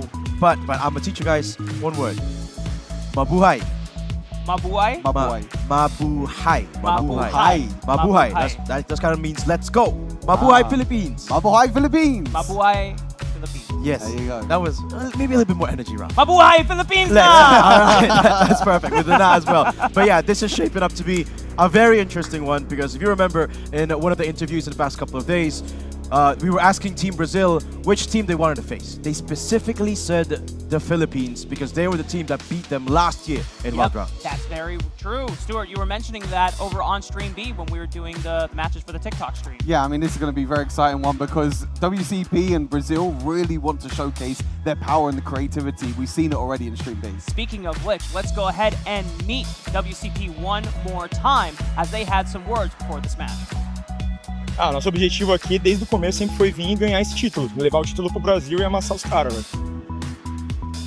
All right. Simply spoken from Pacheco, the Baron laner. He is here to crush every opponent that comes their way. And the way that Brazil started off their single round robin here, Stuart, was a victorious stand against Turkish Delight, but then falling to WRLK. Yeah, I think WRLK is like stomping everyone at the moment over on Stream A and Stream B. They've been very, very strong with the likes of Long. But I think for the WCP and for Brazil, they showed a lot of creativity in the game that we casted, Rafa, over on Stream B. The invades, the creativity, the aggression, and I want to see more of that in this game. And Datum, we haven't gotten a chance to see any of the Team Chickmit games firsthand. It's just by a word of mouth from the other caster telling us what's going on in Stream A. And from what we hear, their jungler is killing it right now on the Rift. Absolutely. Not just their jungler, but their mid laner as well. Helios has been kind of like the start of the show, as he always has been in previous iterations of the team. But the one thing that stood out to me in their ARAM game yesterday, they were the last match before the night capped off. It was the only ARAM game that went back and forth. Like, usually we have an ARAM game, it usually cascades one direction or another. But this was so long. Part of the reason of that is these two teams, they love experimenting so much in the drafts that they really show their character. But in that ARAM game, I felt like Brazil was giving it all they've got. I mean, the Helios 1v5 Lilia pentakill Lilting Lullaby flash play is easily one of the best plays we have seen at Wild Round Smash this year. I know that we've been highlighting a lot on our socials, and for very good reason. Even back in the day when me and Stuart last casted Helios over on RRQ at Icons, we knew that this kid was special. And it's so awesome to see that he's continuing to live that flashy and very bold playstyle today. No, exactly that. I mean, he hasn't pulled out the Rakan mid just yet. I mean, we asked him about it. We asked him, and he's like, "No, that stuff is too weak now. Nah, like, can't play it." It would be fun though. It would be fun to see him like bring out the creativity and everything.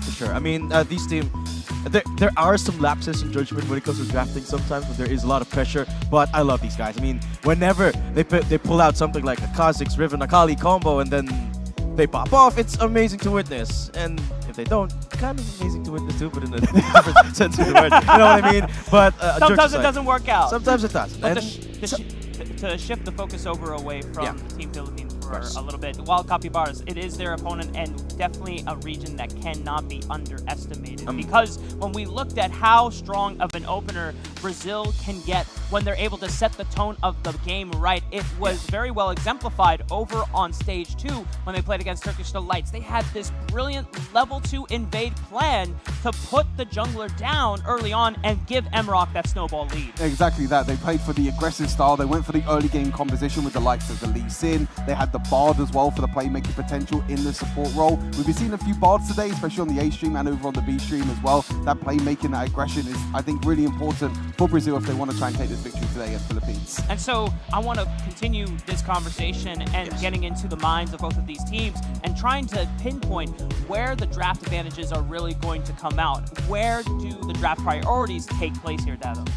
It's going to be hard to call, right? But when it comes to Brazil, right, we got Pacheco, one of the most split pushy oriented type of top laners that we've had in the entire tournament. Yesterday in a few of the games where he played 1v1s, he prioritized the Sion and just kept on proxying the wave. I mean, that could be one thing we're seeing here today, especially with Gabo, also the experimental sort of up-and-comer from the Team Philippines. So they kind of have a clash of styles that's somewhat similar, but they both have so much character in doing so. I mean, there was a really cool Warwick pick that Pacheco threw down, and this was crazy. But the question comes down to, do you want to play more for laning phase, or do you want to play more for the 5-on-5? Because that is historically where Brazil does really shine. But then again, Datum, we know that the Philippines also shines in the 5v5 as well. I wouldn't categorically say that is... Yes, they do shine in the 5v5s, but I wouldn't categorically say that is their forte. When push comes to shove, Philippines is a very talented roster individually. We saw the Akali earlier on in their game up against, I believe that was in their first game of the day. When they played in the first game of the day, we saw Akali Vietnam already. Chosen, right? Yeah, Vietnam Chosen, and it was amazing. Their jungler also had a 6,000 gold lead just for the single player against the Viego, and it gets to showcase just how individually strong the players are.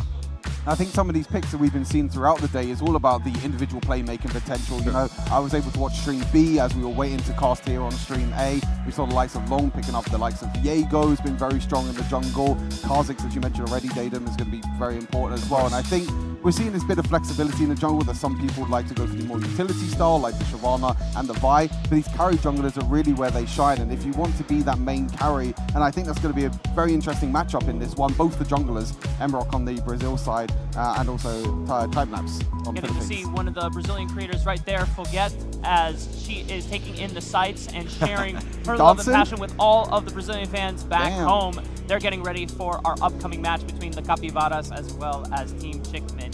We should be just only a couple more minutes away before we load into the draft phase for our 5th match here on Stream A. But we will try to keep you updated over here on the YouTube channel to see how much longer we've got to go. But that's okay, because there's been so many games, there's so much sample size to dissect and go through. I'm totally happy to just kind of break down a lot of the priorities in the draft so far.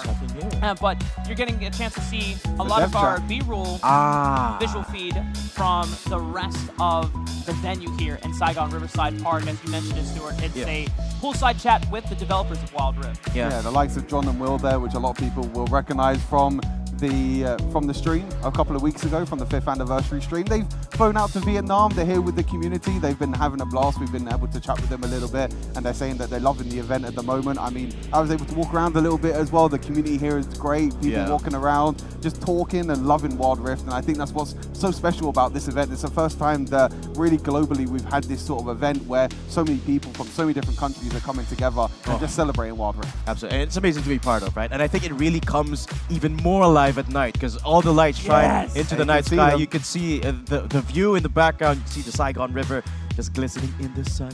And then, of course, you've got the 2 esports stages just beaming away at some Wild Rift. And you can see as well, right? So many people have experienced the whole venue. Have you guys tried any of the activities yet? I haven't actually. I wanted to play some of the games. Yeah. So yesterday we had a lot of activations over on one side near stage 2, but we'll get into that later on. Yeah. No one needs to know about my Poppy Keeper's Verdict skills. It's all about Team Chickmit taking on the Wild Capybaras as we finally load into draft. One of the big things I'm looking for are bans toward the support role. Bard and Nautilus should be hitting the priorities here, Stuart. Yeah, exactly. And I think the solo laners as well are going to be very important. The likes of Gwen potentially could be out the cards as well. That's been quite a popular pick. You know, you look at the aggressive junglers like the Lee Sin and the Viego.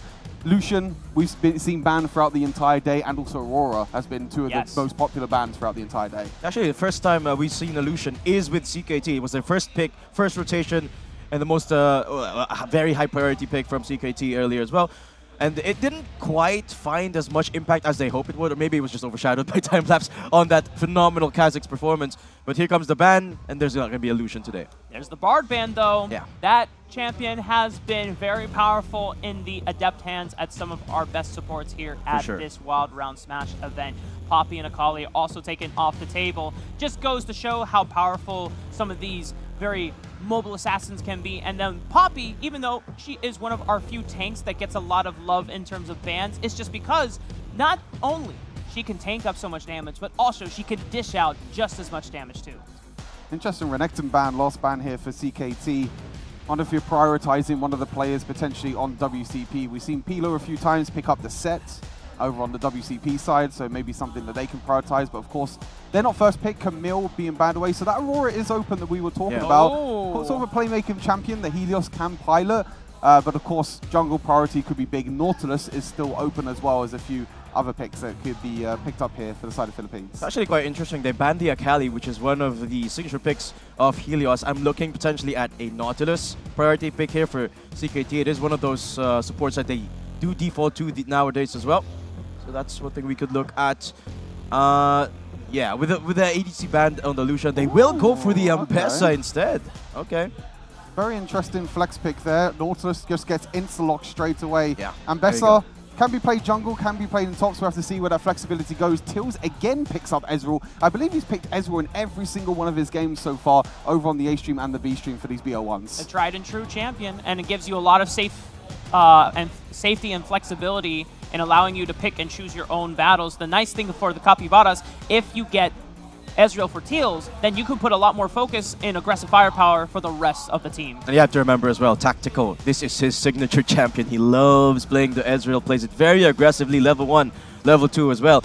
I believe he got the second kill earlier in the game against Vietnam, so that's more of a respect pick as well. And, well, Teals not too bad with that champion, I say that lightly, as he will be happy with that pickup. Corki is the response with the Ornn for the support, so yeah, we got 3 very heavy on the dashes, which is why they banned the pop. And the Nocturne locked in for Emerald. We know that this champion, when built full damage, can be such a reliable way to execute and pop one target, especially if they are caught out alone. And with the utility you get from the Paranoia Darkness, it obscures and makes plays or counter responses like the Ornn ultimate much more difficult to pull off. But now we are heading into the bans for the second round. I imagine that more solo lane picks and more junglers should be the subject of the focus. Yeah, I'm more curious of where this Ambessa's really going at the moment because it's only the Ornn picked up. Ornn is again another flexible pick as well. So Philippines have got 2 really strong picks in their lineup which can flex in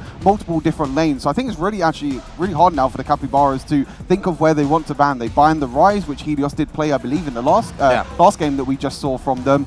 And now for Wild Capybaras, they have to think to themselves, what are we going to pick? Because this flexibility makes it very difficult to judge where all these champions are going. But one thing's for sure, they had to take away the Orianna. Nocturne being locked in, that's an instant one-ball combo. If they lock in, if they get the Orianna going for Shumas here. So, see if CKT have sniffed that yet. But there's still a couple of picks coming through here. Yeah. Rumble also taken off the board here, trying to eliminate some sources of reliable magic damage. We've seen Rumbles be built full tank in this event so far. We've also seen it built full damage as well. Depends on what the situation calls for. I've even seen a Grasp Rumble. Yeah, I mean, that's the full tank playstyle, right? Capybaras eliminating that point-and-click lockdown with the Vi takeaway from Chickmit. Still yet to be a jungler locked or secured here for Thamelapse unless it turns out to be that Ambessa. Yeah, I think it's really important to know that both these teams don't really have a source of AP damage really at the moment. Ezreal does a little bit, but both these sides are very AD heavy at the moment. So the Philippines roster banning out the Rumble, banning out the Lissandra. You're thinking of the likes of potentially Gwen could be an opportunity in one of these solo lanes. You can flex around the Ambessa and put it in the jungle, another side lane. Or the Aurora, which gets left open throughout the entire draft and does get picked up here for the Philippine roster. But take a look at the roster though of WCP. They've got 2 beefy boys already, and as you mentioned, no mage yet. So yeah, Orianna will be left off, and as the Kazakhs will be taken by Timelapse. Really feeling confident on the Kazakh. I mean, this guy just popped off on Kazakhs a couple games ago. But Capybaras probably didn't get a chance to see that game in full. But the fact that they go with the Vladimir, that's going to be their magic damage solution to tie everything together on this composition. When we look at both of these teams, Stuart, holistically, who do you give the edge to in the first few minutes of the game? Who do you give the edge to when it scales later on into the late stage? I think the late game scaling and definitely on Wild Capybara side, the Ezreal late game, the Vladimir as well. Once Vladimir gets 3 or 4 items, it becomes very, very scary to try and lock him down. Even if a Kha'Zix Ambessa jumps on top of him, he has that pull, he has that ability to be able to stop all the damage coming on through. But the early game for the Philippines roster, you have the Aurora early damage, the Kha'Zix, the Ornn support, which is going to be really interesting to see, and a lot of people definitely need to keep their eyes out on that because there's a lot of playmaking potential. Yeah, but you got to take a look at the top half of the map here for Team Philippines. They got 3 playmakers amongst them. They got the Ambessa, the Kazakhs, and the Aurora. These 3 players have taken the spotlight over and over again all throughout Wild Round Smash. And when you give them these playmakers, they either go big, Rafa, or go home. Yep, and we can imagine that Team Chickmit, they are believing in their individual abilities, their individual mechanics to try and steamroll through that early stage of the game before the Capybaras can come online, which is strange because the Capybaras had shown that their best look so far in this creator track best of 1 single round robin on day 2. has been the early game aggression. Yes. I think, Stuart, they are trying to rely on that Nautilus support, trying to roam around and set up plays with that Nocturne to be that early bridge. No, exactly that. If the Nautilus can stay with the Nocturne, of course Nocturne has a paranoid to make sure everyone makes sure they don't even know what's in sight, basically. Then the Nautilus comes on through with that mobility, with the lockdown as well. If you can lock down the likes of the Corki, for example, and stop that damage, it becomes very difficult, I think, for the Philippines roster to actually come on through. But they have so much aggression on the other side. I think we're going to see a lot of team fights in this match, Rafa. There's going to be so much going on, so much back and forth happening. And I think it's going to start really early on. Time-lapse, I think, before even the 2-minute mark, already had a couple of kills in the game against Vietnam. And such is the key here for the Kazakhs, which in my opinion is the biggest piece of this puzzle of the Chickmid roster. They have to have something going on for time-lapse, otherwise the Kazakhs is just going to fall off. Kazakhs can be one of the most oppressive junglers to face if he gets a gold lead for himself. As soon as that first item comes through, his overall lethality on isolated targets just shoots through the roof. So Team Chickmid, I would not be surprised if they are willing to give up some of those early laning resources to make quicker collapses and rotations just to get an advantage for time-lapse in the jungle, trying to stop Emerald from farming up on the Nocturne. I'm so down for a world where we see fighting as early as level 1. That'd be kind of crazy. I mean, we saw it at level 2, really, for the Wild Capybaras and going for invades and everything. Invading can be a little bit more difficult, though. We'll have to see this time around as we get ourselves ready. It's going to be Helios on that Aurora. And as I mentioned, the late game scaling is really what comes into play here for the Wild Capybaras. The Vladimir, the Ezreal, the Nocturne as well is going to be very scary in the later stages of the game. I have to watch out for Rox as well, right? And from CKT, usually plays the Galio, loves roaming around the map, especially once he gets that Hero's Entrance. This time we'll be playing with the Ornn, so a little bit more towards the team fighting, less towards the global presence. It's going to be harder to fight pressure as well as the Ornn in the early stages, so I wonder how they're going to traverse towards that bottom lane, or maybe they will focus on the upper half instead. Yeah, and it seems like we have lost the game screen footage. We will try to get back to the view as soon as possible. Might have just be a pause, but we will get back to the game as soon as possible. So this just gives us a little bit more time to cook here on the desk, see how that action is going to play out. We didn't see any immediate level 1 scrapping from the get-go, maybe a little bit more reserved and calculations and methodical gameplay from both of these teams, as both teams understand how important it is to get a leg up and win this match, because I want to remind everyone, just in case we have lost track of where the updated standings are for our single round robin score. Team Capybaras from Brazil lost one game to WRLK, but they won another one against the Turkish Delight. So they are 1-1 so far. Team Chickmid played 3 games so far today, and they haven't dropped a single one. They are currently on track to be undefeated alongside the likes of WRLK. Yeah, and this is with preparation, because last night I was talking to some of the boys, and they were like, we are still not heading in. We're going out, practicing, scrimming, because they literally had no time to rest as well. So you could see the amount of prep coming into it as well. So I feel like there's a lot of experimentation that went into their practice last night, but they were like, you know what, let's just stick to what we know, stick to what we've loved and what we've been used to, and make some plays with these big playmaking champs. And so far it's been working out. Yeah, I feel like overall you can, if you talk about like the results so far today, of course the Philippines haven't come up against the Chinese roster yet, the WRLK, so it could very well be a battle for that second place, I think, coming into this creator tournament. Of course, with both of these two teams being very, very popular and performing very well last year, be interested to see if they can do the same as well. But I was also going to mention that Helios at this level 1, you can see how weak this Vladimir is in the early game. The extra poke from Helios makes it so difficult for this Vladimir early on, but you need to wait until you get at least 3 items with this Vladimir. So early game is definitely going to be on the backside here for the Wild Capybaras. And I think what this does is it enable time-lapse to roam towards the upper half of the map here, right? Tonte, of course, on the Ambessa, gonna have to look for scraps against Pacheco as well to have a little bit more of the top lane priority here. Helios, of course, before that level 5 mark, always has that as the Aurora. And on the bottom side, as we expected, the Ezreal gonna be a little bit more aggressive early on, especially with the threat of the level 3 dive here of the Nautilus. So time-lapse currently just doing the full clear, but I think both junglers going to converge on the bot side. Both junglers coughing towards the bot side at the moment. Could be very interesting for that Scuttle Crab play, but we've seen it before where teams really prioritize the Scuttle Crab. But Kha'Zix deciding to back off, so it's going to give Emerald that Scuttle Crab. And Kha'Zix instead, Timelapse, trying to play towards the tempo, probably going to go towards that top Scuttle Crab. You can already see though, Vladimir Shumas is roaming up just to give a little bit of vision for Emerald. We might see a little bit of fight here in the top side. Emrock is level 5 as well, so he's just going to try and clear this mid lane, make sure that Shumas can try and roam with him to that Scuttle Crab in the top side, but it might already be gone. Right, 2 minutes in. No big fight happening yet. Time lapse.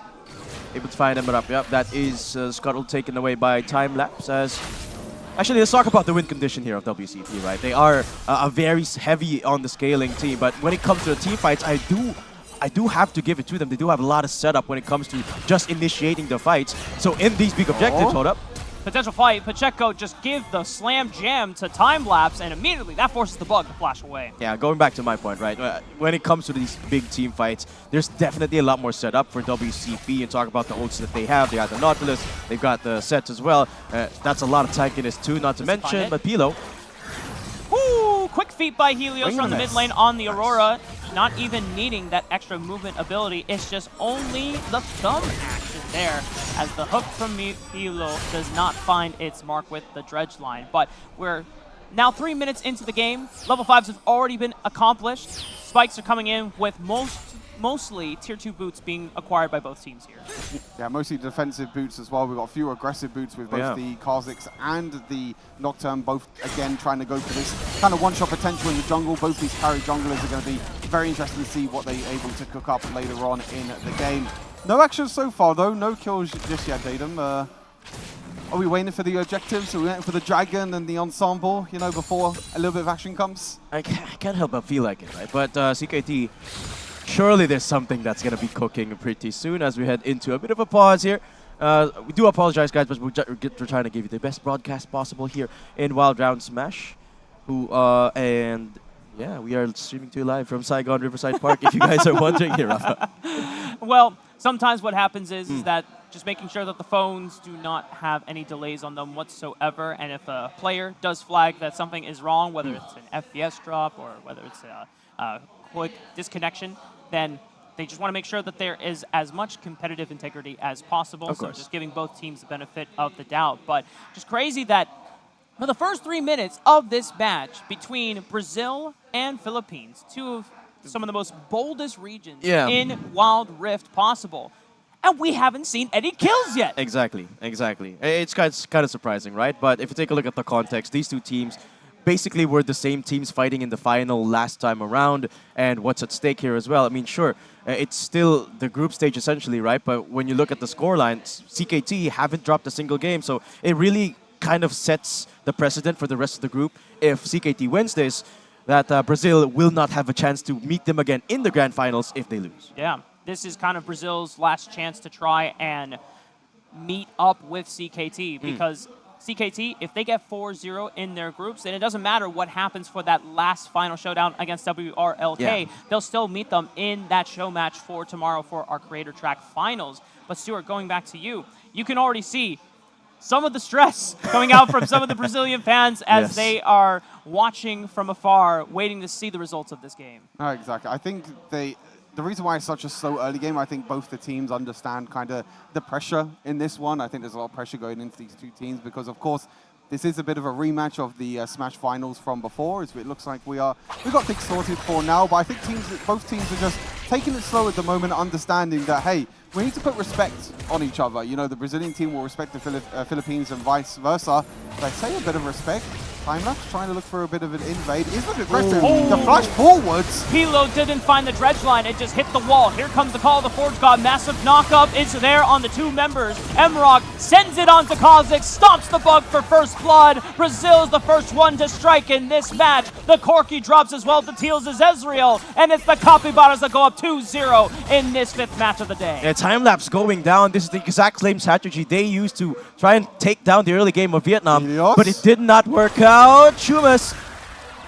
Oh! Well-timed flash off of the weirding Shumas as he comes out of the pool and gives Team Chickmit their first kill of the game. And Helios will strike back. It cannot be that WCP are the only ones to take a kill. Helios will as well. Yeah, Helios doing an incredible job showing his playmaking style. The flash perfectly timed with the third ability there, just getting the timing with the pull from the Vladimir. But overall, it was time-lapse, as you mentioned, with the invade, trying to go for the aggressive play. Unfortunately, it does get caught out, though, and you were talking about, Dayton, with the lockdown that Wild Capybaras have with the Nautilus, for example. If they do make one little misstep, the Chickbits, then the Nautilus ulti, the dive from the Nocturne, and even the set can be very scary to deal with. And WCP, they've obviously done their homework. They know that this is a very constant occurrence. A time-lapse tries to go for the invade. It's the exact same spot the time-lapse got the first blood in their earlier game. But look at the positions of WCP. They were perfectly ready to receive. And the dredge line did not connect, but didn't matter at the end of the day. Exactly. I mean, even if you don't hit your first abilities, you see here the perfect time. Use the third ability, flashes at the perfect time. Helios showing that he still has hands all these years later. And WCP, the timing could not be better there for the rotations as well, right? They knew that there was less than 1 minute left for both of the objectives spawning up. So something had to be done by time-lapse, because when it comes to the context of a team fight, CKT had a big disadvantage. So now, People looking for the engage, but that dredge line doesn't really get that much damage down onto his target, but it does force him away. Tonti might be in trouble. The flash from Pacheco into the showstopper off of the face breaker. That's going to force Tonti's own flash. Heals back up thanks to the Dragon Fruit. Here comes the call, the Forge God. Going to find a knock-up onto one. Public execution from Tonti into the back line, and he is slicing and dicing, going crazy, but it ends up being a 1-for-1 trade so far. yeah, they're going to start up this ensemble, but the fight's not done, Rafa. Mike goes over to time-lapse, secures the ensemble. Here comes the rest of the fight. The ultimate from Helios as he throws down between worlds, sends Capybaras packing, and the resets are coming in for time-lapse as he picks up a double, looking for one more onto Teals' Ezreal. The flash forward for the voice spike! Triple kill for time-lapse as he puts an end to Teals' time on the Rift. It's time-lapse again to take the objectives and wipe away at WCP, taking 3 kills, and that was a beautiful double knock-up for Rox as well to set it all up for CKT. Yeah, the knock-up there from the Ornn was incredible in the end. You can really see the power of this support pick and really show that your ultimate plus your knock-up as well. It's so hard to try and stop them, but I feel like WCP just overextended a little bit too long. Again, they haven't got their items on the line yet. They're very scaling composition. They were fighting to the death as we take a look at this replay. You see the Ambassador jumping in onto the back line as well. The Ornn crowd control was just insane though. They all just kind of hold up together. Then the Ornn ultimate follows, but it's really this follow-up afterwards, because WCP don't want to give this ensemble up for free. Helios uses the ultimate to get over the wall, does get a little bit caught out, but it's this double knockup right there which changes the entire fight. And I think the reason why WCP was struggling so hard to engage the fight was, remember, there was an earlier skirmish where Tonte was used, the set ult was already used on Tonte earlier, so they didn't have that engage tool. Only the dredge line, but it did not really happen for them. So it was CKT that took the cake. Team Chickmit just taking great notice of which tools had been used right before that ensemble fight, and noticing, hey, this is kind of illegal for Capybaras to continue playing this fight, especially the fact that these guys are a scaling composition. They've run out of their early game tools. This is our time to strike.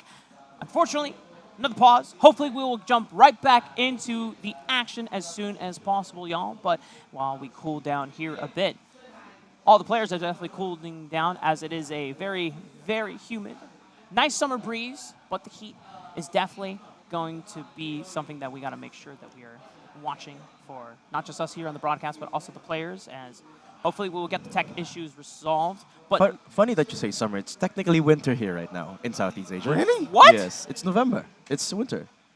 But I thought it was like winter in... Yeah, so like there's 2 seasons, right? Rainy and not rainy, which is rainy. One way to put it. The way I say, what I mean by winter, it's rainy season. So it's rainy, but it's winter season. Luckily, we haven't had rain yet, though. We have. We had rain. I'm going to knock on wood right there. Luckily, yeah. We had rain in Ho Chi Minh City earlier this week. A couple of days ago, yeah. But so far, we've been quite lucky. Blessed. We've been blessed that we have not had any rain while the full venue has been up and operational, as we get a chance to go through our beautiful visual shots of the entire venue. Saigon Riverside Park completely lit up. You get to see some of the developers and the other rioters here in the crowd. We know, and we met Ricky, one of our team members on the Insights. We got Nico and a couple other of the representatives Like a little from capybara Brazil. on his hat. The capybara representative too. I mean, they brought a capybara plushie and a capybara backpack. How is that Perfect. not insane branding? Right? I know, yeah.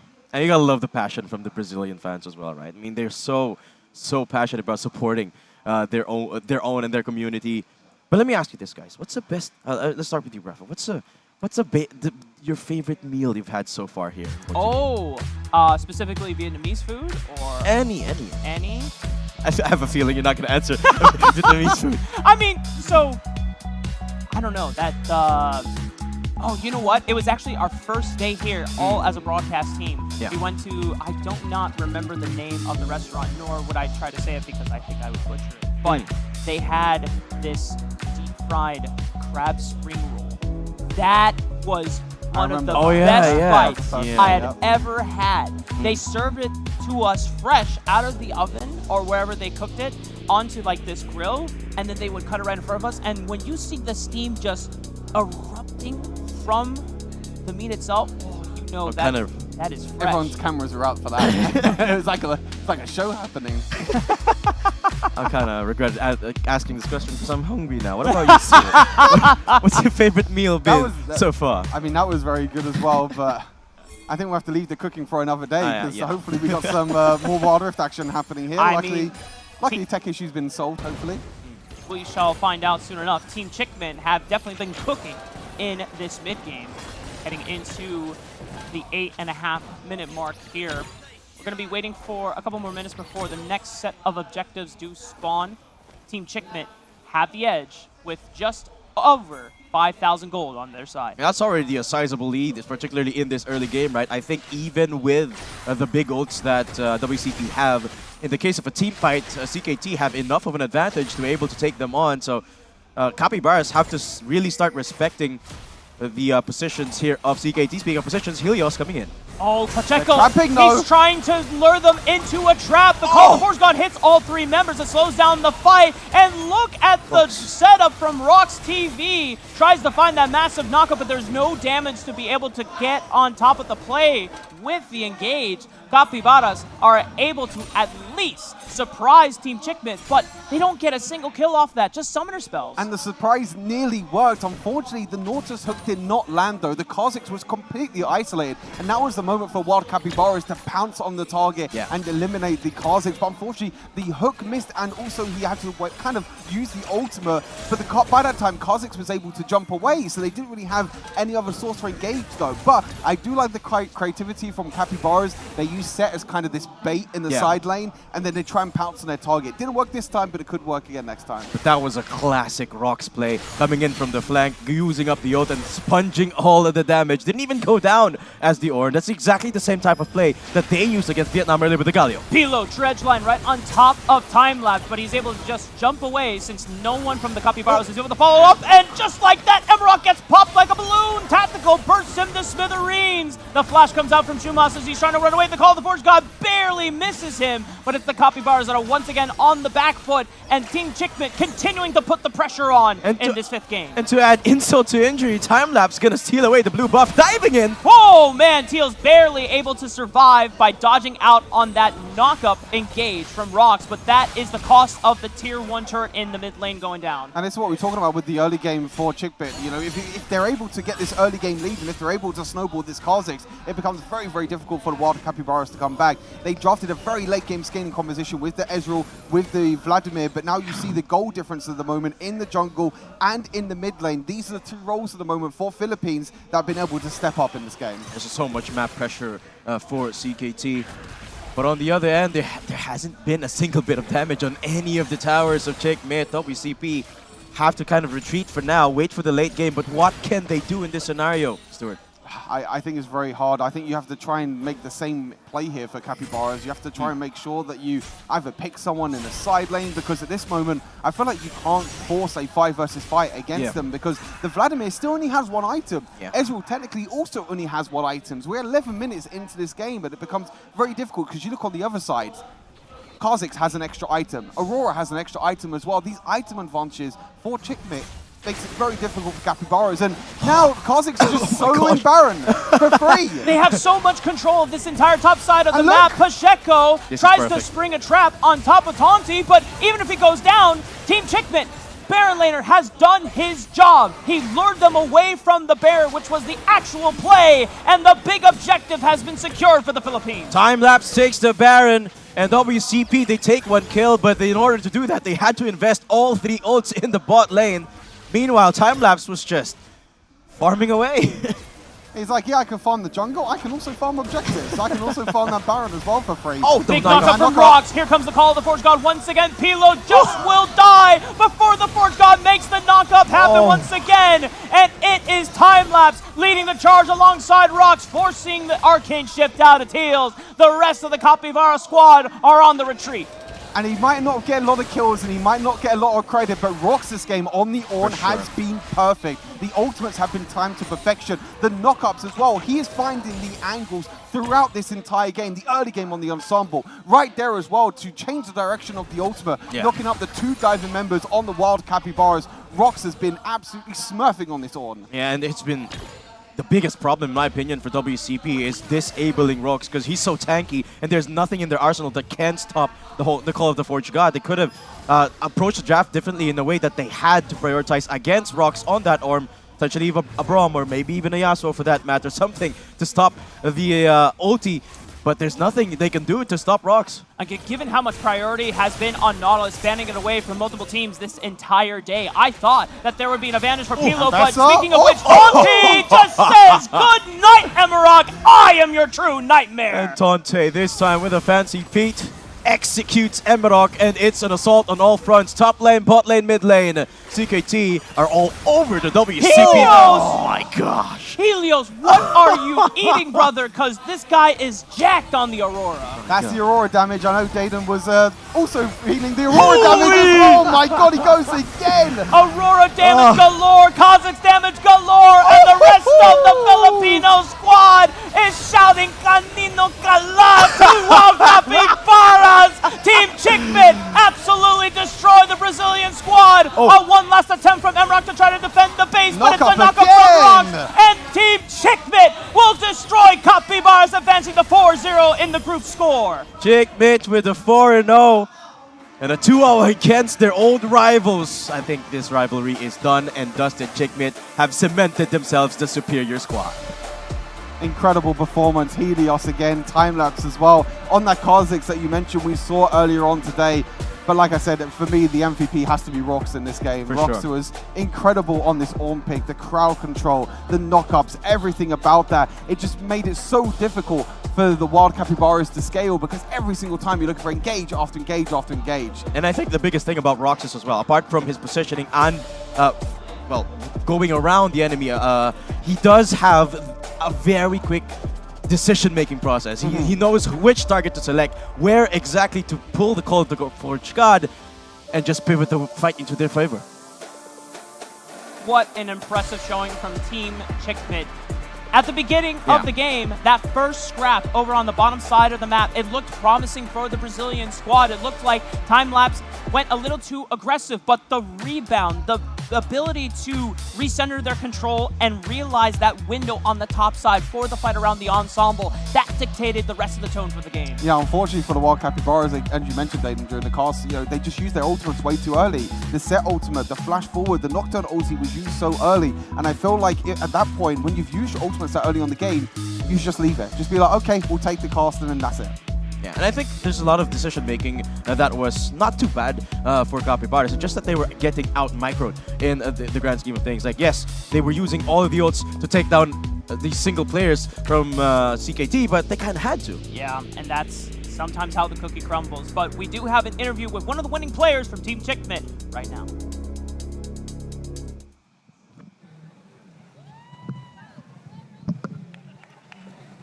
Xin chào mừng tất cả các bạn đã quay trở lại với chúng tôi tại phần phỏng vấn sau trận đấu và hãy dành một tràng pháo tay thật lớn cho đội có được chiến thắng sau trận đấu vừa rồi, CKT. Welcome to the post-game interview and please cheer for the winner CKT and Rox. Xin chúc mừng các bạn đã có được chiến thắng một lần nữa. Vậy thì mình hãy lời chào cho các bạn khán giả cũng như là mình chia sẻ lại cảm xúc của mình sau trận đấu vừa rồi nhé. Congratulations on the win. And again, can you say something to the audience and how do you feel right now? I feel really happy because we're going on a win streak right now. And I want to thank the audience and the whole Wild Rift community for supporting my team and of course the whole game. Hiện tại thì chúng tôi đang cảm thấy rất là hạnh phúc vì đang có được một chuỗi các trận thắng và xin cảm ơn sự ủng hộ của các bạn khán giả dành cho đội tôi cũng như là toàn bộ các cộng đồng Wild Rift. Các khán giả có vẻ là đang rất là nhiều năng lượng để cổ vũ cho bạn. Bạn có lời nào muốn gửi đến họ không? Anything to say to the audience who are very passionate right now? Sorry, can you repeat that? Can you say something to the passionate fan over there? Calm down, bro.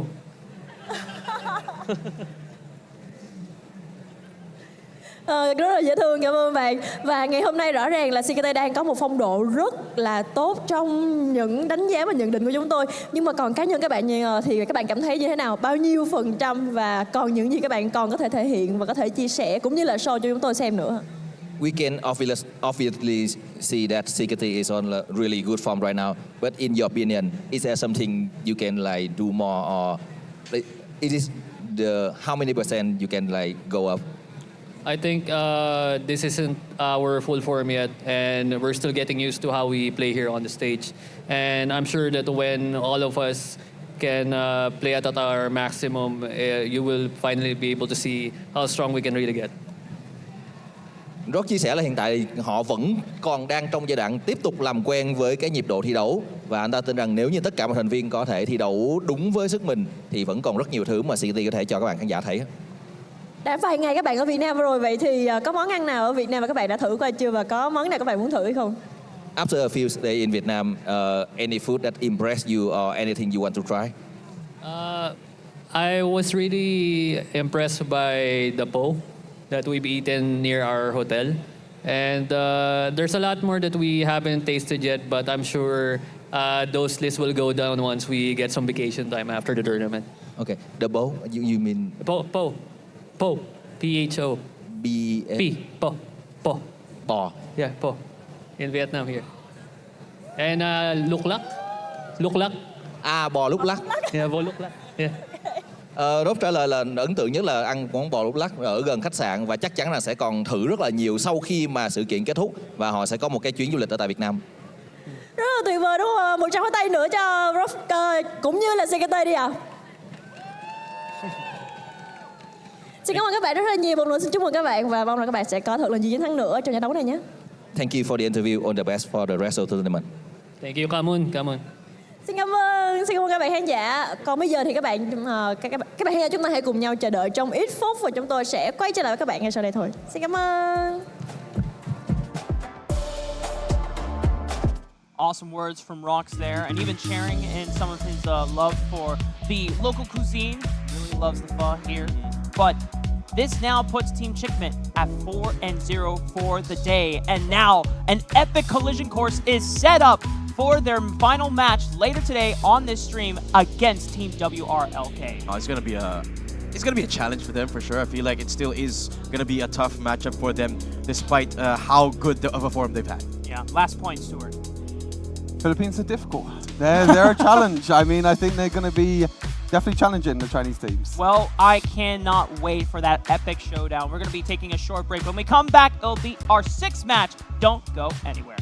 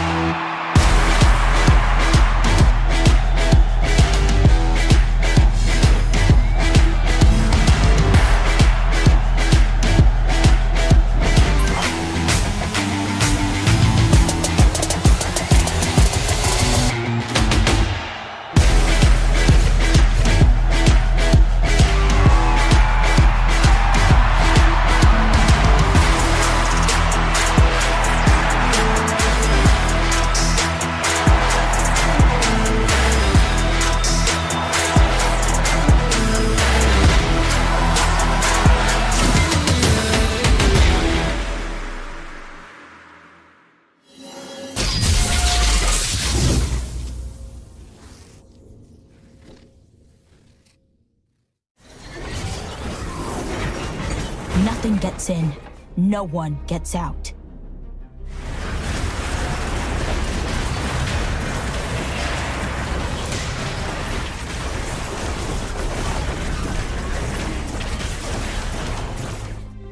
The helpless fight, the hardened live.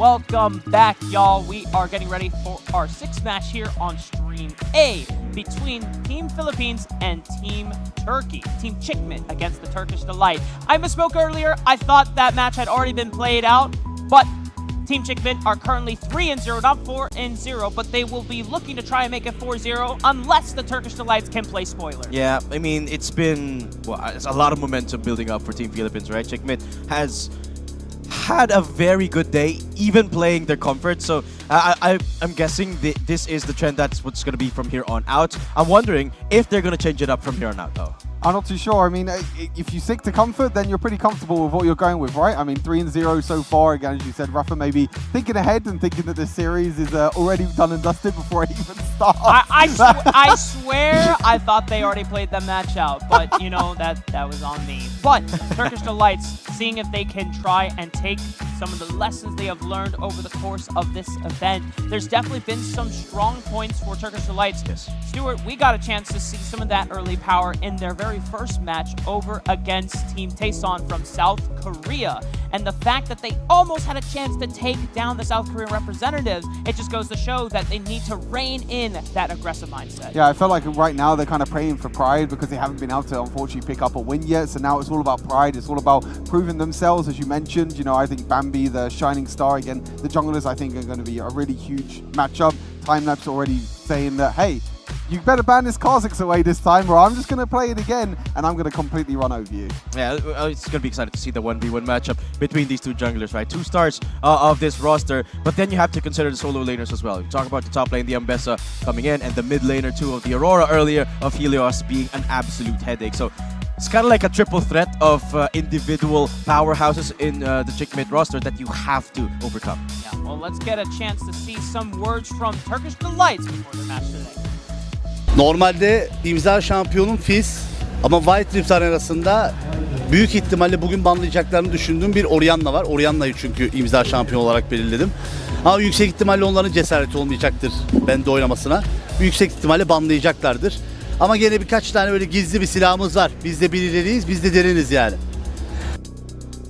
Well, do not underestimate Turkish Delights. Even if they have not technically won a single game so far today, they have been very close in a couple of them, Stuart. And when their backs are against the wall like this, and when there's nothing to play for except for pride at this point, maybe that's when they are at their most powerful. No, exactly that. I mean, I was able to luckily walk into Bambi after that first series, and he was like, oh, we had that, you know, it's a winning scenario. And I think when you understand that you have a winning scenario and you played the early game so well, and you're able to understand that, hey, we made a mistake, we have to kind of learn from that as well. That's kind of what you need sometimes in a game of Wild Rift. Learn from your mistakes and then go again in the next game as well. And I think they're going to come in with this and think to themselves that, hey, if we can take down the CKT where it gets undefeated, then we're going to be really powerful. I don't know if he'll get his signature Orianna, but maybe he busts out either that champion or even the Fizz and just say, you know what, let's throw a giant curveball towards the way of the Philippines. We'll get a chance to see. But I'm not sure if we are jumping into pick and bans just yet. Looking at some of the other monitors, it looks like, oh, that's stream feed going on over. So we're just waiting to make sure that both teams are locked and loaded and ready to go. Gonna get a chance to see once again. Now that it is fully nighttime here in Ho Chi Minh City. Beautiful. Currently 6:19 p.m. local time. It is absolutely gorgeous. And whoa! Whoa. Whoa. Okay, well, we got the full draft phase. Oh, wait, that was last game's draft. Yeah, yeah. That was last game's draft. I was panicking. I was like, whoa, what the heck? It's the exact same thing. How did we get the whole thing all over again? Crazy stuff. But yeah, I want to bring this up. Like, I think it's at this point you have to consider also the mental fortitude of the players. We mentioned Turkish Delight having a very rough couple of days so far. Granted, it was AAA games and 1v1s, but for yesterday at least. But today, they haven't won either. So you have to take into consideration that they almost won earlier, but they didn't. Are the players still up mental-wise? No, exactly. I think the mental is going to be pretty low, unfortunately, for Turkish Delight, but they want to be, you know, they still want to be up in spirits. They still want to prove themselves. You know, we talk about this roster and we talk about the highlights of Bambi and Zine, both these playmaking champions. We've seen some of their games that, unfortunately, they haven't been playing really the playmaking champions. I was able to see on stream B that Bambi was playing the likes of Shyvana. Yeah. Hasn't really been able to work out for them because they're playing a little bit more passive, but I think if they play with this aggression, they go toe-to-toe with Philippines, with the CKT roster, then they can go toe-to-toe. I think Bambi can be a shining star in this lineup. Let me ask you this, Rafa. If you were the coach of Turkish Delights, would you let them play the Fizz? Play whatever they want. Would you let them do that? You know, screw it. Why not? Why, yeah, exactly, why not? right? Why not? Right? I mean, I don't know what Fizz matchups are like these days in Wild Rift, but They're I mean, fun. screw They're it. fun to watch. Yeah. That's I mean, does jungling work in a way where you could pretty much take any champion into the jungle and you'll be able to clear just fine, Well, or have they made it more difficult? not any champion. You can't play Ashe or something in the jungle. So Okay, not yeah, any yeah. champion. But yeah. like, Fizz jungle can work. It could. I think it could. I think it could. well, Yeah. But it's not the jungler that wants to play it. So. True. Bambi is in the jungle, so. Do you get it in the side lane, maybe? We'll have to wait and find Well, out. Turkish Delights are on red side, so they could set up for a Fizz counter pick if it works well for them. But you lose a lot of access to wave clear. You're just trying to play to be that one-shot assassin, right? But only time will tell to see what Turkish Delights decide to pull up from their sleeve in what could be a very exciting match against the Filipino squad, currently undefeated, currently 3-0 today in our single round robin. The first ban that they choose is that Poppy. And this is going to be a test, right? The drafting is going to be hard. Do you ban out the pocket picks here That's of the Aurora. Chickmit, or do you take away the standard picks here, the meta champ, so to speak? The Aurora is taken out first, so I guess I have my answer. They are taking away, chipping away at some of these pocket picks that Chickmit has, but I got to tell you guys, there's a lot. A lot to deal with, I think, for Turkish Delight in this game. I think when you think about bans, I feel like at this point there's too many champions to ban because there's so many picks that that Chickmit can actually pick up and carry on and perform extremely well on. Too. Akali being banned away, Aurora so far. We wait for our third ban for Chickmit. Karma ban is pretty interesting though. Maybe they know something that we don't. Yes. Zillion ban. Yeah. So I thought Zillion was going to get a lot more bans or priority in this event just because I have heard some wild stories about how crazy Zillion can be. He's only been banned, though, a couple times today. Yeah, he was really strong on the first release a few months ago. Like, he was just banned in every single one of the games, basically in solo queue. His damage was really strong, but also his revive and his movement speed that he was able to give was very powerful. But I think after a few nerfs that have come through over the past few months since his release, his power has slowly, gone down, and his movement speed isn't that strong anymore with his utility. Something that surprises me, we don't see a lot of Lissandra presence, right? We talk about Lissandra being one of the power points in the mid lane, and now still receiving no priority. It's the Bard pickup for Chickmit. Well, listen, guys, Rox just had a field day with the Ornn support in the last game against Capivaras, but because the Bard was available, that is now going to be another champion that Rox can make some stellar plays with. Here, Turkish Delights, though, do they want to answer and go for the Nautilus now that it is open once again, or do their priorities lie somewhere else? I think it's very difficult, though, to play the Nautilus into that Bard. We'll go for the Rumble, so prioritizing the side lane, and there you go, there's the Nautilus as well. So Zine now on more of a proactive pick, a pick that he can try and perform very well on. Rumble in the side lane, we know how comfortable that can be and how strong that could be, but Bard is a completely different champion to Ornn that Rox was playing last game. He was able to perform very well on a tank, very, very strong. But Lucian finally going through the bans is picked up here for Chickmit. Yeah, Tactical going to be back on that Lucian this time. Or actually, it's first time playing the Lucian today. And the Bard will be a completely different look, as you mentioned, for Rox. So he typically likes playing engaged supporters. Talk about the Galio, the Nautilus as well, and that Ornn. But this time, we'll be playing more the range Bod. So there we have Tonte. CKT lucking in the Gwen this time around, and the Vi to respond with. So it's a mixed bag of bans here for TD that they're going to continue on with the Ambesate. It's all pocket picks banned away. It's always a mix. It's always a mixed bag whenever you lock in a solo laner because here in Wild Rift, either your first natural instinct is to put that Gwen something like in the Baron lane, but as we have seen, we have gotten laners into the mid lane as well, so this pick could very well be for Helios instead, but at least Turkish Delights are going to rely on that Vi, the champion that Bambi had a stellar start on in their very first game over on Stage 2 and Stream B. Couple bans have flown out though. Set and Bessa taken off the table from the Baron side of the map, as well as Ezreal and Lissandra, as you flagged here, Datum. That is one strong source of magic damage and lockdown that is taken away. What do Turkish Delights want to look for next?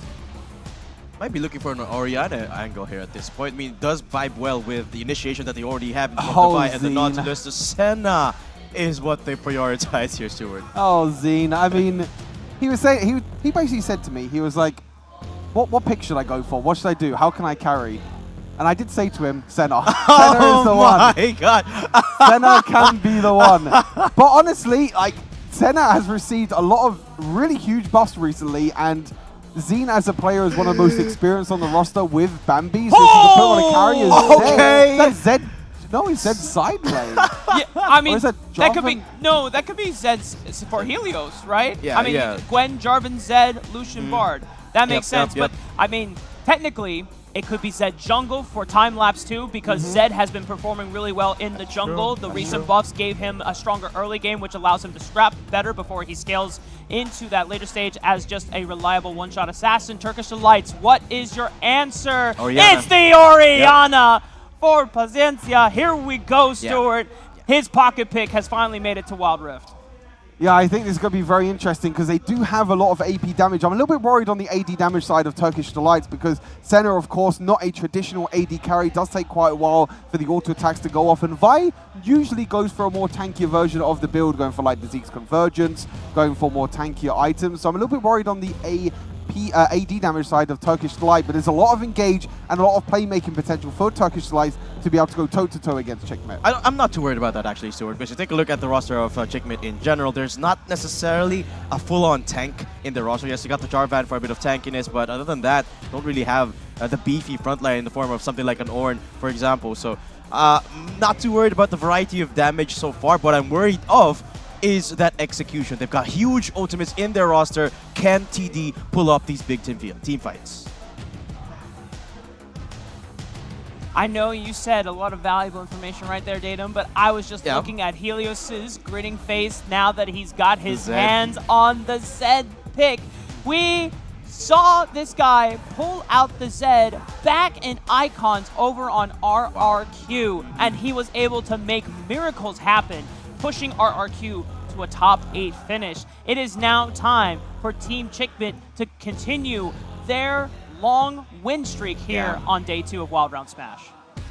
Yeah, I think for Turkish Delight, they want to play spoiler season really for the Philippines. They know that if they take this game from them, then for the Philippines it can be quite difficult because again, as we mentioned, they've not played against the WRRK yet. That will be the last game on the A stream after a few more games that we get to see here. And if they're able to Turkish Delight put off a miracle here, then it could make the group stage very interesting to see who are the top 2 to go through to tomorrow's final. And I just want to say, it's still so funny to me that Scene was like, hey Stuart, what should I play? Senna. Okay. They've been practicing it. I'm just saying, they've been practicing it. Zine feels pretty comfortable on this pick. So all right then.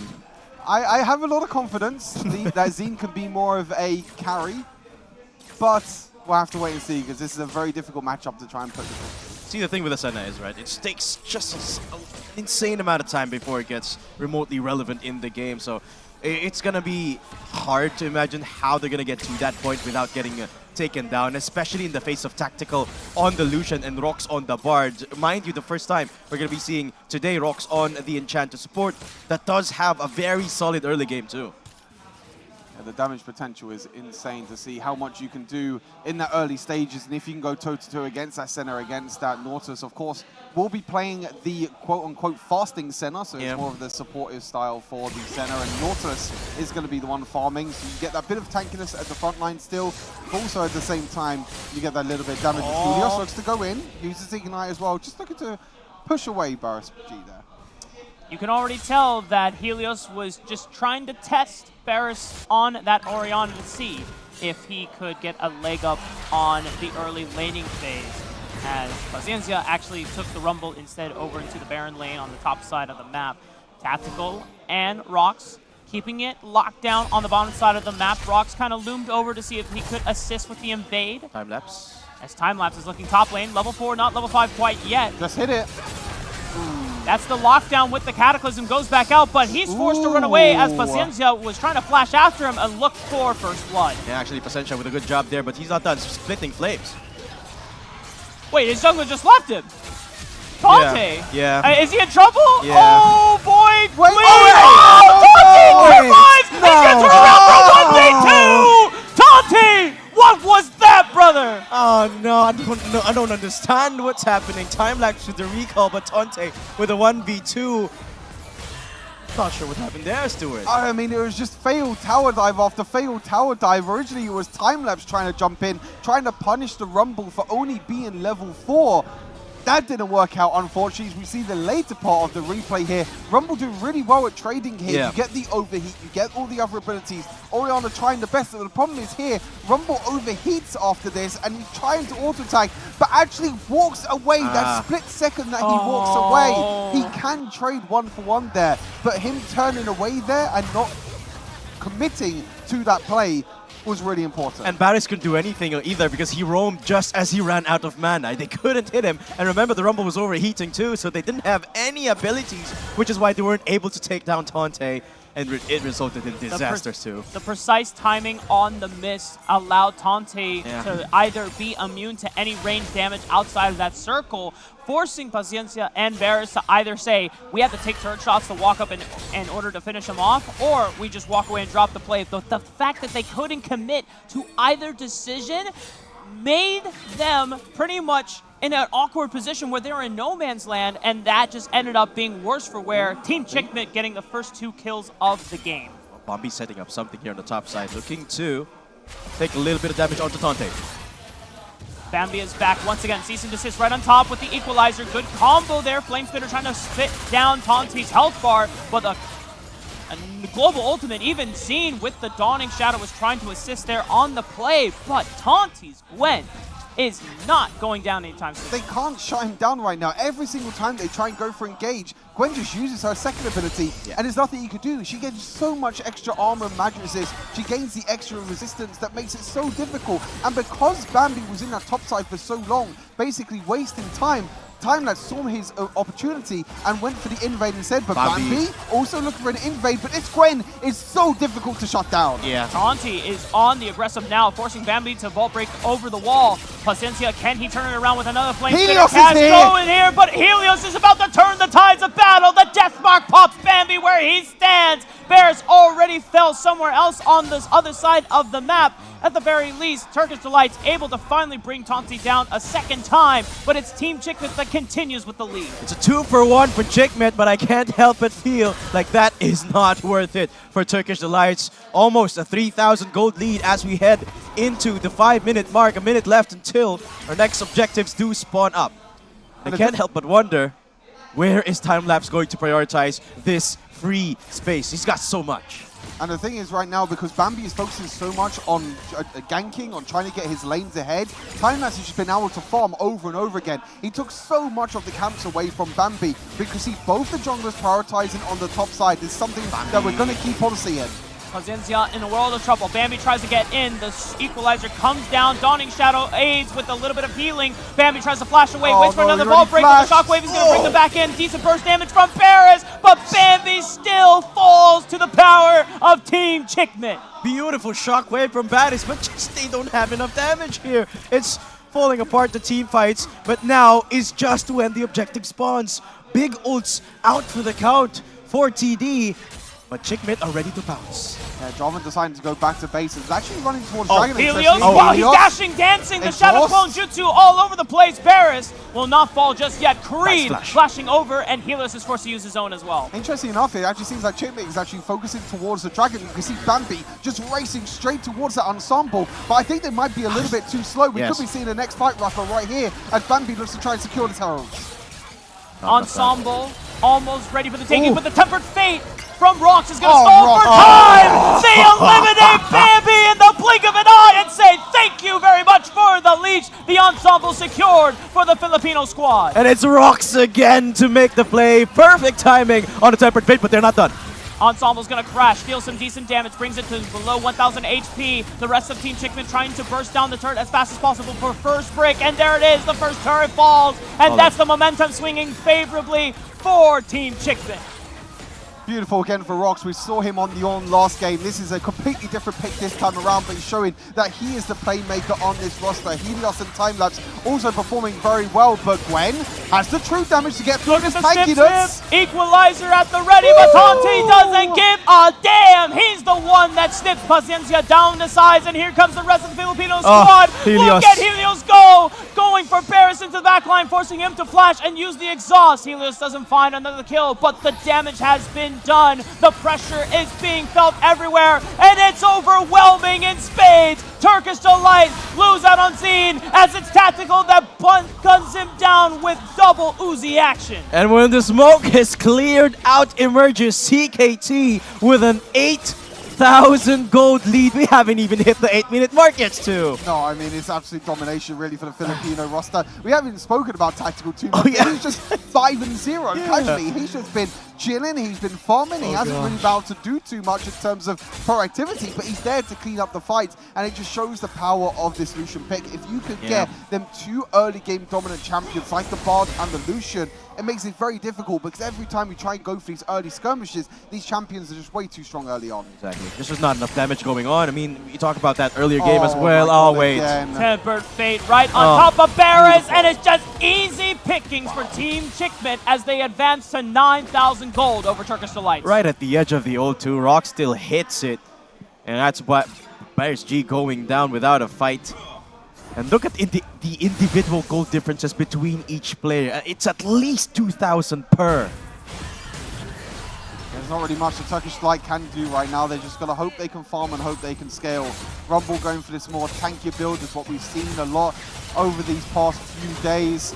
Trying to do the damage. There is going to be ulti down from Bambi. Is it going to be enough to take down Rox? Rox, one more auto attack, and Bambi's just going to flash forward to secure the final killing blow alongside Paciencia on the Rumble. That is Turkish Delight's 5th kill of the game, and one that was very much needed just for a little bit of extra gold to juice, but still, they're down almost 8,000 gold. The re-engage, Time-lapse goes in with the Cataclysm. Helios already throws down the Death Spark, and down goes Barris! Immediately destroyed by the Filipino Hokage of Team Chickman. That is Helios, showing why he is the superstar carry on this squad. And 2 players down is all a Chickman need. They don't even need the 5v5. Even without Tonte, they will take the fight. 10k gold lead for Chickman too. And I think they can take whatever objective they want. Oh, they could do whatever they want right now. They could just go into Turkish Delight's jungle. They could take off the objectives. You can see Rox just even farming the blue buff by himself, you know, as the support. He can just chill at the moment. Tactical might get a little bit caught though. Cease and desist does come down. But Rox is here to protect him. Oh, but it's just not enough, Stuart. And Bambi cannot do it. And the Tempered Fate looking for the next target on the scene. He tries to flash away, but there's nowhere that you can run from Team Chickman. It's Time-lapse just continuing the chase. He's ready to burn down Flash. He knows that this game belongs to him. Here goes Helios over the wall looking for Barris. There's the Death Spark! Helios, Filipino Hokage, showing why he is sobrang superstar na. Insane playmaker potential. They're not done yet. The culling comes through from Tactical, and they have so much damage. They're going in between 2 towers, Rafa, and they just all escape thanks to the portal as well. Chickman just having fun in this game. They're just playing with absolute free hands. They're just like, yeah, we can do whatever we want. Yeah, the attempts are getting desperate here from TD. Dragons are just falling like flies in the hands of Chickman. And you take a look at the items, you don't even need to. Just look at the numbers beside the icons of the champs. The differences between each player. Look at Helios, 3,000 ahead of the Rumble of Paciencia. And there's desperation in the air for TD. Nearly a 12,000 staggering gold deficit that the Turkish Delight squad have to surmount. It seems near damn impossible, especially when you're staring down the barrel of multiple item spikes in advantage of Team Chickman. They have full control of the top side red quadrant jungle, and they're just going to burn down this Baron before Turkish Delight have an answer. The fight in bot lane. Oh, Helios off screen just kills Paciencia, and they are getting double map action very efficiently. This is the power of Team Chickman. And you take a look at that Baron take as well. It was so quick that Bambi had a clue that they were starting up the Baron, but they just didn't have enough time to rotate towards the top side. Baron secured. Tempered Fate used up. Rox Barris locked up as Rox is going on a magical journey of his own, dancing in front of Turkish Delight, but there's nothing that they can do about it. Yeah. They let him walk back into the safety of their own jungle. I mean, he's playing the tank version of the Bard build as well, so he's not really doing that much damage, but he has so much tankiness that he can take these aggressive portals. There's nothing they can do about it, Tante's but... ignoring them. Tante, 1 versus 2. Cataclysm right on top of Paciencia, forcing him to flash away. Dawning Shadow will give a little bit of shielding back. That forces Time Lapse to get back over the wall. Bambi sends it onto a huge knockoff into the back line. Multiple action, multiple damage coming out. Here comes the culling, ripping apart Turkish Delights. They're forced to retreat into the safety of their base, but their inhibitor turrets are falling one after another. Team Chickmit showing the power of the Philippines right here in Saigon Riverside Park in Ho Chi Minh City. They will not drop a single beat. The Turkish Delight Squad doing everything they can to defend the last parts of their nexus, but the Tempered Fate locks him down for another kill. Helios goes legendary, and it's Team Chickman that goes up 4-0. 5 games for Chickmit, undefeated, and if you thought the last game was quick, take a look at this one. We didn't even hit the 13-minute mark. Chickmit taking down Turkish Delights. Perfect performance in the end, just absolute perfection from Chickmit. Every single time they look to go for engage, every single time they look to play proactive. Yeah. It was at that moment that they knew that they had the flashy plays. Rox again on this Bard, completely different pick of what we saw before, but the Tempered Fates hit time and time again, and then the flashy plays from Helios, showing why he's one of the best in Philippines. And you know what, guys? We have finally arrived to that point in our story today where Team Chickmit, representing the Philippines here in Ho Chi Minh City, now on a collision course against the only other undefeated team here in our Creator Track single round robin, WRLK, representing China. It is going to be the Philippines versus China later today to see who will be able to grab first seed going into the Creator Show match tomorrow. It's going to be historical. This matchup is something that we have been always coveting. Fighting against the Chinese, who has been the gold standard for Wild Rift here in Asia, and I'm excited. Yeah, that's going to be a really exciting match later on. I think when you see the powerhouse of both of these two teams right now, right? You see the playmaking potential that the Philippines have. Then on the other side, you have the WRLK, which has been also dominating every single team as well. So for those that are still tuning into the stream, need to make sure that you stay for a few games longer, because that's going to be the last match of today, and it's going to be an absolute banger. Yep, and it's still just a best of one. We still have to wait for all the other best of ones to finish before we get confirmation and a conclusion of who will be playing in our 5-on-5 Creator Track Best of 5 tomorrow. Signs are telling us, though, that it's going to be WRLK and Team Chickmit at this point. We will have to double-check the numbers to make sure that there's no sleeper upsets that are happening, because we know that some of the other squads like Vietnam Chosen and Team Taeson from South Korea can always pull something up their sleeve later on. But I believe we should be getting ready for an interview from one of the winners from Team Chickmit again after their victory over Turkish Delights. But until then, we're hanging out and reminiscing more on awesome games that we witnessed today. Yeah, I kind of want to talk about the playstyle that Chickmit has here, right? They're the only team that does this kind of play. Pick a Zed, let him rampage on one side of the map, and then everyone else finds something else with their support. It's not something that we see a lot of, because it's really hard to execute. You gotta have a lot of talent on that single player that you're gonna put up a playmaker on. But it just so happened that they have Helios in their rosters, and it works. Yeah, I mean, we don't really see a lot from the other teams, but when you have a player like Helios, that we know does insane playmaking, then you know that if you put him on a playmaking champion, he can perform. They can all perform on Team Chickman. And let's get a chance to hear some words from one of those players now on stage. 4 consecutive win of the day. Xin mời bạn gửi lời chào các bạn khán giả cũng như là chia sẻ cảm xúc của mình sau trận đấu vừa rồi nhé. Can you say hello to the audience and share your feeling right now? Hello guys, I'm feeling happy. Xin chào tất cả các bạn, và hiện tại tôi đang rất hạnh phúc ạ. Rất là tuyệt vời, ngày hôm nay thì chúng ta có rất là nhiều người hâm mộ đã đến đây. Vậy thì bạn có thể chia sẻ một chút xíu về trải nghiệm của bạn ở Việt Nam sau những ngày vừa rồi ở tại đây hay không ạ? So there's a lot of fans here today. Can you share about your experience so far in the Wild Smart 2025? Wild Smash is good, and so many people and other stuff to gain. Wild Smart thì rất là vui, và tôi cảm thấy rất là hạnh phúc khi mà có rất là nhiều fan và có rất là nhiều việc để làm ạ.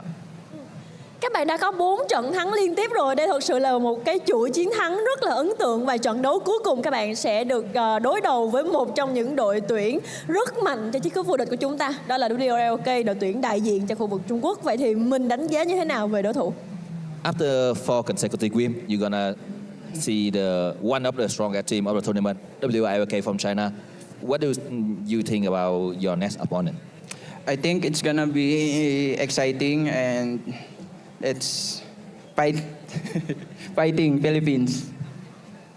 Tôi nghĩ rằng đó sẽ là một trận đấu rất hấp dẫn và một cái câu tự động viên tinh thần cho đại diện của Philippines ạ. Cuối cùng thì mình có lời nào muốn gửi đến các bạn khán giả, những người luôn theo dõi và ủng hộ mình hay không ạ? Anything to say to the audience who supporting you? Thank you very much for the support and keep supporting us until we win. Xin cảm ơn tất cả các bạn vì sự ủng hộ và hãy ủng hộ cho chúng tôi cho tới khi nào mà chúng tôi lại thắng một lần nữa. Một tràng pháo tay thật lớn cho Thai Blast đây ạ. Xin cảm ơn các bạn, xin cảm ơn Thai Blast một lần nữa. Chúc mừng các bạn đã có được chiến thắng sau trận đấu vừa rồi. Thank you.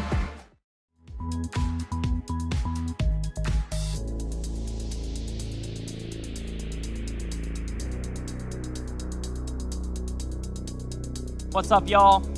So, already getting some, I don't want to say the most confident words for Team Chickman about their WRLK, but they're optimistic words. Fighting Philippines. Yeah. I mean, tactical is going to be the MVP for this particular matchup, but I would have given it to any of the 5 players here of Checkmate because everyone just absolutely performed. Yeah, exactly. They all performed up to a standard that we expect from this Chipmate roster and from this Philippine roster, you know, coming into this great tournament. I think they were one of the ones that we were highlighting and we were really looking forward to seeing.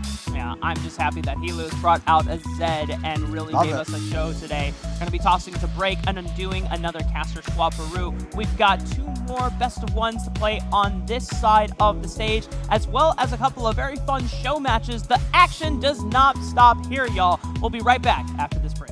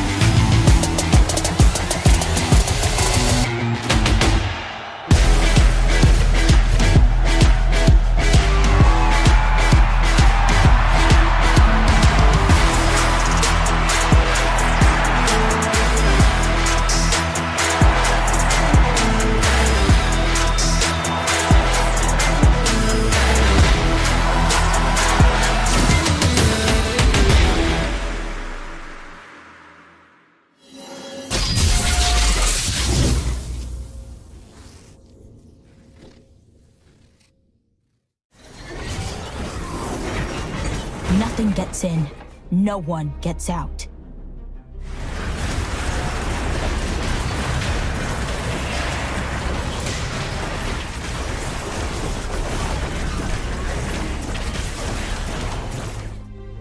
helpless fight, the hardened live.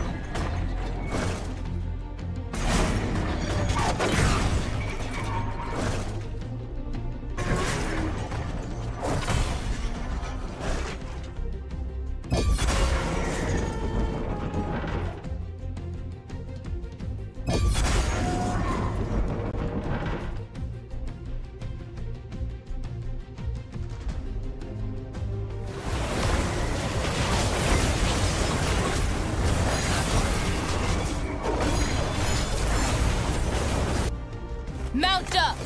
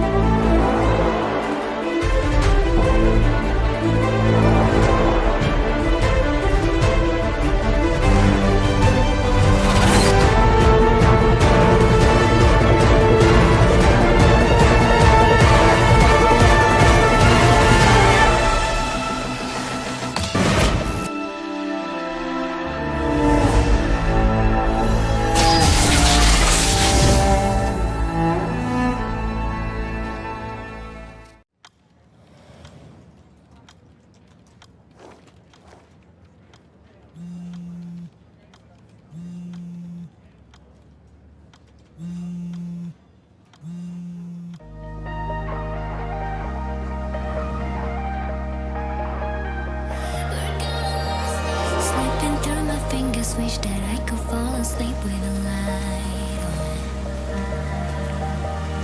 Searching for the present tense, cause you're the way that I can rely on. Concrete nights, hearts out on the dash. Somewhere soon, we're gonna wish we could go back to.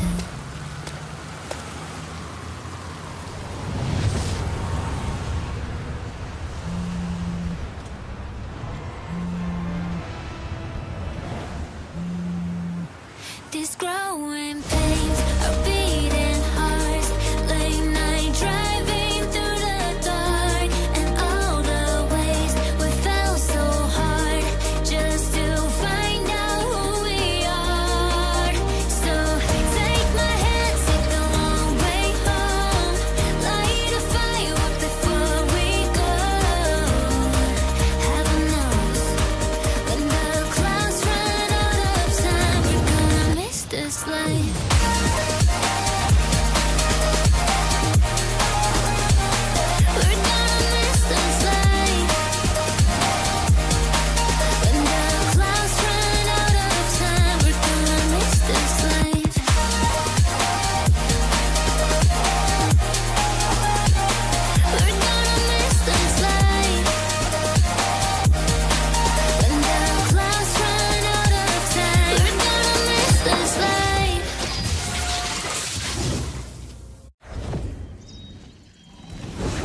The wild calls. I answer.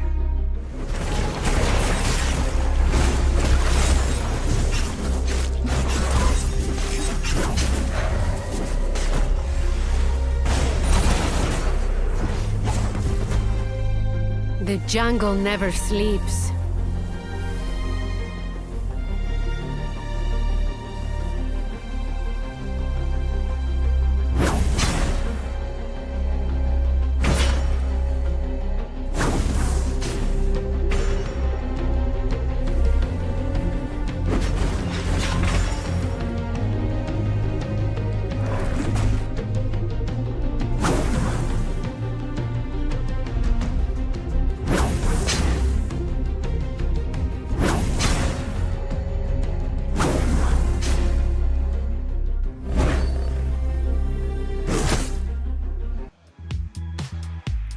We welcome you back to Wild Round Smash here at Ho Chi Minh, Vietnam for more action here on the Rift.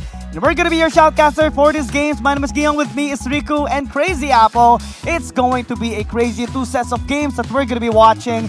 First is going to be the match of WCP or Wild Capybaras going up against Tyson. Next up, we have WRLK versus Checkmate. I know. They're really saving one of the strongest teams over here at our 5v5s for last, because so far Checkmate undefeated. But our current matchup is going to be really interesting because Wild Capybaras, they're going to be pressured to really put a score on the map. Yeah, of course. They do want to get as many points as they can, especially here in our day 2 of the tournament here in Wild Round Smash. And I'm really excited to see the Capybaras because they have really shown some very clever tactics. I remember it was mentioned earlier that they did this early invade and a level 2 invade. I don't think I've seen anything of the sort from other teams, so the creativity from this team is going to be very amazing. I mean, you have to push your heart, right? Give all out here in the final games here at the elimination stage and the day number 2. You have to give it your all because you're banking on the chance to be part of the finals, especially in preparation for tomorrow. A lot of these teams actually had a dominating performance. For example, WRLK, they have dominated every single game that they had. We had a lot of moments for long.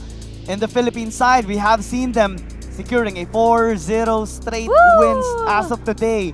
And their last match is going to be up against the other undefeated team so far here. I know, it's undefeated versus undefeated later on, and we're excited to, sort of wrap up the night. And I say wrap up, but please do stay because there is going to be a show match after all this amazing single round robin 5v5 action for y'all. So you get to see teams combining powers now. It's gonna be a mix of teams coming from getting individual members, star players from different regions, and finally putting them together. They're not gonna be enemies, they're gonna be teammates. Yeah.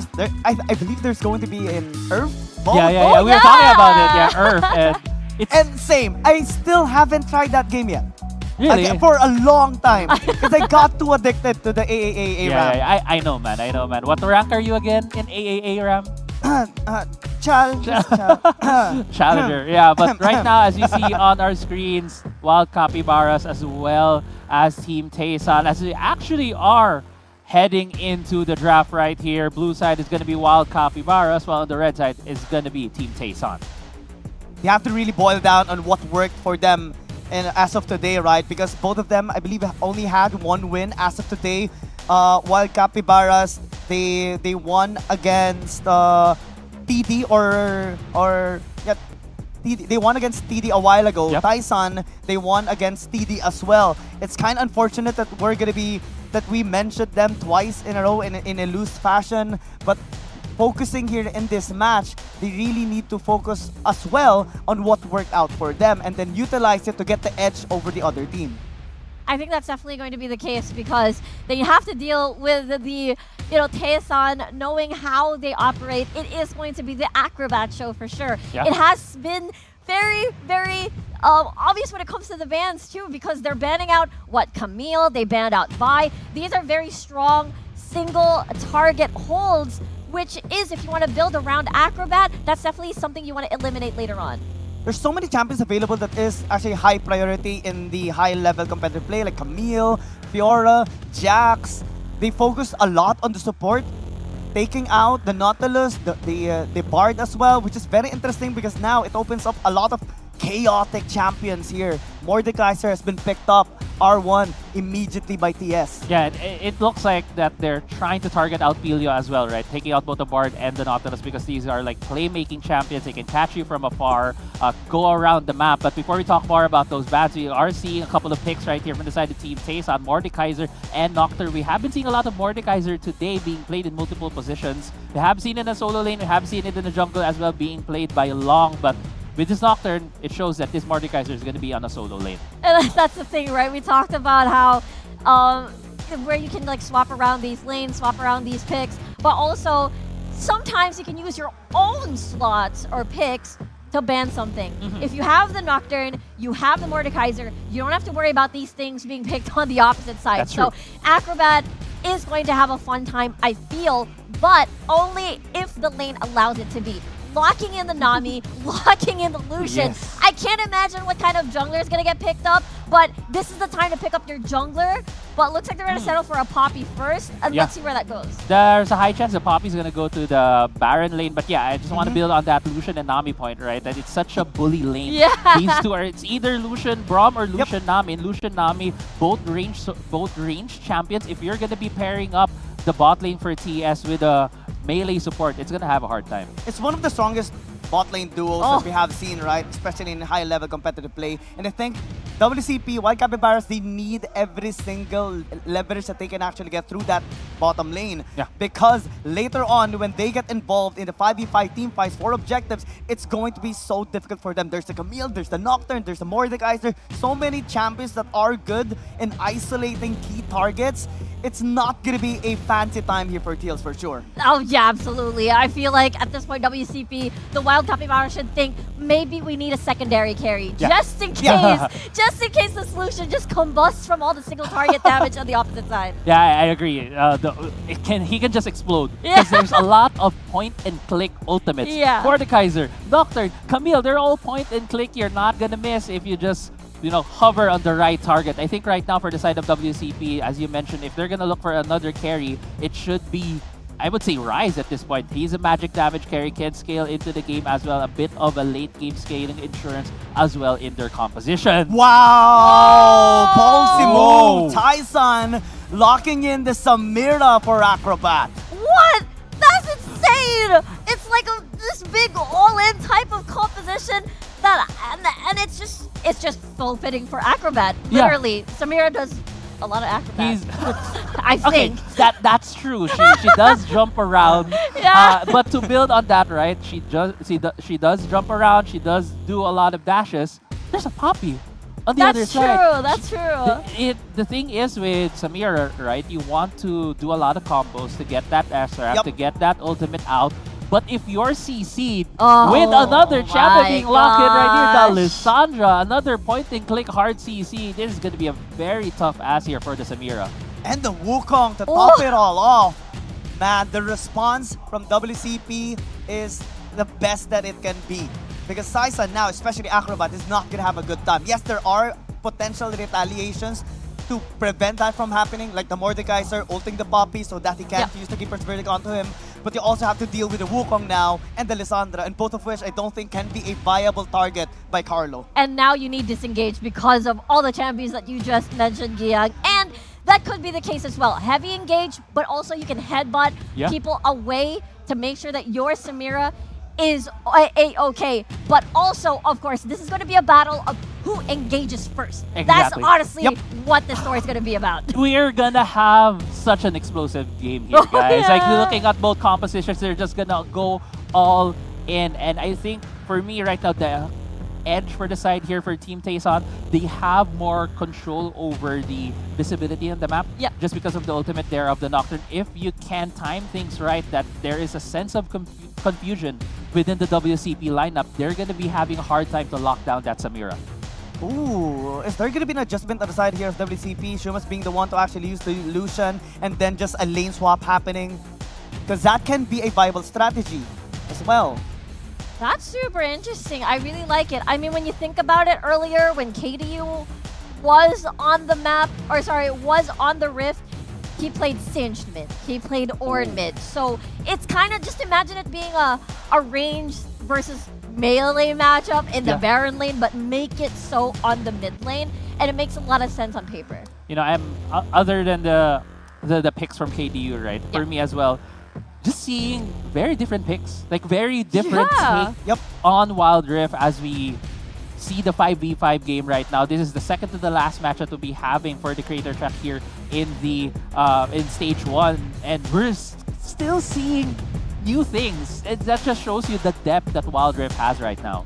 If this is going to be a Lucian for Shumas, I'm trying to recall one of the matches yesterday in the AAA RAM mode, because I believe they battled against WRLK, and the series went like this. It started off with 1v1 wins by WRLK, and then in the AAA RAM, Shumas was actually the ADC, and he popped up in that game that gave them the tie of the score, and now he might actually have a hard time. He gets the first blood, the outplay with the help of Pilio, and now Ranang might actually get taken down. It's a harsh start for Tyson. Level 1?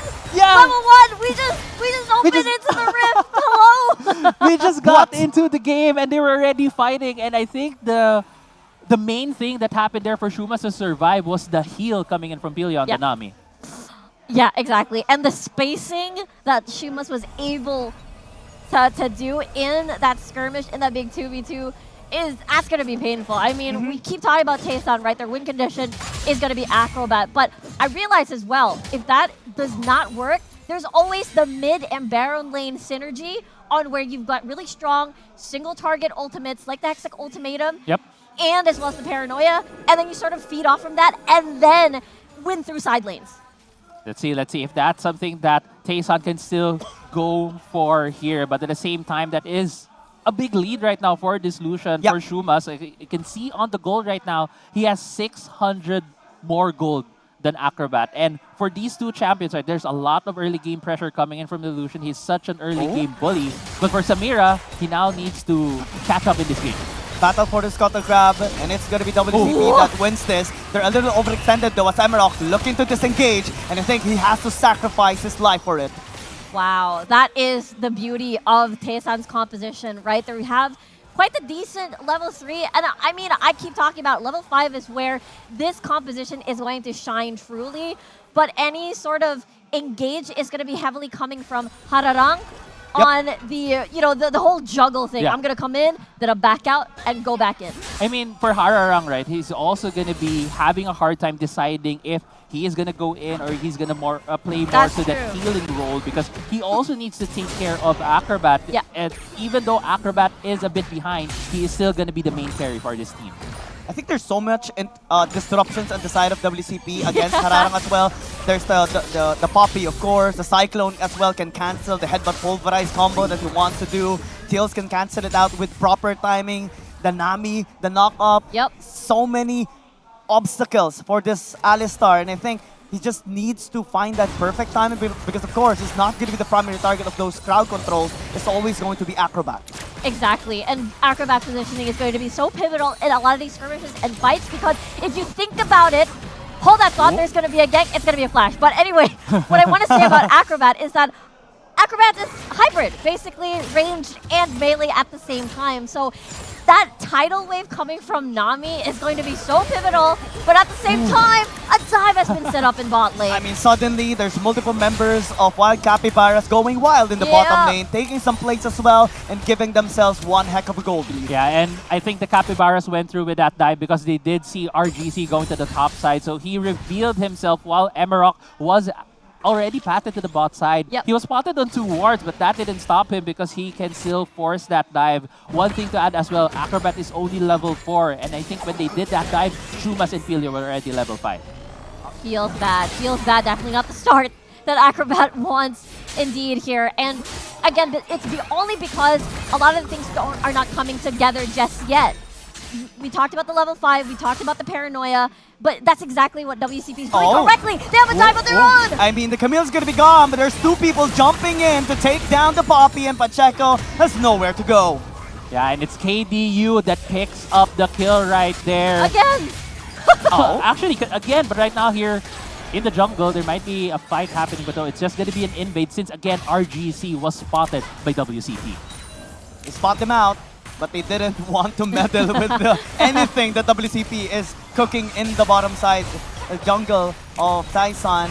First tower going to be taken down by WCP at 4 minutes and a half. Yeah, that's huge, right? That's huge because they took all of the tower plates and took first turret. So that's going to be a huge lead right now for Shumas. And as you mentioned, that he has 1,600 gold lead with him right now. I mean, in Filipino terms, we call that paldo. Paldo. Or rich.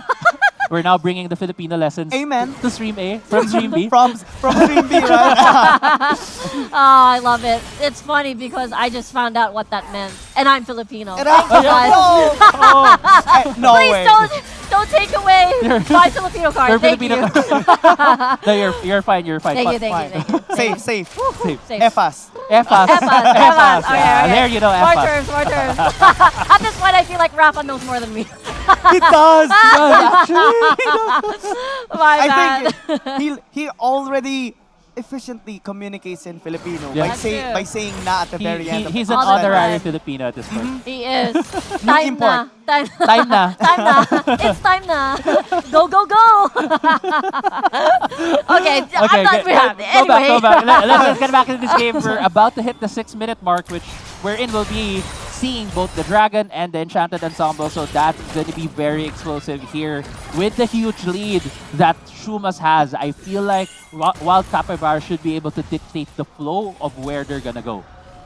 I'm really curious as well because it has been dive after dive after dive. Yep. If there is side lane pressure like this and them being grouped up. Oh, they want to take down the Camille. Carlo is not going to have any way to escape.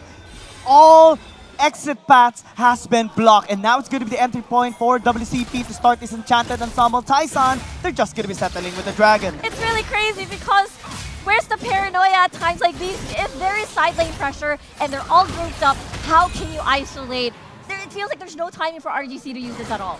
Yeah, and also, I don't think we have seen RGC being super proactive with a Paranoia. Even when they went for the gank at the top side, they didn't even use the Paranoia. So I think it's more of the initiative, more waiting on how he's going to use it. But right now, that really costed them because they lost Enchanted Ensemble, but they did get the Infernal Drake instead. I mean, the price is too much now. It's too high. Tower in the bottom lane taken down in 4 minutes and 32 seconds. Tower in the top lane taken down in 6 minutes and a half. And now they can even use the Enchanted Ensemble into the mid lane to fully unlock all the outer turrets. Yeah, the Wild Capybara fans are very, very happy to see this indeed. And right now, RGC, he's getting scared off of his own jungle. He can't get any buffs at all. Yeah, that's going to be tough right now, especially if you're a jungler. You could feel what he feels not being able to get his buff. But one thing I also want to point out right here, Shumas being the most fed member in the game is a double-edged sword. Before we head to that, Ice Person onto himself. Delisandra will stay alive. Astios is looking to Paranoia lights off, and Tyson will lit the map up as the Hextech Ultimatum locks them down. The Samira now, Acrobat, wanting to do some gymnastics there into the team fight, but Pacheco is just going to stop every single member of Tyson. He says, stop, red light, no one moves.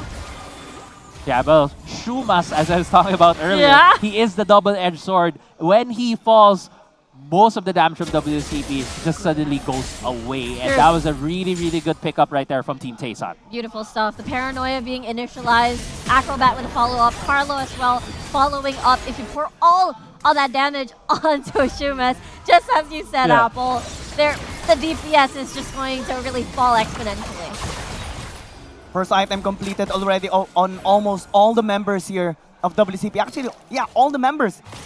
Shumas is insane. He's rich. Yeah. He's rich. Going already towards the Magnetic Blaster to have that extra range and also just better poke and burst as well towards Acrobat. I mean, Acrobat now is kind of getting back into his rhythm though. Yeah, as you mentioned, right? Acrobat is getting back to his rhythm. I was about to say that he, instead of like the 2,000 gold lead that he was, the deficit for Acrobat, he's now like across 1-5. He has the Collector. And for a champion like Samira, who just needs to get those kills to get her started, having the Collector is such a huge item for her. Yeah, exactly. Be able to catch up as well. Having the 2 kills, and I believe one of them could possibly be a shutdown onto Shumas. was so important to sort of get back into this game, which is exactly why the gold swing now isn't that much. Actually, you're right. Yeah. It's almost dead even, and when Carlo secures this tower in the top side, it's gonna be the gold lead right here for Team Tayson. This game feels like it's slowly going away from WCP. Yeah, exactly, right? Momentum was very fast for Wild Capybaras at the first minutes of the game. However, now as Tayson is slowly slowing them down, they're getting their gold back. They're recovering some of the losses that they've had, and now they're slowly getting the lead as well as they take some towers. Teleport gonna be incoming here. Carlo wants to join the party. No knock-up gonna be hitting him, at least for now. Flash, but a Hextech ultimatum will lock him down. Imprisonment as everyone just commits onto Tayson. Wild Capybaras, this is just too wild for them. And they're just gonna be leaving Pacheco in the mix as he goes to the deathbed. But now, with the Inferno trigger coming in by Acrobat, he just wants everyone down. Pilio tries to pick up the slack. He gets a double kill, but it's not supposed to be the Nami that gets the kill. And it's Tayson leaving the fight with smiles, and looks like they want to really secure this ace. They do it, and RGC picks it up. What an amazing team fight. We talked about this in the draft. Who gets to start the fight will most likely be the victors at the end. It was a 4v5. It was, you know, the Lissandra trying to walk back to lane, but at the end of the day, that 4v5 was the biggest advantage for TS, and there you go, 5-3-1 now on Acrobat. I mean, we can go back to the start of the fight as well. It was Hararang going and catching two people with the Pulverize, getting the double knock-up, and that allowed Acrobat some space to be able to get those stacks. He was able to cast his ult twice. And the first time he got one kill, the second time, Shumas just walked a bit too close, got to the outer edge of that circle, and they were able to finish this out. Baron now on the plate for both of these teams. Wild Capybaras are in no way, shape, or form to actually start this Baron, especially on what happened earlier. It's just gonna repeat again and again, and now Tayson going for the soul point. Infernal Dragon soul potential here for Tayson. It's a deadly course of action here for WCP if they don't bounce back from this. I really love the positioning of TS here. They zoned them out of Baron, but Hararang may be the sacrifice. They get the Ocean Dragon, but they're now running for the hills. And they're trying to take them out. Numbers advantage present here on the side of WCP, but now Paranoia, RGC almost bursting Shura as now he's looking to disengage, but he's going to be locked down once again. Shumat's going to be taken down as Tayson is just cleaning the crew here of Wild Capybaras, making sure they regret even going in as Acrobat just takes them all out with a triple kill on that Inferno trigger. What a team fight! Acrobat had precise positioning all this time. People try to zone him out, but at the end of the day, Shuma's being deleted almost instantaneously from the Paranoia, from the Hextech ultimatum. Really sure balled that TS win. As we head to the replay right here, we're gonna start off with Hararang, and I would really credit this game, or at least this fight, to Hararang, because he was able to buy so much time after Team Tayson was able to get that dragon because of the time that he spent on against the Wild Capybaras. The Paranoia came in, Acrobat got in there to be able to throw the ultimate on the Samira and just delete the members there of Capybaras, even securing the Baron at the end. So many resets on the dashes, and also the AoE from the Inferno trigger just lands the mark on WCP, and look at the gold now of Shumas and Acrobat. All that lead from that 5-minute mark is all gone. Yeah, now it's a 500 gold lead actually for Acrobat. We're looking across as well as 2,000 for RGC. They're not going to be scared at all anymore. Whoever they face, it's going to be dead. Good Keeper's Verdict though, at least knocking him up, and RGC is dead. Numbers advantage now present on WCP. Can they actually get anything? Shumas forced to flash away. Emma going for that angle for the Cyclone. Gets into their faces, but it's just the clone. And Tayson now a little bit confused. Some of the members are getting low in HP. The Lock's going to be connecting here onto Hararang, but no follow-up coming in here. WCP, that's the Lissandra going in. KDU is going to get taken down. That's 3 members left on Tayson. Look at the runaway. But now, Tails netting the crowd controlled once again with the follow-up of Pacheco, and they finally get their comeback, at least for now. Tails carrying Wild Capybaras on his back on that fight. 2 very crucial routes on members of TS, and unfortunately for TS, they overstayed. Exactly. They wanted more. I mean, I could see the vision They had a lot of damage. They're in the lead, but now that is slowly dwindling. They're losing map control at the moment, and that means they have a little bit more space, a little bit more breathing room to come back into this game. They have punish potential. Overstaying like that, Keels is going to take that opportunity. Those roots were so deadly. Yup. Teals getting the multi-man crowd control and also the Soul Stealer. The cooldown reduction it provides whenever you get involved in takedowns is just so OP. And it gave them the opportunity to keep them there in that fight, preventing them from falling back. And it's a long journey for them to begin with. That's what's the punish right there is because of the indecisiveness, right, of Team Taesan. When they lost one in RGC, and I love that actually Giyang pointed it out, like they weren't sure what they wanted to do. Were they going to fall back or were they going to go in? Because I think in the heads of Team Taesan, they think that they have already won, or they are in the process of winning. They can overpower them. They can feel the momentum. They were winning so much, but Teals just really stepping up. I gotta remember, if the same thing could be said for Shumas, the same thing can happen to Acrobat, because remember, they got the Frozen Tomb from Teals. If you seal that deal, if you seal that carry, then there's a lot of DPS lock in the team fight. There's so many ways for WCP to actually poke them out, and it's one of the reasons why they got the HPs of RGC and KDU low to begin with in the top lane fight. And I think they can repeat it again. They need to, because they have to deny this last dragon from Taesan.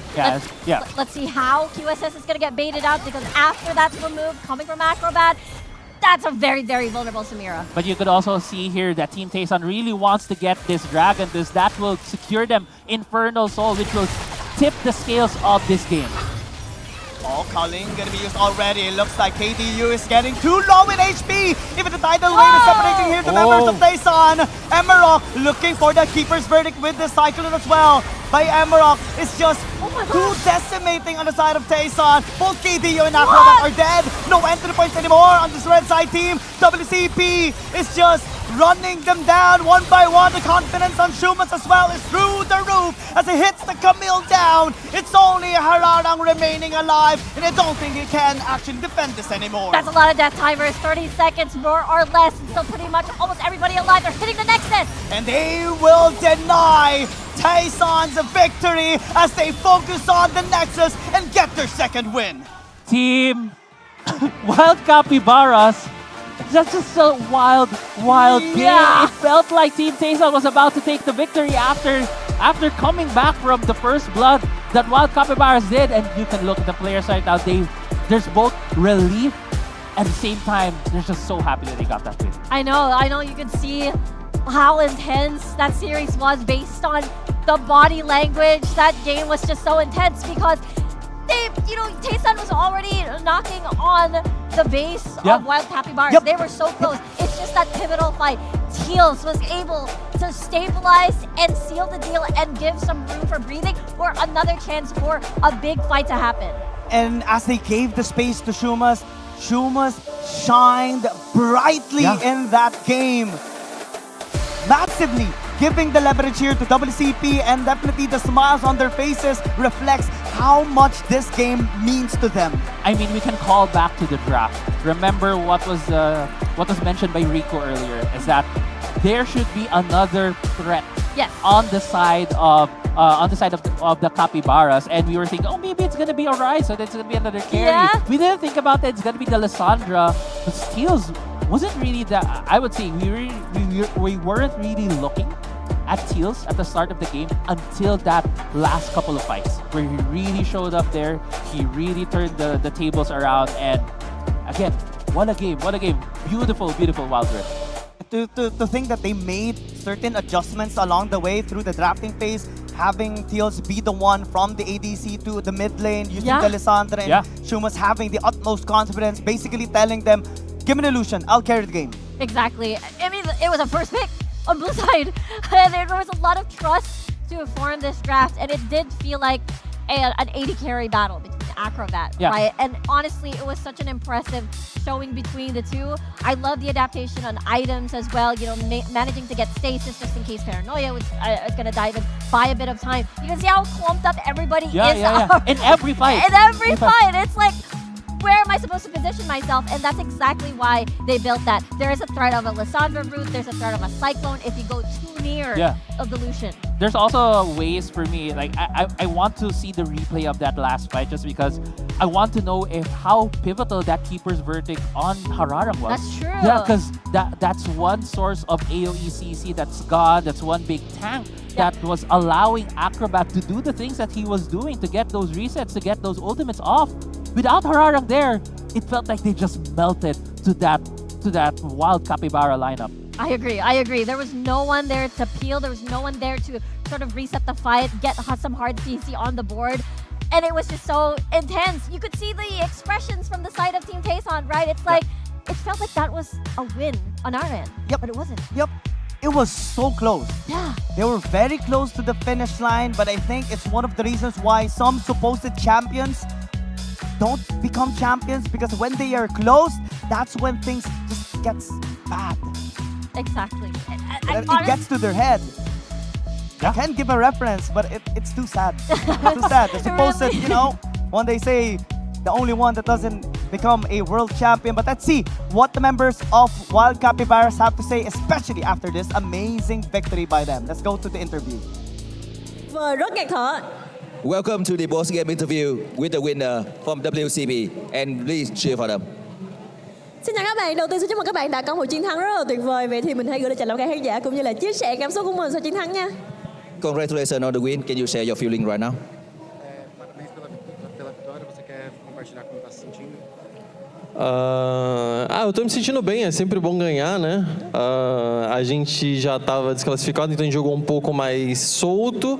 A gente teve uma rotação de lane ali, o Chumas jogou ADC, eu joguei mid. A gente não treinou isso, mas apesar da situação, foi legal jogar mid. Yeah, I'm happy for the win.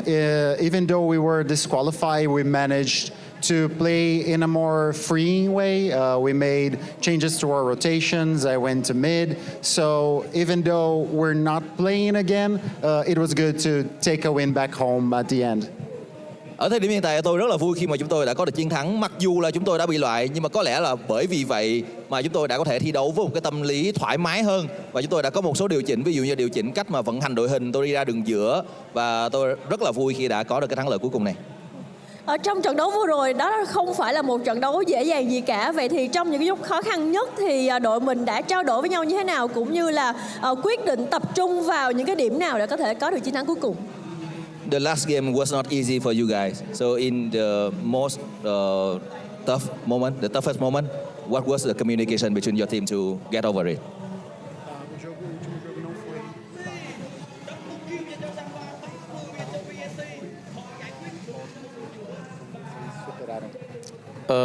A gente não treinou comigo no mid, então eu estava sempre na lane errada, a gente não conseguia lutar porque eu estava na lane da Pop e a Pop estava na minha lane. Então, no final do jogo, quando a gente estava muito atrás, eu consegui ser uma Lissandra, eu acho que eu consegui dar o CC que o nosso time precisava e a gente recuperar a desvantagem que a gente estava tendo. Então, eu acho que foi esse principal ponto que o jogo dificultou muito. Eu estar na lane errada porque a gente não estava treinando comigo no mid. Estava treinando com os Chumas no mid. Então, acho que foi basicamente isso. Como o jogo já estava, tipo assim, quase acabando, então a gente estava defendendo e conseguir uma luta na lane certa, né? Para eu ser uma Lissandra e o time conseguir usar do meu CC para ganhar a luta porque o Chumas estava muito forte. Muito texto? So basically he was playing the wrong lane because he wasn't training as a mid laner for this tournament. Once things got tougher and they managed to make the change, it clicked. They won the match, the fight that was needed to surpass this gap. E a parte do CC? A parte do time precisava do CC da Lissandra pra gente ganhar. Beleza. So the team needed a CC from Lissandra to win, and they managed to do so. Về chia sẻ của Tian là anh ta thật ra là không phải là người chơi đúng vị trí ở tại giải đấu này, mà anh ta đã phải chơi trái kèo, mà tới những cái thời điểm khó khăn thì sau khi mà đã điều chỉnh được và quay trở lại đúng cái vị trí của mình thì có vẻ như mọi chuyện đã tốt hơn và họ cũng đã có rất là nhiều giao tiếp để có thể vượt qua được cái đoạn khó khăn nhất. Chúng ta đã gặp rất là nhiều những cái đội tuyển đến từ rất là nhiều khu vực ở tại giải đấu này. Vậy thì bạn có thể chia sẻ với chúng tôi rằng bạn có ấn tượng gì tại Việt Nam cũng như là ấn tượng gì tại Wild Smart 2025 hay không? can you share your impression of Wild Round Smart 2025 and Vietnam in general?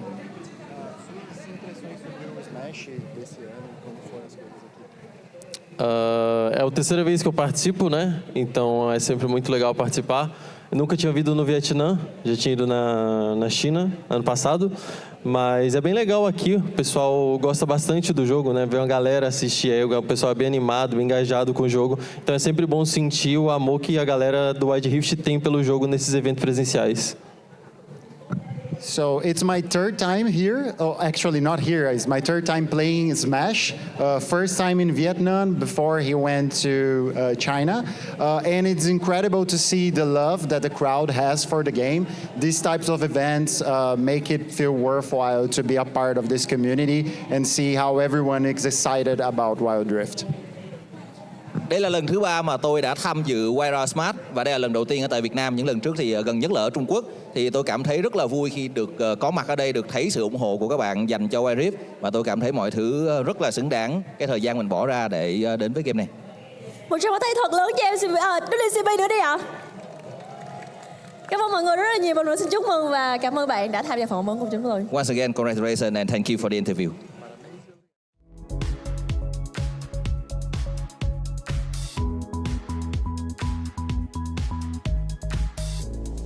Man, Tails having that adjustment to clutch out this entire game is just amazing. And I think it requires a lot of confidence and trust as well for all the members of Wild Capybaras to be able to pull this off. And that's just amazing. Especially, the Wild Capybaras is, I believe, down 0-3 before this match. So this is such an amazing, adjustment, and to make sure that you're able to set up for Shumas. Yeah, definitely. Just getting one more win on the board for is something amazing, right? For these teams, especially these teams didn't just come here to have fun, right? They wanted to compete. They wanted to show that they can keep up with the best teams in the world because this is the biggest Wild Rift event that we have right now.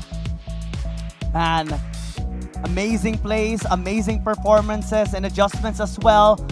And we still have one more 5v5, definitely looked up by a lot of communities here, especially in the Philippines. It's going to be WRLK versus Checkmate, battling it out in one game of 5v5. But for that, we're just going to be hopping by in a short break. My name is Kian, with me is Rico and Crazy Apple. We'll be right back after this short break.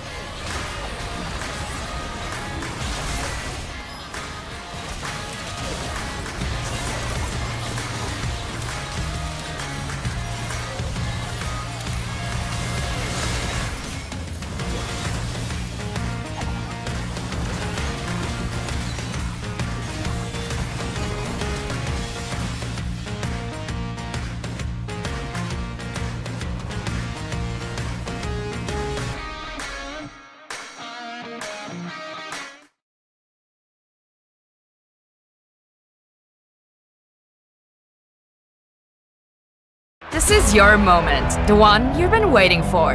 Wild Round Smash is finally here. 8 incredible teams from 6 regions coming together on one stage for one wild showdown, one shot at glory, and you get to watch it all unfold live. This is Glory Gone Wild, and here's what you're in for. First up, we kick off with the Team Relay.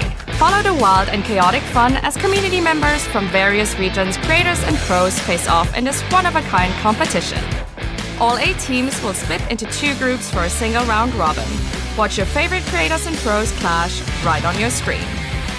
Each group will see 2 one-on-one showdowns, 1 AAA Rem Brawl, and 1 epic 1 vs 1 duel to determine the finalist. The top team from each group moves on to the final showdown. Same old format, but way more intense. Up next, the 5 vs 5 creator track. It's time to show your region some love. 6 teams from different parts of the world go head-to-head in a fierce best-of-1 single round robin. The rules are simple. The more you win, the higher you climb. At the end, the top 2 teams advance to a best-of-3 grand finale for an epic showdown. But wait, there's more. Be ready to get even wilder with the pro track. 2 star-studded teams, WRLR and WRLB, will face off in a best-of-5 showdown. No do-overs, no safety nets, just pure skill and peak Wild Rift gaming. And we keep going. Step into the show match. Everybody's stage where creators and pros join forces in mixed international teams, all racing to conquer our explosive adventure modes. Who will rise? Who will fall? Who will reach ultimate glory? Witness 3 days of epic non-stop action. Let the smash begin.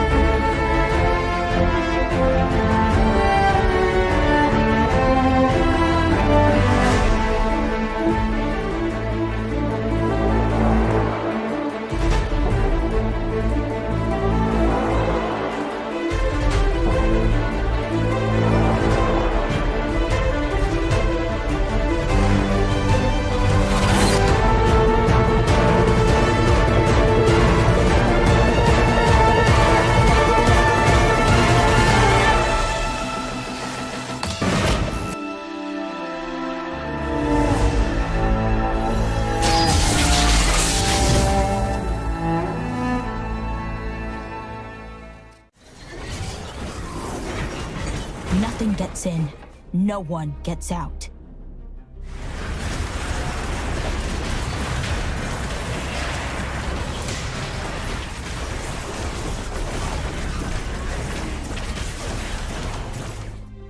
The helpless fight, the hardened live.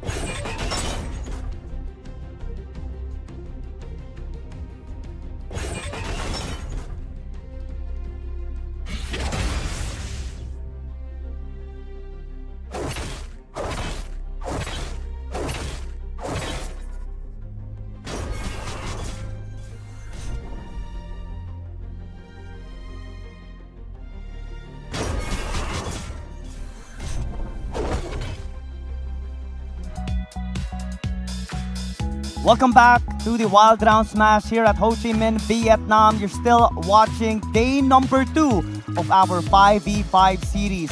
And our next match is going to be one of the most intense matches set in store today because both of these teams haven't lost a single game as of today. They met yesterday in the first game, and they're going to be meeting last tonight as well. I know, it's going to be incredibly exciting because just as you said, the WRLK and CKT from the Philippines are undefeated so far today. Yesterday, it was a bunch of 1v1 matches, triple ARAMs, but I feel like this is where they put on their serious hats and like, yeah, this is 5v5, this is it, this is Wild Rift. Yeah, that's true, and let's not forget that Helios said in an interview that the team that he wanted to face are the Chinese team. So WRLK is one of them. So I'm 100% sure that Chickmate, Helios, and everyone there will just throw everything into this game.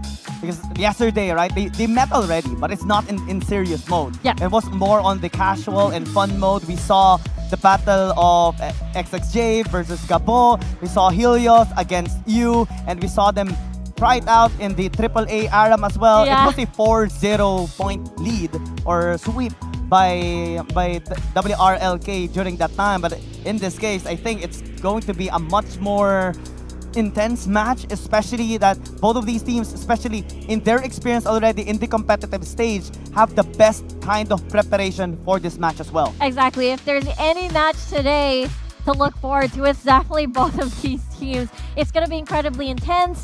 The rivalry from, past international Wild Rift tournaments as well, exactly, is right here for sure. And, allow me to, make a little bit of teeny tiny prediction on where the matchup could fall. And I feel like if earlier it was an 80 carry matchup, I feel like this is going to be a jungler matchup. Oh, I did not expect that, but now Long. Yeah, but now that Rico said it, I'm like, it makes so much sense. We've seen Timelapse earlier dominate so much on that Kha'Zix pick. We know that he carries his team so much.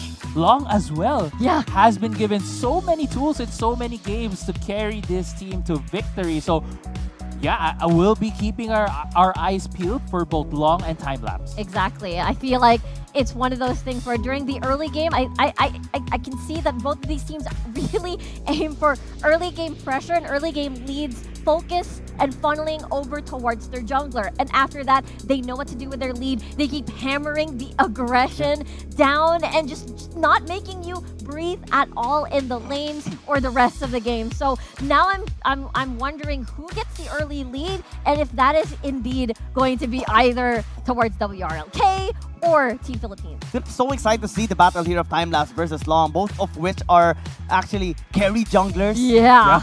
Like, Timelapse has been known in the Philippines and even internationally to be hella aggressive on his champions, always looking for the hunt, always looking for the kill, and he always lands his mark. And he has been very, very dominating as well in the games that we have seen as of today against the other teams that they have battled, like Vietnam Chosen, Taisan, Wild Capybaras, Turkish Delight. Same goes here for WRLK, and I think everyone here that is watching live and online are also looking forward to the result of this very game. So if you're one of those, make sure to share the live stream. Let us know your thoughts because everyone, even us, we are intrigued on this. Blue side for WRLK, Chickmate decides on red side. Yeah, and this is going to be a very, very crucial pick and ban phase for both of these teams. WRLK will have the priority in terms of the first pick. They will have, the decision on where to go for. While for Chickmate, we all know when you're on the red side, you're usually banning out some of the more meta or more overpowered picks for the patch. Exactly, and it does feel like a leeway, if you will, to maybe, do you want to prioritize, maybe hide your jungler picks first by any chance, or do you want to maybe have a safe lane for your 80 carries or get some of the priority picks? We saw how popular Lucian has been. Also, sometimes the Bard has been prioritized as well, being on the first pick on blue side, just because it can, again, we talked about this, it can put a pause or it can start fights. Yeah, and also the early game pressure coming out from a Bard, right? Because how quickly this champion can just go around the map, picking up those chimes, having those portals, affecting each lane as he goes. But one of the things as well that I'm thinking about, if you're not going to be able to pick the Lucian, if it's banned, the next marksman that you're probably going to be prioritizing would be the Xayah, looking at what the bans are right now. Vi is still open, one of the more high priority junglers that we have seen. With us seeing a Lee Sin ban, there are two scenarios that this can go to, especially for Long. Will this be a Kha'Zix pick or will this be a Viego pick for him? Honestly, it could go both Wow! ways. Wow! No way! Make it the Akali, because Lee Sin is one of the counters of Akali. Yeah, and also they're just throwing out the Akali right now. That shows a lot of confidence coming in from WRLK, because as we were talking about earlier, when we saw a game where there was a Lissandra on the other side, Lissandra is one of those mid lane champions that can also, well, make it difficult for the Akali. Is this, did I go back in time? Well, not necessarily, but this is a very, very classic combo. You have your Hextech Ultimatum Camille delivery system for the hero's entrance. Even what is happening, Yeah. Viego and Alzillion. So many ways to give a second chance to these high priority champions. Yeah, I mean, there's two, in a way, assassins, right? Viego is not exactly the most assassin-y type of champion that you think about, but now that he's here, along with that Zillion, it gives him a second life when they go in. And I think for Chickmate, they were thinking about maybe going for a Ziggs. Tactical is very comfortable with that, but when they saw the lineup that WRLK has, they needed to pivot towards the Lucian. Why? Because the Lucian, if it goes to the hands of WRLK, would be very dangerous for them. Yeah, exactly. They definitely do not want that early game, aggressive AD carry on their hands. I think it's going to be very pivotal. The setups that Rocks could potentially give to Tactical later on. Positioning is going to be key. I think disengage may also be very important here, but locking in the Galio, that feels like that's going to be Rox's pick later on, unless they be a bit more creative and playful with the draft. I'm not even going to be surprised if WRLK bans out the Lissandra last year. Oh, yeah. Especially because of its influence and interruption. And we did witness it a while ago as well on WCP against Taisan. But I think that's not also going to be the planned champion for Chickmate to actually choose. I think they're going to be opting in to something like an Aatrox into the mid lane to actually have like all those AoE antagonists as well, because they have to resist so much damage coming in from just these two champions. I mean, if you want to make a statement here for the last match for the 5v5s or today, you're going to go all out, all in. You're not going to go for any champions that are going to make space. You want to go and fight it out, duke it out with the best of the best. Exactly. It's the last match, both undefeated. I just want to talk about the Zillion pick again, because we know that CKT also similarly loves their assassins. So I feel like the Zillion pick is kind of like a deterrent. Like, okay, pick your Zed, Helios, fine, but I'll have a second life. So now the Jace getting picked up over here as a response from CKT. That means they can poke things out first before they just heavily engage. Yeah, it's also another flex champion coming out here from the side of Chickmate. This Jace can still go either mid lane, jungle, or even the Baron lane. So a lot of different players can be utilizing this. They are waiting what are going to be the final two picks for WRLK, and they will most probably be picking a counter to one of these. Definitely nostalgic for everyone watching here. And I think in terms of credibility, right? The members here of Chickmate are the best players. This team really deserves to have this kind of serious mode for WRLK as well. Having the Jace here for Helios just brings back memories from Icons Global before, when that champion was highly popular. Especially even in Wild Rift League Asia, we see a lot of chases, and it has a very high skill cap as well. If you make a mistake, especially in your Into the Skies, you're gonna fall down.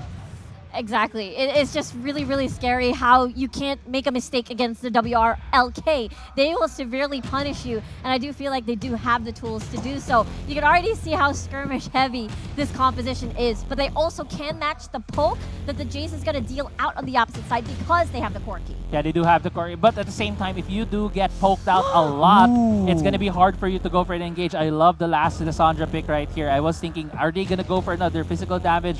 Maybe go for assassin like a Kha'Zix, but instead they went for, I believe, would be a safer choice right here on the Lissandra. I just want to double down here and really invest and try to extrapolate the adjustments here of Chickmate, because we see a Renekton being picked because of the Camille pick, under the assumption that it's going to be the Camille into the top lane, but they make they turned it around a little bit, showing that the Jays might be into the top lane. They last picked the Lissandra as well, and that gives like a proper matchup towards the Akali. But if this is really going to be the Camille into the Baron lane, going up against the Renekton, because I thought it would be the Jays instead and have the Camille into the jungle, the Renekton should have the upper hand. Yeah. Because you can actually destroy shields with your Ruthless Predator. And it's one of the OG counters of Camille ever since that patch update like 2 years ago. Yeah, but let's not forget, Tante's Camille is S tier in terms of his champion pool, in terms of what people look out for. Remember, Guiyang always mentions this when we ever do the Wild Rounds Pilipinas cast, is that people watch Tante's Camille. They get tips, they get the tips, tricks, and how to ever play this champion. So if it's in his hands, I have full confidence. I'm pretty sure Tante has fought this matchup a million times before, having to pick against the Renekton as the Camille. You talked about this, guys. He is so slippery. And take note, they do have that Galio in as well, so just in case, perhaps Rox can roam a little bit and catch top lane by surprise. I remember talking to them as well, even before us going here in Vietnam. I asked them, which team are you most likely to be serious playing against? And they mentioned that they have 100% confidence in every single team that they're going to be going up against. But they are going to be preparing for their battle against the WRL teams. And this is it. Yeah, this is it. As you mentioned, Guiyang, we are heading into the game. We're seeing mid lane right now between Helios and XXJ on the Lissandra against the Akali. And one thing I also just want to mention is we have to have our eyes peeled on the Zillion, because his rotations are going to be super important once he gets his ultimate. If he is in the lane where Tante, Helios, and Rox will be going for these ganks, they can just nullify that pressure. Exactly. It really puts sort of a leash on the lane. When you think about Lucian, you think about aggression, plus the Galio. But the existence of Zillion, again, just sort of puts a restraint, and I'm really excited to see how CKT is able to maneuver around that.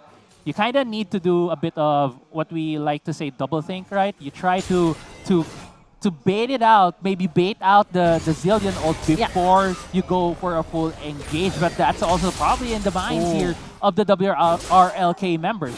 Taiga getting a little bit of a leverage there, but you have to really respect that tactical sweep. It's one of the reasons why Camille is a staple champion in the Baron lane. You'll never win an exchange against this champion.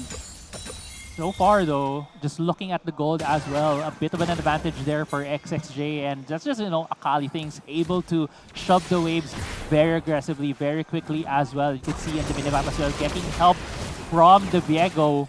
But right now here in the bot side, it's a bit of a scuffle. I don't think we're going to be seeing a big action yet, because both teams know what's at stake right here. Exactly. Level 5 is where the action is going to be at, and the objective fights. I can't imagine how the fights are going to go. Aside from the classic, Tante and Rox, having to make sure that there's a delivery system involved, Helios can also act as a delivery system. With the Claw, you root maybe 3, do the same thing that Helios did in the previous game, and then send the hero's entrance and get that CC back-to-back.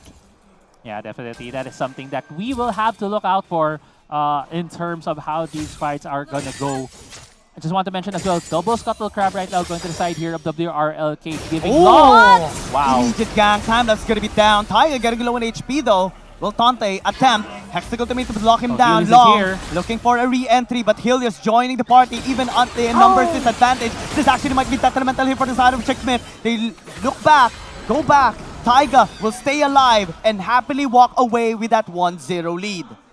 Wow, this is crazy. It just feels so crazy to me that, again, WRLK, their response, their adjustment, and the numbers advantage, plus the read, really put them at an advantage. And you could possibly see that big 2v2 gank, and in the end, they were the ones that were the winners because of how they marinated the lane and how time-lapse, as a Jace, can be quite vulnerable if you just jump into the fight. Yeah, you could see as well that WRLK had a really good read on where time-lapse would be, because they knew that there were no Scuttle Crabs.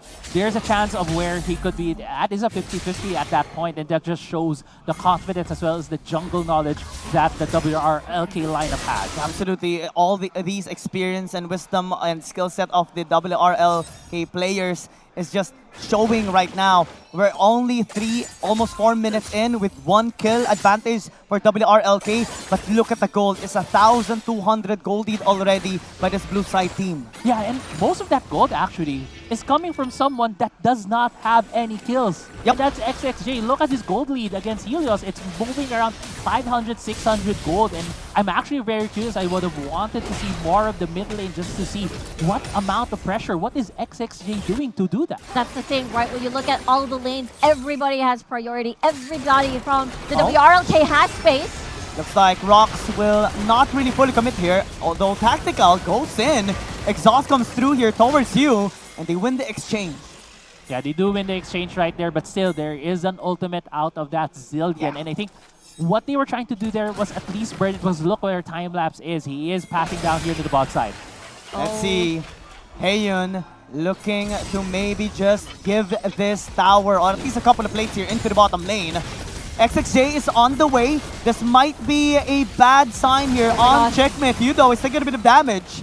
Ward spotted out XXJ, and looks like they will call it off. Oh, you could tell, you could really tell how, you know, I wouldn't find the word like respectful, but wary is probably the proper term. They want to turn. Ice Prison, but looks like XXJ is just going to be fine. Does have the cleanse. Yeah, the timing right there on the invisibility was enough so that he won't be targeted with the Frozen Tomb. But I also just want to mention, while we were seeing that play in the bot side, there was a cross-map play coming in from WRLK. They were also harassing Tante and getting plates on the top side. They wanted to definitely maybe possibly get a race on First Blood Tower for later. If anybody wins the fight on top side or bot side for an objective, that may be the key to just funnel more gold onto whichever team. But we will find out soon, actually, in 20 seconds. Yeah. And it's going to be really crucial. Yeah, the advantage right now on the side of WRLK is that the collector is completed on the Viego. That's going to be very, very deadly if they're able to get those resets. While on the other hand, Tactical, with a bit of an advantage, has that Essence Reaver. So at least for Chickmit, they have something that can fight toe-to-toe with the WRLK lineup. And here's the leverage of WRLK, right? Long can easily get those bursts, but for Chickmit, it's so difficult, especially because of the Chrono Shift here of Haeyun. Now they're settling here in the bottom side river. WRLK may be interested in starting this dragon. They're going to be going in. Rox getting low in HP. Looks like Hillis is going to be the target. Perfect execution is going to be already. The Lance is going to be taken down. Checkmate. Numbers disadvantage, but they're turning onto you. They want to take him down. Taiga will be finishing up the dragon, as now Tactical is just going to get deleted as well. Checkmate losing too much manpower and losing even the objective. Tanda's looking to back away, but Taiga's really committed in trying to chase him down. He leaves him alive, but man, it's already a big lead for WRLK. That fight was divided into two. The team that was going for the dragon and the team that was trying, when Time-Lapse saw an opportunity, the exhaust really broke the window of that DPS funnel, and therefore they couldn't finish any target on the side of WRLK. Yeah, I think the word I'm looking for is disjointed. That fight was so weird because Rox and Helios were looking to challenge the dragon, but there were members of WRLK that were hesitant. And they were also hesitant, right? You even saw Rox using his ultimate to get out of that situation, and they were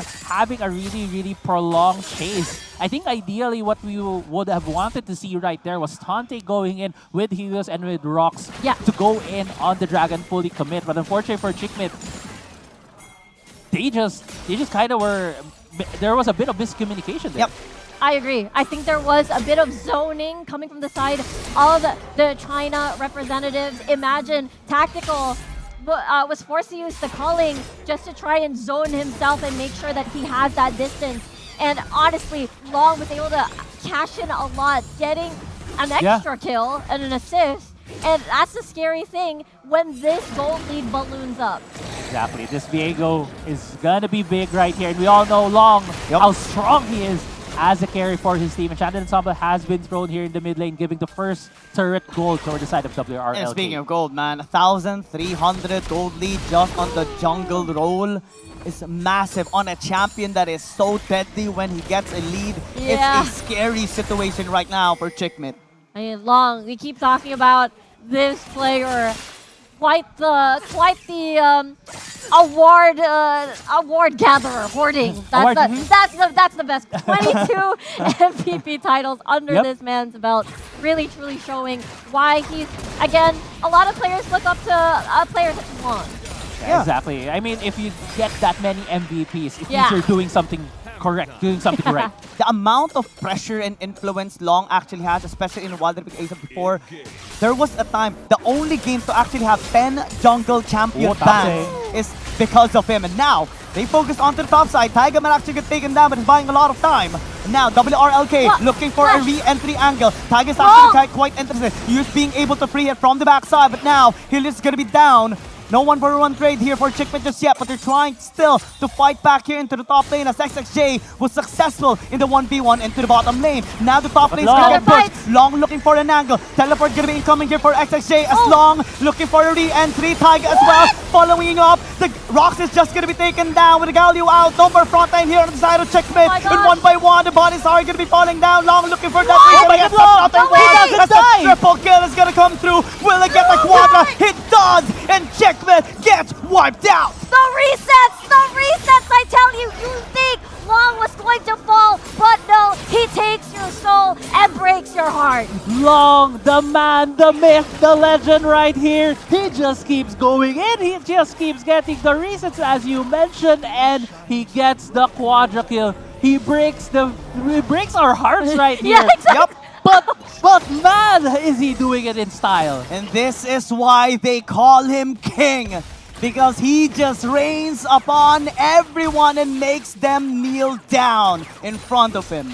Yeah, and as we see in the replay right here, this was the tail end of that pickup that Chickmit was trying to do. And what we didn't see in this replay was they tried to go on Taiga. Taiga got away, and the re-engage from WRL was Taiga TPing in to start off the fight, and Long just cleaning things up. The confidence, I swear, despite that amount of HP, they know their limits. They're min-maxing in that team fight. And honestly, that was crazy. And the crazy part is, as well, is that Helios got soloed by XSJ into the bottom lane. It's one of the biggest influence on Chickmit not having any kill threat because they needed the Lissandra. That was their ticket towards that, but without him, the whole team just collapses. And it does feel like Helios always has to follow where XXJ goes, but the Frozen Tomb, they need that to sort of keep Long in check in these fights. Yeah, exactly. That's what we've been talking about earlier, right? The CC chain coming in from Chickmit, the combo, the wombo combo with the Camille, with the Galio, with the Lissandra. If you're missing one of those, you're not going in at full power. And they're going full force here onto Chickmit again. Rox is going to be taken down. Looks like the resets are just going to be coming through. WRLK. Tactical might actually get taken down. It's being focused by the members here of WRLK. This time XXJ says, I want to be involved in this. I get my own triple kill. Yeah, and that is an ace and a godlike right there for the side of WRLK. They will be gifting themselves the Baron. They are definitely rewarded, and that means more map pressure, more control, and more ways and more tools to get closer and closer to CKT's base. And honestly speaking, of course, you're going to look at CKT's angle. What can you do at this point? Long is a threat for sure, but XSJ was able to join the fight this time in a full-blown 5v5, landing in a triple kill. Now has Stasis, by the way, already under its belt, which makes it even much harder to eliminate this Akali. And 95% crit rate. Oh. That's just... Ouch! 100, basically. Has the Collector, has the Essence Reaver, has the Mortal Reminder. Well, I also want to say that I felt like in the last fight for Chickmit, they threw everything. They threw everything and the kitchen sink at that fight, and WRL is just at a very commanding position at this point. It's going to be hard for them to make any mistakes. They're trying to get the wombo combo onto Taiga, but again, the Chrono Shift is going to be Settlemental Hill on the side of Chickmit, and now Long looking for the flank angle. Gets the dive, but it's going to be denied! That's going to be the shutdown here onto Long. Big damage now, not present here on the side of WRL. But looks like Chickmit, they're done with it. They don't want to overstay. I could hear the comms in my head. Bakna. They're very satisfied about that fight for sure, because now it does feel like WRLK is mortal in that moment, and they can keep rinse and repeating, Yeah. get a pick, get a breather, and slowly, stabilize in this game.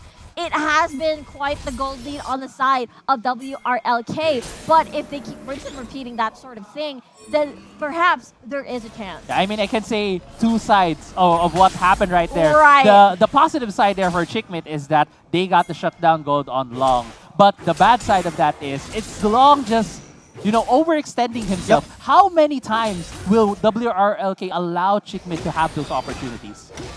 It's gonna be tough, man. With WRLK, I think one of the problems that they experienced in that fight was Haeyeon deciding where to put his ult. That's true. Because Taiga was being targeted. Long wanted to flank, and if Haeyeon wants to give that ult towards Long, he has to walk too far forward, and he's gonna be forced to use it on himself instead. He ended up giving it to Taiga, giving him the second life, and Long ended up being alone. 100%. I think it's just one of those things where you have to, think about these minuscule decisions in split seconds. Like, okay, Haeyeon used his ult already. Let's change targets now, and hopefully it is actually Long that did not get that ult. Yeah, and now it seems like things are shaping up towards this Mountain Drake that's about to spawn in 20 seconds. If WRL is able to secure this, they will be getting the soul, and I think Chickmate, they should try and deny this away from WRL. Is this a glimpse of hope for Chickmate? Or just WRLK giving them a taste of victory and then demolishing them after crushing their dream? Because now it's going to be a lot harder to take them down. Ocean Dragon Soul about to be taken. Yeah, very respectful decision right there from the side of Chickmate. They don't want to try to steal away that dragon because it would be very detrimental for them if they get caught out. They might be caught. Yeah, they might still be caught out here. The fight is a little bit split up. There's a fight into the top lane, and that's going to be Jace falling down. Next thing ultimatum going to be used here by Tante, but he doesn't want to disengage. Yu's going to be chasing him down. Exhaust going to be used as well, negating the movement speed, negating the attack speed as well. But Chickmate getting a little bit of an answer. Still, it's just one member down, but it's the jungler. Time lapse, no more smite for Chickmate, and WRLK will be happy to start the Baron. Skirmish is the name of the game here for the WRLK squad. They're able to isolate targets. They're able to re-engage in the fights. The Akali has just so much good chase potential alongside Taiga with the stun, with the slice and dice, and now CKT forced to pick up the pieces and defend from this Baron. Yeah, and so, wait a minute. They went back. The next XJ. What's the target? Chickmate thought they would be able to catch them off guard. Yeah, but to add to that point earlier, right? In terms of the skirmish, WRLK is doing really well, but they complement that with really, really good macro because when they secured that dragon, there was nothing for Chickmate that to get. They tried to push the top lane. It wasn't enough. They didn't have a wave. They tried to position for Baron. Yeah. Baron took too long to spawn for them to get anything, and WRLK just masterful macro right there. Honestly, micro, macro, just a lot of really amazing decision making, just denying any cross-map trade whatsoever. The CKT, they're there, but then WRLK, they have a lot of tools to just really deny that. At this point, right, the only win condition here of Chickmate are two things. One is WRLK making a big mistake, and two, having a chance for time-lapse to actually steal the Elder Dragon. And we're talking about Long here. This guy has the most steals in Wild Rift Esports history on Elder Dragon Baron as well. But let's see if they can actually pull it off because the Lisandro's going to be taken down already. No more AoE damage for Chickmate, and the dives are just too much for Chickmate to handle. That's going to be the ace in 6 seconds after the fight started, and WRLK are just done. Yeah, WRLK wants to secure an undefeated streak here in day 2 of Smash. And they will get what they want when they have the king to guide them all the way. Oh boy. The matchup did not disappoint. Long, I swear, this player just knows what to do at the right place at the right time. If you get a lead, if they get a lead, they just won't hesitate at all to keep hammering that down and lead that to a victory. Yeah, there was a lot of pressure that WRLK just kept throwing at the Chickmate lineup. they never relented, and we did see moments where Chickmit was really trying to fight back. Remember the fight in the mid lane where they threw everything. Yeah. Even that last fight, they get the pick off. But the thing is, there was a zillion on the other side. It's a draft, the execution, Yeah. the early game to the late game to the clutch moments, man. This is one of the reasons why WRLK, their members, they're really strong. They have established that already. They have the credibility and they continue to demonstrate it, especially right now. We also saw like the big contrast of expressions on the players from WRLK and Chickmit as well. So much happiness on the side of WRLK. I think for two reasons as well. One is that of course, they're the only undefeated team. And two, I think they felt a little bit challenged. Yeah. Yeah. Yeah, for sure. I mean, remember the history of Wild Rift Esports. Yeah. At the end of every big tournament, it's always China versus Philippines. Exactly. The history goes way, way, way back. And I think what I want to talk about with CKT, you could really tell that they were playing out of their minds. They were adjusting. They were looking for so many opportunities to get back into the game. And you could also see, like, for the entire day, we saw Helios play all these assassin champions. He was on the Lissandra to make sure to assemble this big 5v5 comp, but it was XXJ truly keeping him on a tight leash. Yep. It's just a tough match for Chickmit, but maybe it can still be a learning lesson for them. They're not done just yet, but we are done here on this game. Let's head on to the interview to WRLK. Chúng tôi cùng với phần phỏng vấn tuyển thủ sau trận đấu. Xin chúc mừng WRCK đã có được chiến thắng sau trận đấu vừa rồi. Và đây là Long, một trong những tuyển thủ chắc chắn là rất quen thuộc với mọi người nếu như mọi người đồng hành cùng Tốc Chiến trong những năm vừa rồi. Xin chào tay cho anh ấy ạ. Welcome to the post-game interview and congratulations on the win of WRLK. This is Long, a familiar face if you follow Wild Rift. Đầu tiên thì xin mời bạn gửi lời chào đến các bạn khán giả của chúng tôi cũng như là chia sẻ về chiến thắng của mình sau trận đấu vừa rồi. Can you say something to the audience and share your feeling right now? 感恩然后谢谢大家的支持吧，就是都看这么晚了，然后大家也辛苦了，谢谢大家。然后心情呢还是比较开心的，因为现在是目前算是第一了，是吧？啊。 Xin chào và cảm ơn tất cả các bạn đã đến. Mặc dù buổi tối hôm nay đã khá muộn rồi nhưng mà mọi người vẫn ở lại để cổ vũ cho chúng tôi. Chúng tôi hiện nay rất là vui mừng vì hình như là mình đã đạt được hạng nhất rồi thì phải. Thật sự là một hành trình. Thank you and thank you the audience for staying late to support us and we are happy because I think we got first place. Thật sự là một hành trình rất là tuyệt vời của đội tuyển của các bạn. Vậy thì nhìn lại ngày thi đấu vừa rồi, bạn có 100% hài lòng với những gì mình đã thể hiện hay không? Hay là có điều gì bạn hơi tiếc nuối một tí vì mình chưa có thể hiện được cho các bạn khán giả?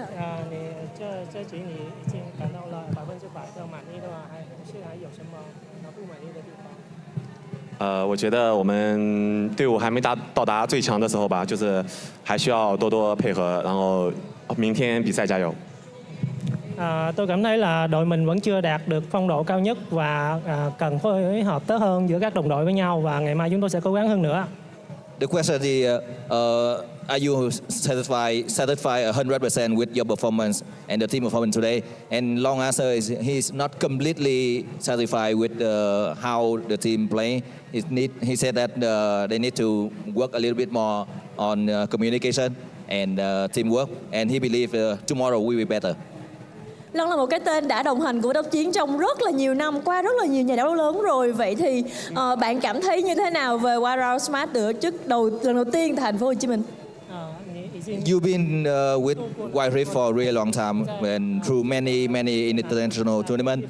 How are your experience with Wild Smart 2025 so far? 现在目前我们是2个都是晋级到明天决赛嘛，然后明天2个决赛。 都需要加油，认真对待吧。然后希望能拿到冠军。越南的气氛怎样？越南的什么？气氛。越南的气氛还是比较欢乐的，现场玩家也很多，然后粉丝们都很热情。然后新疆对吧？新疆。Trải qua 2 ngày thi đấu thì chúng tôi đã cố gắng rất nhiều và tôi cảm thấy là không khí các bạn tạo ra rất là cuồng nhiệt và các bạn khán giả đều rất là nhiệt tình và hâm mộ, sự hâm mộ đẩy lên rất cao ạ. Cảm ơn các bạn. After 2 days, I feel that the atmosphere is good. The fans are all passionate, and thank you for your support. Vậy thì cuối cùng bạn một lần nữa, chắc là hồi nãy khi mà Long nói cảm ơn thì mọi người chưa có kịp ghét, cho nên là một lần nữa Long có thể nói lời cảm ơn tới mọi người không? Nào, 再次可以跟大家说感恩吗？可以跟大家说一下感恩吗？感恩。感恩。 Đúng rồi. 感恩。 Xin cảm ơn Long rất là nhiều. Xin cảm ơn các bạn khán giả đã theo dõi chúng tôi. Còn bây giờ xin mời mọi người chúng ta hãy cùng nghỉ ngơi trong ít phút trước khi chúng ta quay lại với sân khấu với 2 trận show match. Và đừng đi đâu cả, bởi vì các bạn ở dưới sẽ có cơ hội lên trên này và tham dự show match cùng với lại những tuyển thủ tốc chiến hàng đầu. Đừng để coi nha mọi người. Dude, I can't just help myself like feeling happy for Long, especially in his growth. This guy has the characteristics of endless growth, passion, dedication, but also bottomless humility. This guy is a role model. Exactly. Imagine the answer, like if there is anything, like the way that he answered that interview question on how he wanted to do better. Yeah. But it was such an amazing performance. I mean, it was a almost okay. He did have that one death. That's true. I'll give him that. I'll give him that if that's what he wants to improve on. But other than that, it was a perfect game for him. And a perfect game as well, I would say. Perfect record for WRLK, but we will have more games, show matches even, coming right up next. We have been your caster for these 2 games. My name is Gideon, with me is Rico and Crazy Apple. We have 2 more games set in store for you guys, the show matches of our creators. We'll be right back after this short break.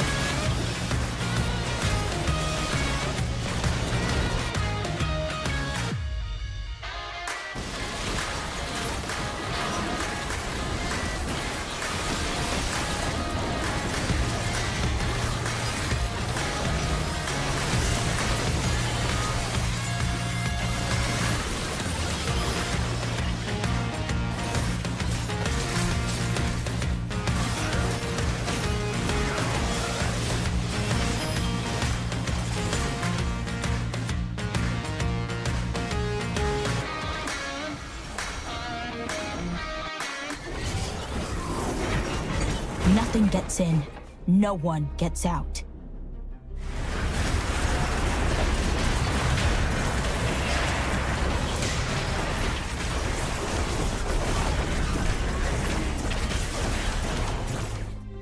The helpless fight, the hardened live.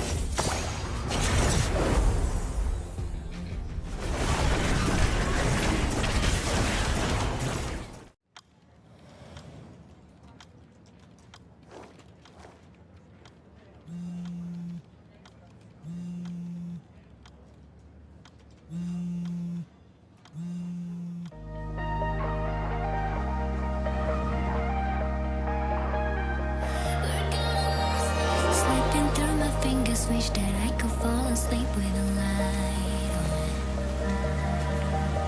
Nostalgic for the present tense, cause you're the way that I can rely on. Concrete nights, hearts out on the dash. Somewhere soon, we're gonna wish we could go back to.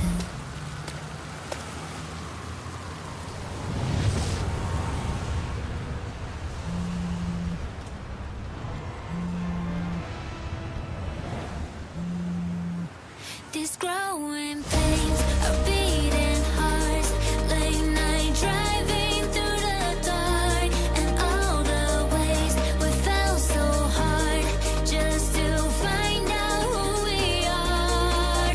So take my hand, take the long way home. Light a fire up before we go. Heaven knows when the clouds run out of time, we're gonna miss this life.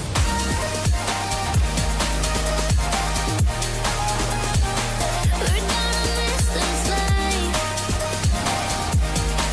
When the clouds run out of time, we're gonna miss this life.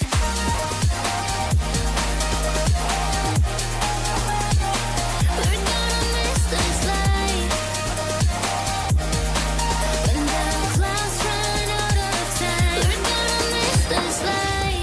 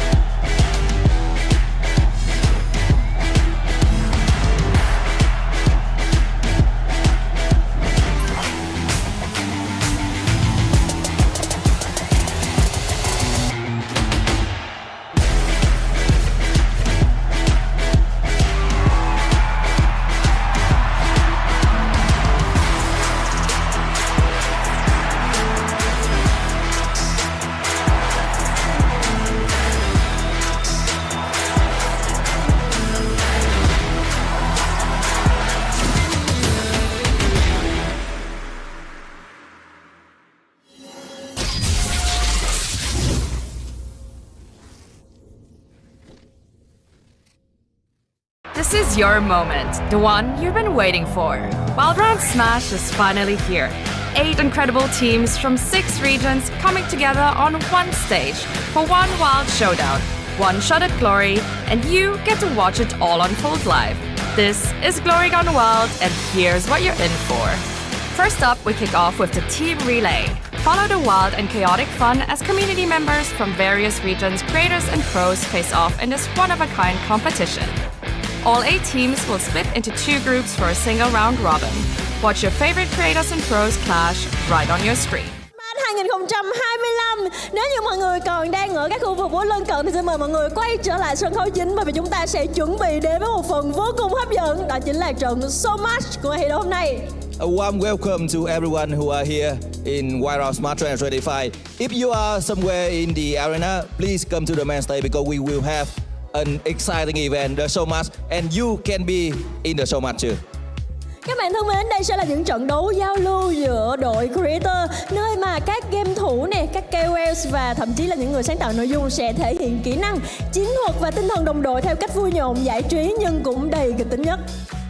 This will be friendly matchup between creator, gamer, KOL, and content creator will showcase their skill, strategy, and team spirit in a fun and entertaining way, and but still full of excitement. Hãy chuẩn bị tinh thần và hò hét cổ vũ thật nhiệt tình, bởi vì các trận So Much này sẽ hứa hẹn mang đến những pha highlight đầy bất ngờ và cực kỳ sôi động.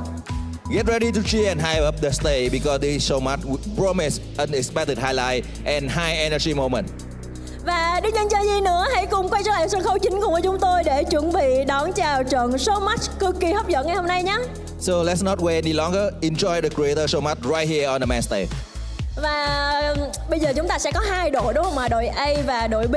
Mỗi đội chúng tôi sẽ có 4 creator, KOLs và thậm chí là các tuyển thủ sẽ tham dự vào trận So Much này. Vậy thì mỗi đội còn thiếu một thành viên, chúng tôi sẽ lựa chọn các bạn ở bên dưới. Bạn nào tự tin sẽ thi đấu thắng các tuyển thủ không ạ? There will be 4 creator and KOL on each team, but we will still need one more for both team. So we will ask the audience, who think you can beat the KOL and the pro gamer on stage? Please raise your hand. We will choose randomly. Vậy là Nghi sẽ một bạn và anh sẽ một bạn. Ở đây ban tổ chức của chúng tôi đã chọn được một bạn áo vàng rồi. Xin mời bạn lên đây ạ. Xin chào. Ở phía bên này Minh Nghi sẽ chờ ban tổ chức chọn thêm một bạn nữa nha. Ai ạ? Ai thách đấu? Xin mời bạn ạ. Xin chúc mừng các bạn. Đầu tiên bạn gửi lời chào các bạn khán giả cũng như là giới thiệu bản thân mình một tí nha. Xin chào tất cả mọi người đang có mặt ở đây. Mình là Quốc Anh và thật sự là rất là bất ngờ khi mình được lên đây. Run quá mọi người ơi. Yeah. Còn bạn bạn có thể giới thiệu chút xíu về mình được không ạ? Xin chào mọi người, mình là Hải Khang. Thì mình cũng khá là vui khi mà được mời lên đây thi đấu cùng các tuyển thủ. Vậy thì một câu hỏi nhỏ là không biết là trình độ liên minh huyền thoại tốc chiến của hai bạn hiện tại như nào ạ? Bạn Khang ạ. Mình răng lục bảo rồi. Một bạn răng lục bảo ạ. Em là cao nhất là đại cao thủ 1 nhưng mà giờ mới có kim cương thôi. Cao nhất đại cao thủ 1. Như vậy là đang có chút xíu chênh lệch, em có ngại không Khang? Không, em không sợ ai hết. Đó, tinh thần như vậy là rất tốt. Một tràng pháo tay thật lớn đi ạ. So we have a Grandmaster and Emerald. Bây giờ thì chúng ta sẽ cùng nhau bắt đầu phần bốc thăm cho nó công bằng để chia 8 KOL các tuyển thủ và content creator còn lại vào 2 đội 2 bên. Ở đây chúng tôi sẽ cùng chờ đợi một tí xíu để xuất hiện thùng thăm nha mọi người. Chúng tôi sẽ có 8 KOL creator và tuyển thủ ở trong thùng thăm đó. Chúng tôi sẽ lần lượt bóc hết các tuyển thủ ở bên phía đội A là bên phía đội anh Lưu và 4 cái tên còn lại sẽ bên phía đội B ở phía bên này. Đầu tiên thì Minh Nghi xin mời anh Lưu đi ạ. So we have 8 KOL and creator in this box. The first 4 Raw will be Team A. The next 4 Raw will be Team B. We'll start with the first one, Team A.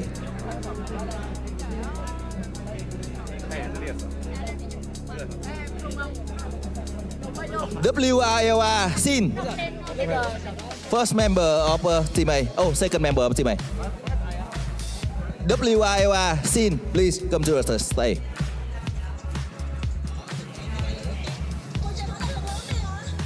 Trong lúc mà bạn di chuyển lên sân khấu thì Minh Nghi cũng sẽ xin phép chọn bóc ra bạn tuyển thủ thành viên tiếp theo của đội A, cũng là phía bên kia luôn nha. Next member of Team A. WRLB, Yuli. Wow. So we have WRLR. WRLB, Yuli. Yuli. Also Team A.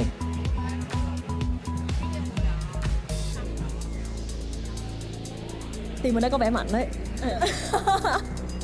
The next member of Team A.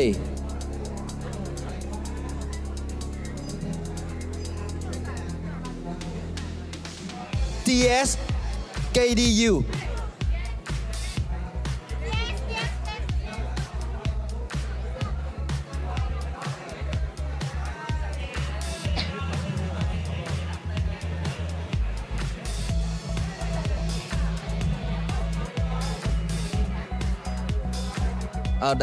Có một số điều chỉnh đến bên phía ban tổ chức là để tăng sự đa dạng của hai đội thì sẽ bốc xen kẽ, vì chúng tôi sẽ tiếp tục bốc ạ.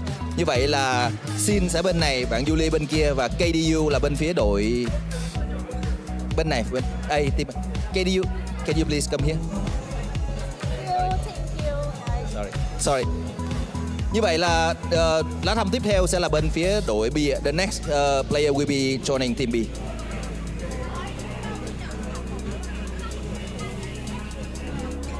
Team B của mình nghi là TD Grid. Xin mời TD Grid ạ.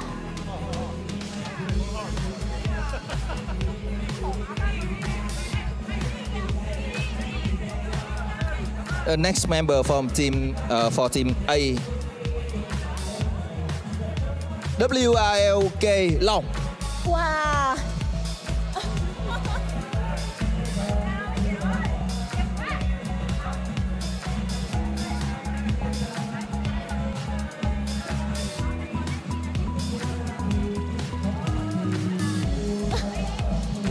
Mọi người sẽ xin bóng là hợp tiếp theo ạ. The last member of Team B. CKT Rouse TV. CKT Raw will be Team B ạ.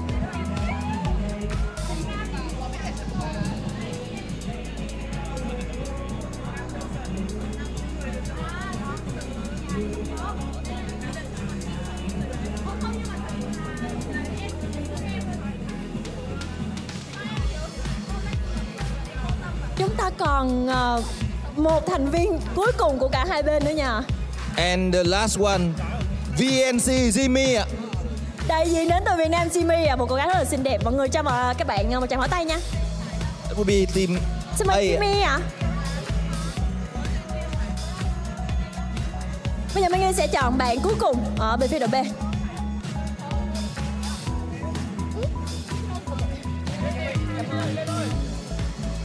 Đại diện cuối cùng của đội B, WCB Emerald.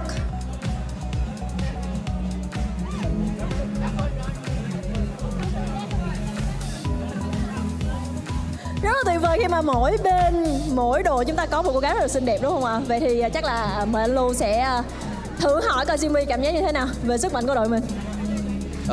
Jimmy, em có thể chia sẻ em nghĩ sao về cái đội hình mà sẽ tham gia thi đấu vào trận showmatch này, em chất lượng đội hình của mình như nào ạ? Thoải mái đi em gái, thoải mái. Em nghĩ là đội hình nào có em thì đội đấy vô địch ạ. Oh, wow. Jimmy said that any team has will be the winner. Trực tiếp không ta? 那你觉得你这样对的能力怎么样？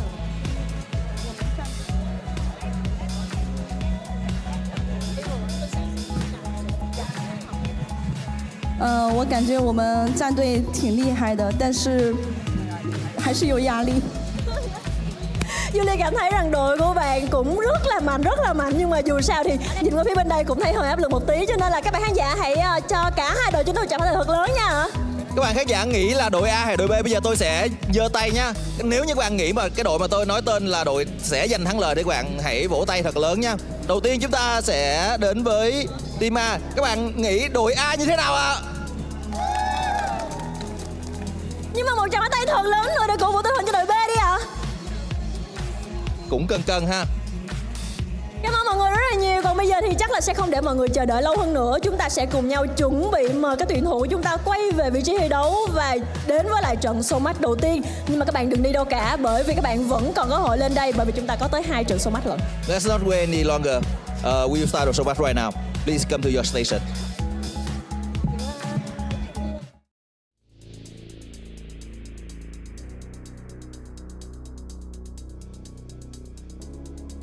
Welcome back, everybody, to the Wild Round Smash, where now we are currently at the show match where creators, influencers, and communities come together and play. Yeah, I'm not gonna lie, Infi, the past, well, 8 games have been quite tense here, and it's been a long day for everyone. So why don't we take a chill pill, relax, and have some fun in some alternate game modes, Creo. Actually, I'm pretty excited about this show because it's where the regions come in together as a team, which again, first time happening today. So, pretty excited how they're gonna do the strategies and how much serious are they gonna play. I mean, they are competitive.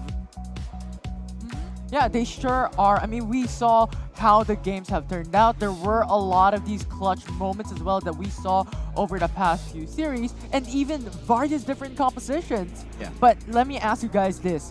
What is your favorite moment from the matches that you saw a while ago?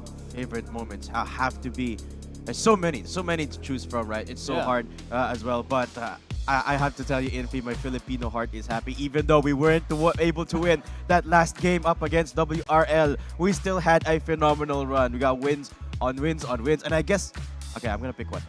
My favorite moment is when Helios played Zed. He played Zed, and he just destroyed his opponent. What about you, Graham? It has to be the game where, I mean, that's actually not a moment. It's actually when Chickbit went 3-0.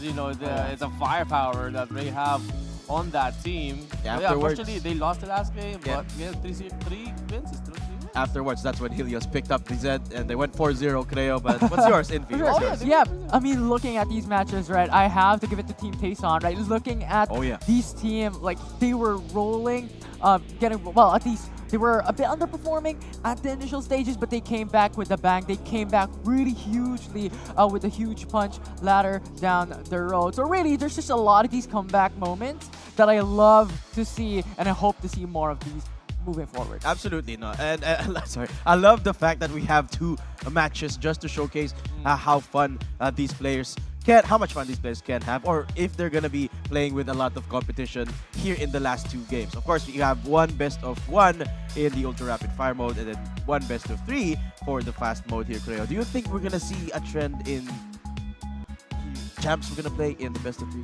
I mean, this time they could actually pick their champions, not like before in the era, it's gonna be random. But I think, because I know I played Earth before, and there are some OP champions in Earth, but there is a banning phase in Earth, if I'm not mistaken. Yeah.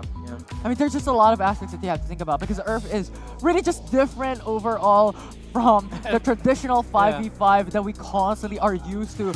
But here we go, Team A, Team B for the show match. We have seen the draft a while ago where teams come together. Sin, KDU, Zimmy, and Long for Team A. And as for Team B, it's Rox, Yuli, Crid, and Emerald.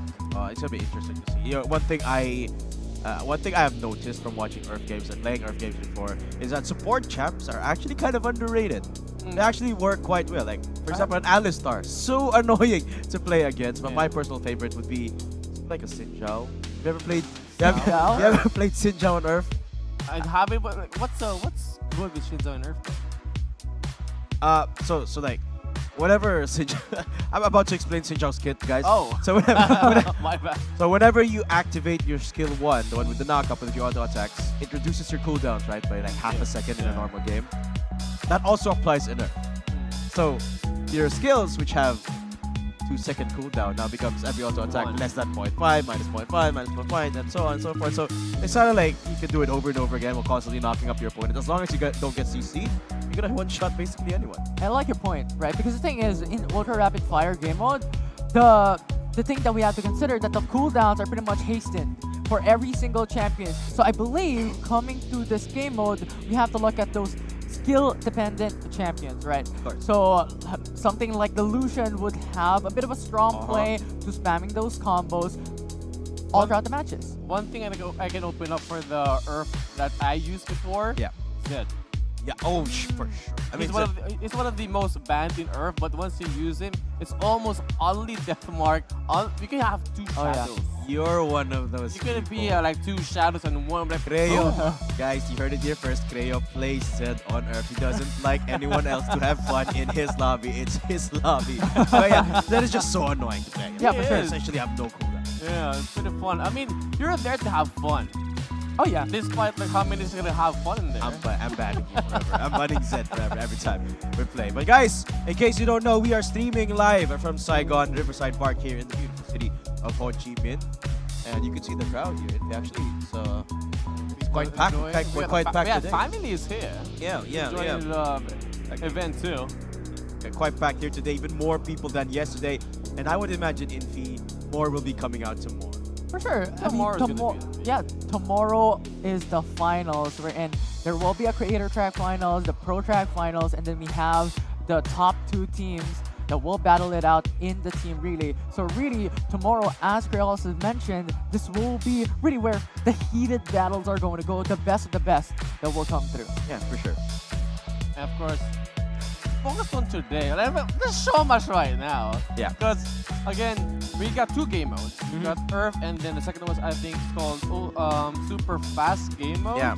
So personally, I haven't really tried that yet, and I don't know what to expect.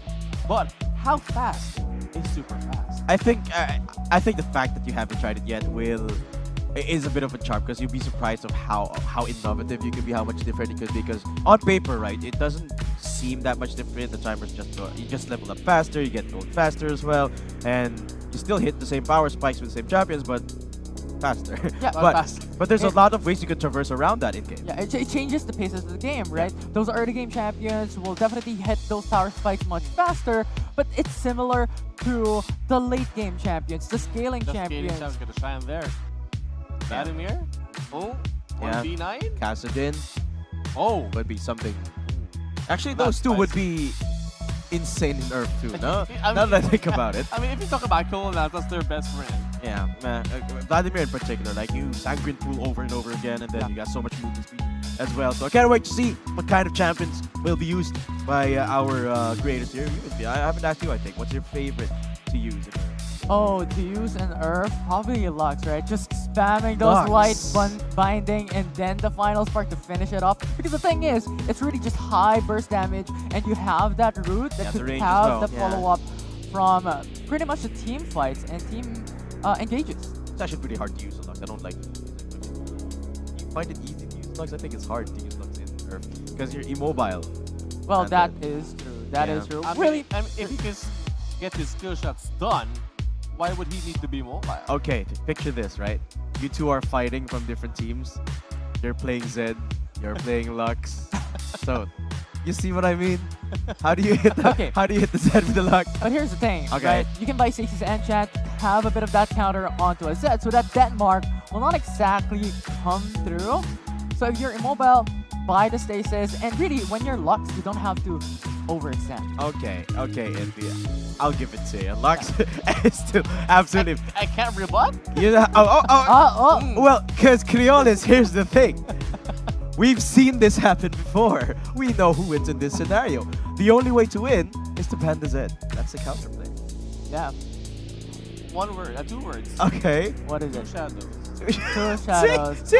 I know. See, Yeah. this... So if I'm a death mark, that's gonna be 3 shadows. And you don't know where I am. Yeah. And yeah. what am I gonna do? Actually, I was expecting Creoles to go like, I want to go set. I'm gonna use that everywhere else. But yeah, man, all these, we have the players outside here at the venue just enjoying the moment. Man, this is gonna be one of the best 3 days. Yes. Here at Vietnam. It's been very fun so far. Shout out to everyone that is viewing at home, and of course to everyone down there in the grounds. There's a lot of stuff to do. There's a lot of things to try. I haven't actually tried any of the games yet. Have you tried the Poppy Smash thing? I actually went to the booth, but tomorrow. We don't have time tomorrow. So us casters, we're gonna have a little fun here and there. Have you tried anything? I haven't, but I've seen it, right? You have the Poppy Smash, you have the Baron Smite, you have like the Baron Smite. I would like to try the Baron Smite. Like I know Kinda jungle curious. diff, but you know, you have like to time it. it doesn't, it doesn't hurt to try. I'm kind of curious how that works. How do you smite Baron? Well, we'll see. We'll see tomorrow. We'll see that tomorrow. Yeah, but if you're around the area, guys, make sure to check this out. This is just around the Saigon Riverside Park. We are just out here. It's impossible to miss if you're from around the area because there's a lot of lights, there's a lot of people roaming around, and there's a lot of people to meet. And you also have that big Poro just greeting you when you yes. enter the venue, or I even think- from far away, you could see that massive Poro just on the venue. I think that Poro could be seen from the moon. So Oh yeah, for sure. Absolutely. How large doubt it about is. Yeah, but let's talk about what we've been going through for the past couple of days. It's been 2 days already of Valorant Smash. I wish it could last way longer, but It could be a whole week, hopefully, right? Hopefully, who knows? In the future, we might have longer iterations of Valorant Smash. But it's been a fun couple of days. Which did you enjoy? Which did you guys enjoy watching more? The competitive games or the 1v1s? I think it's the 1v1s because there's just a lot of interesting stuff that you can look at. I mean, what, Garen and then Cyan and then you have Rumble as well, Akali from like a different 1v1 match. Yeah. There's just a lot of aspects on how these players are thinking about how we can win that 1v1 matchup. How about you, Krea? It has to be today. Today? Why? It's my forte. That's true. Like the RG boys. Yeah. This is where we at. Yes, okay. So- Shout out to all the challengers there. We always being one of those. He's not gonna mention it, so I'll mention it for him. He is challenger. Just flexing humble the one. peak. A humble one. Yes, he is. Absolutely. I'm diamond right now. So Okay. All right there. Alrighty. Even at your lowest rank, I can't even reach you.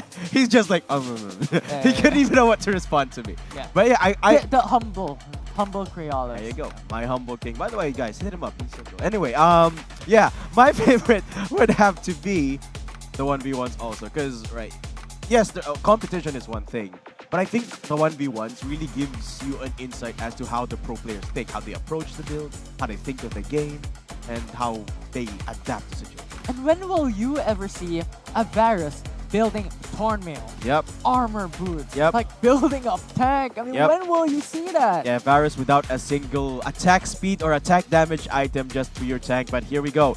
We got both teams ready. And we have two players from the audience. As you can see on the screen, that's player 1 and player 2. And then this KDU Long, Jin, and Zimmy on Team A. And Rox, Emerok, Creed, and Yuli on Team B. Actually, I'm quite curious how player 1 and player 2 will be performing on our, because again, they came from the crowd. Yeah. But like without prep. Yeah. So it's gonna be so interesting how they play out against these players. Yeah, and from the stage a while ago, they mentioned, right, one is Emerald, one is Grandmaster. Yeah. I'm not sure who these players are or who is a Grandmaster, but I feel like, you know what, the players that we have on our screen here in this show match, we're able to kind of guide through the players here in this 5v5. You know what I always say? I always say rank doesn't tell everything. It doesn't tell the whole story. Rank doesn't define you? You might be challenger, I might be silver, but that's okay. I can still beat you from time to time. Look at Creolis' smile, Infi. He's so judging me right now. Yeah, no, you know what, I'm challenger, you're just chill. Ouch. That came from Ouch. me. That Ouch. did not come from me. So anyway, what if, Ouch. what if these are the ones carrying the game? Oh, I mean, I- like, actually- it's possible. It's gonna be so hard to imagine that, because hey, take a look at the roster as well. It's KDU, it's Jin, it's Zimmy, it's Long, and on the other side you got the likes of Creed, Yuli, and Rox has had a phenomenal day actually. I've seen his play today. It was absolutely phenomenal. Yeah, I was watching his games playing across many varieties of champions. Played the Bard one time too. Yeah, and mostly that tank support champions always constantly engages and opens up for the team. But look at their smiles, right? They're just having fun and they're just in the moment for this show match for the 5v5. I think it's a breath of fresh air. Yeah. Like away from the seriousness. Yeah, just like we're smiling right now because it's not as tense. Look at this. There's a 1v1 already at the Krugs area. And that's first blood. There's no there's no jungler. Wait, Sin is already down. And Emerok almost going down, but he has a smite. Yeah, it's look Wait, at for the side of the look at this. side, there's still, oh, yeah, There is a jungler. Yeah, It's the Nautilus is the jungler. Yeah, and we have a Yuumi Yeah. here in this game in the Ultra Rapid Fire game mode. I love it. Yeah, and I mean, I'm not sure what really is good about Yuumi during Earth, but we're about to find out for sure. But I like, I mean, they still, look at the picks that they have. It's like something you would see on a ranked game. Yeah. It's actually long on the ADC. Zimmy is the Yuumi. So that's going to be an interesting one to witness. Meanwhile, middle side, it's a battle of the... Oh! That was close. Ooh, the community is being very aggressive there, putting up a threat in the mid lane. But now you have Rox in the top side in a 1v1. Just forcing out the Ignite onto Sin, forcing him to retreat. There you go, Ribbon slays Rox TV instead without counter engage. They're going to go back in, slash in for Emerald.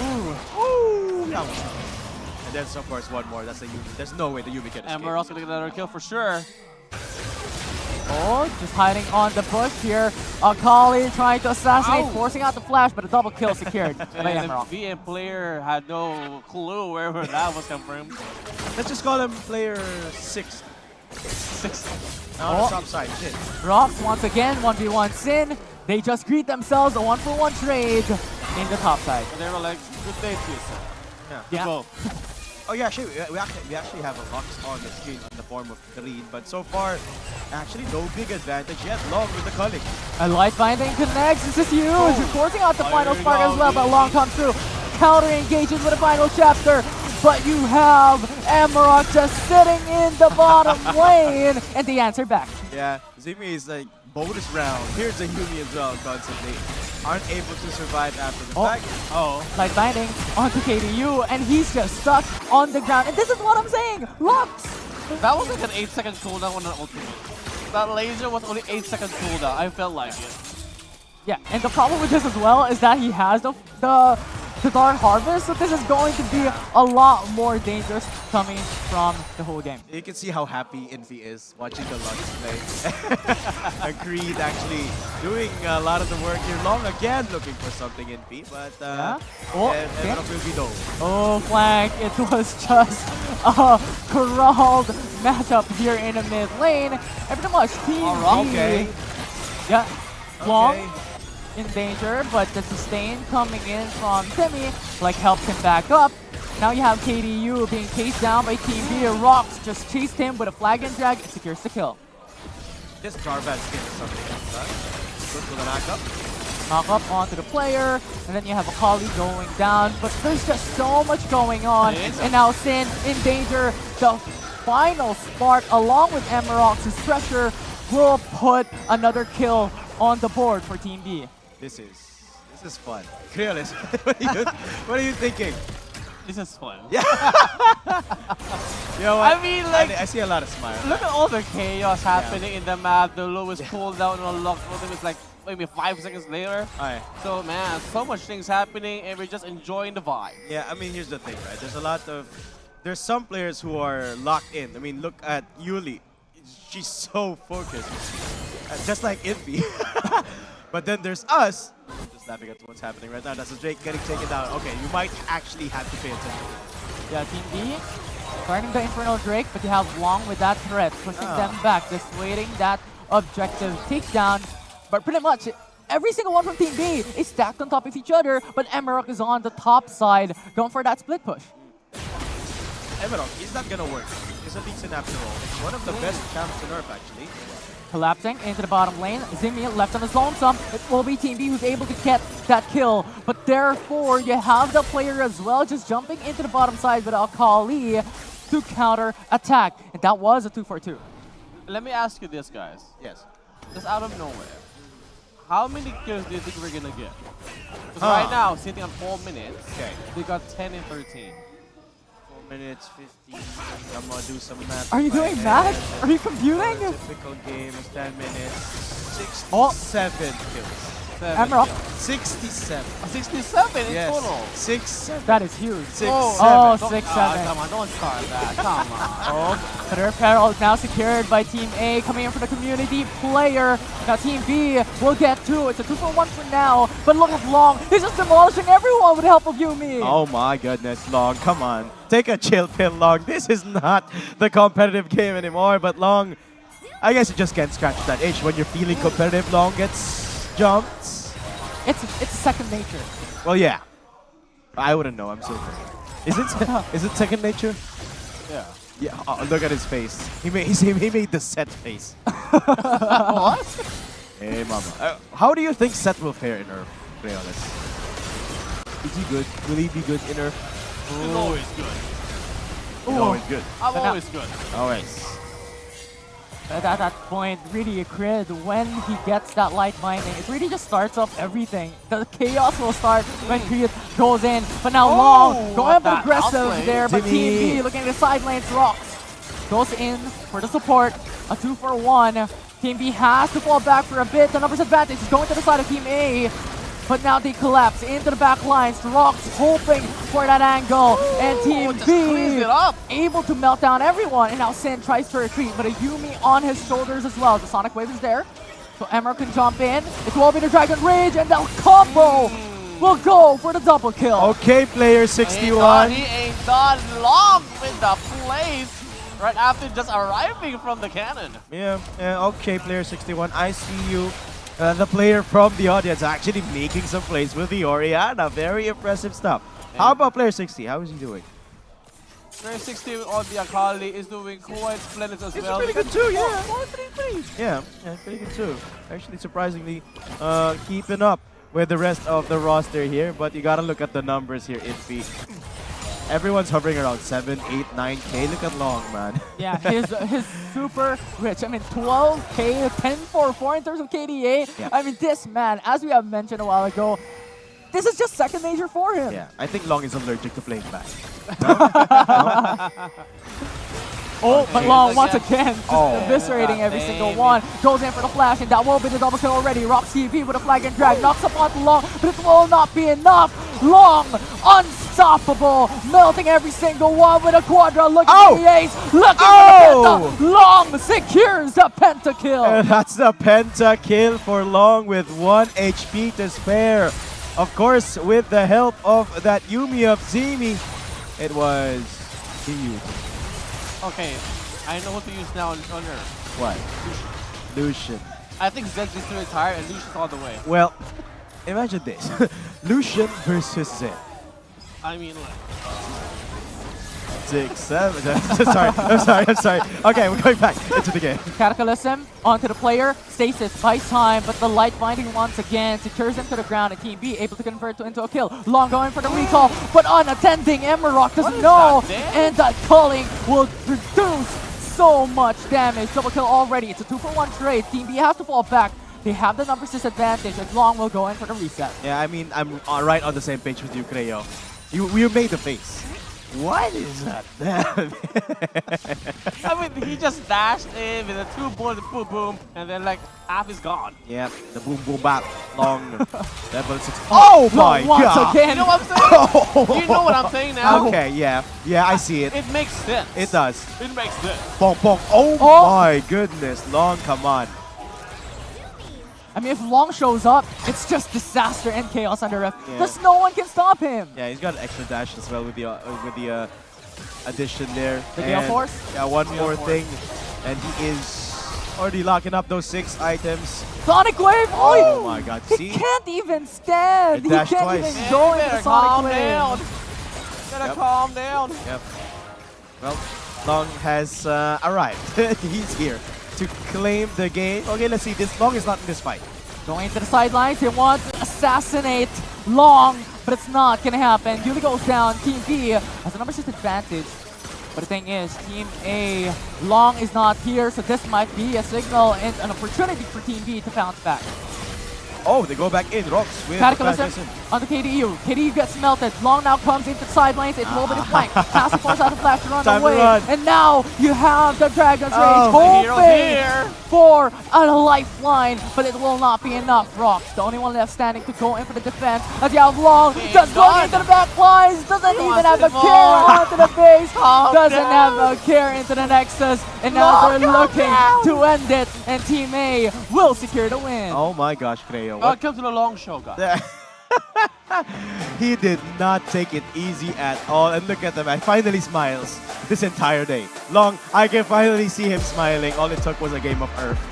But I mean, that's a goodness. good refresher. Like refreshing your feelings, your morale, everything. You know, if you're still dead, door.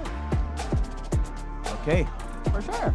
And I mean, this is quite new, right? Because a while ago in the 5v5s, we kept on seeing like the Mordekaiser law. Oh, yes. We saw these junglers and him dictating the game. But this time around, he's still dictating the game. You mentioned a while ago, he's allergic to bad games. Yeah. But now on Illusion. Yep. Obviously, he's still on form. And he's looking to continue his dominance in any and all game modes here in Wild Rift. There you have it. That was over the more quickly than I expected, Creo. Well, that's not the quick game yet.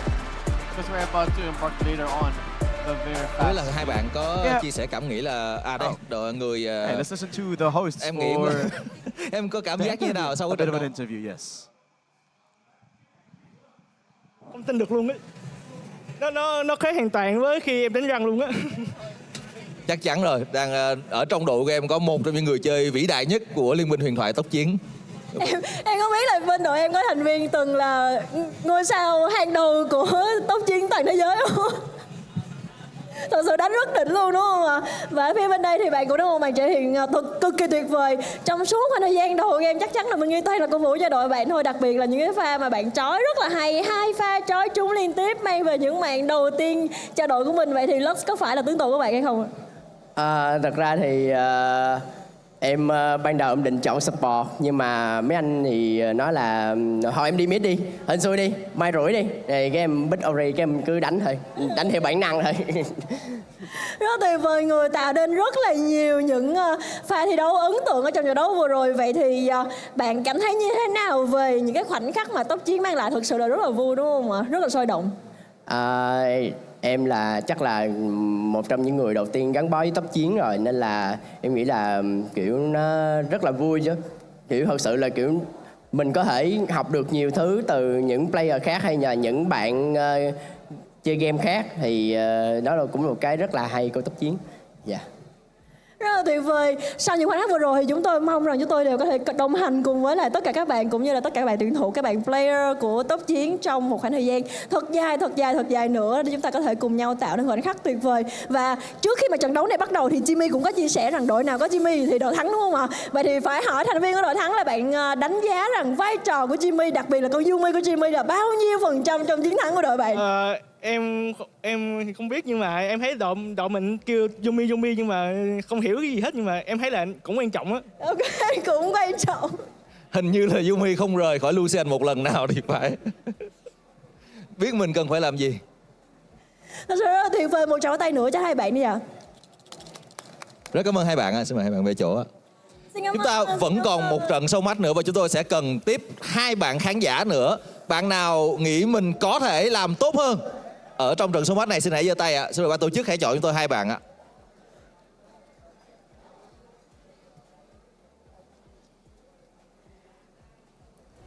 Xin chào bạn.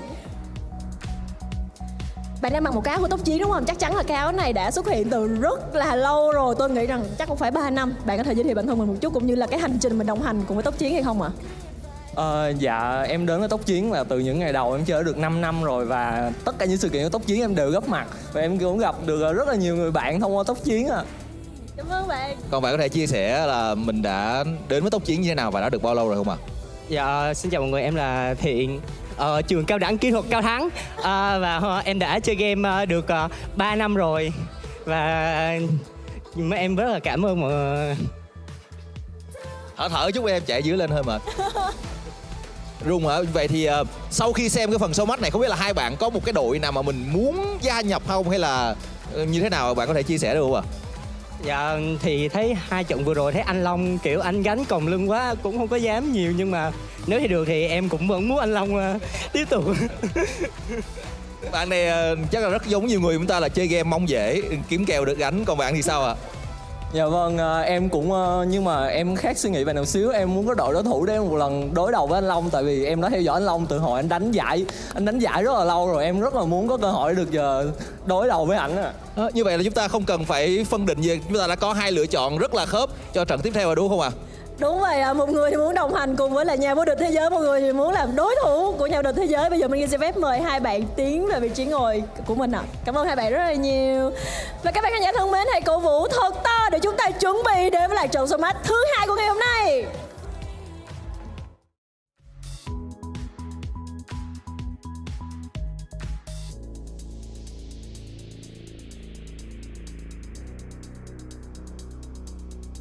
Thank you very much, hosts. And now we're back for another set of super fast game modes. As you have mentioned a while ago, create all this.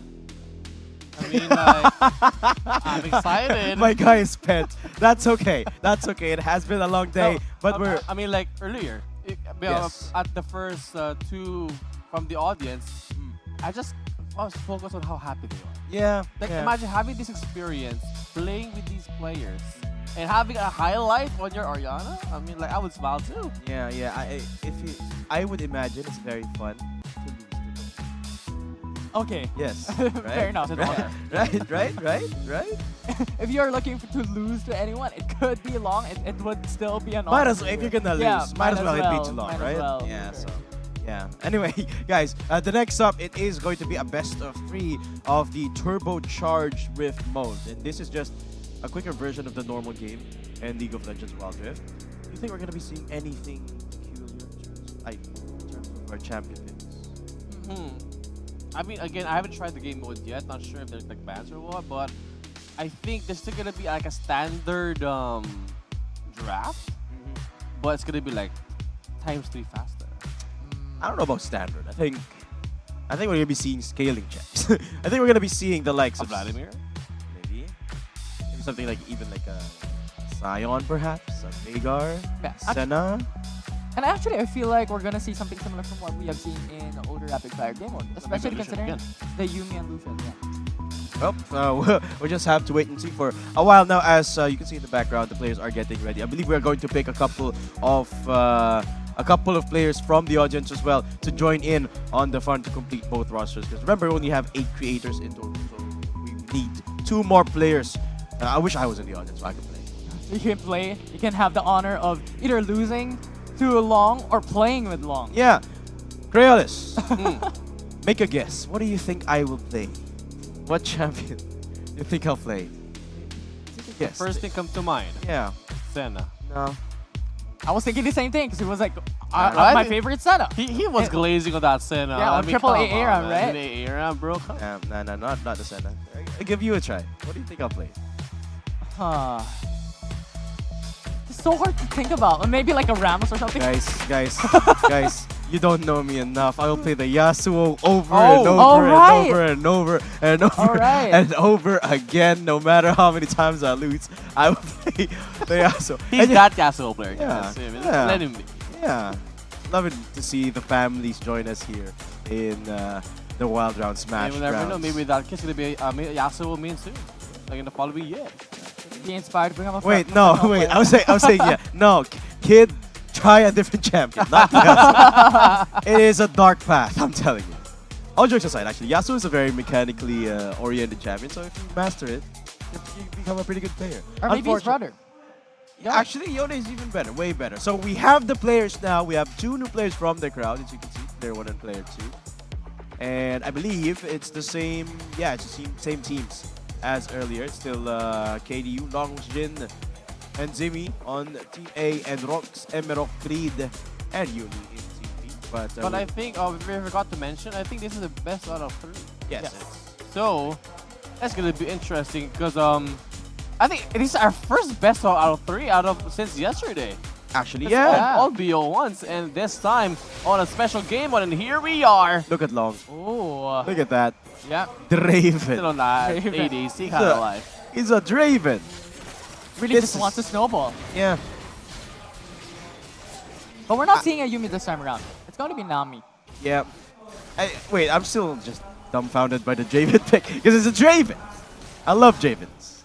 Reminds me of Tyler 1. Shout out, Tyler 1. But, all right, here we go again. Draven. Yeah, here we go to our Ultra or Turbocharged Rift mode here in Wild Rift. There you go. But I want to highlight Amarok picks Nidalee, one of the newest champions that we have here in the Good Legends Wild Rift. So I love to see how Amarok plays this champion out. Wait, look at this. It's just 55 seconds in the clock, and there's already level 5s across the board. This is how fast the pacing is. So this it's is the vibe yes. of this game mode. Okay. Yes. Scaling very, very fast, and you also have gold increasing so quickly as well. Oh, hey, what are you doing yet? What a flash coming in from Amarok. That was clutch.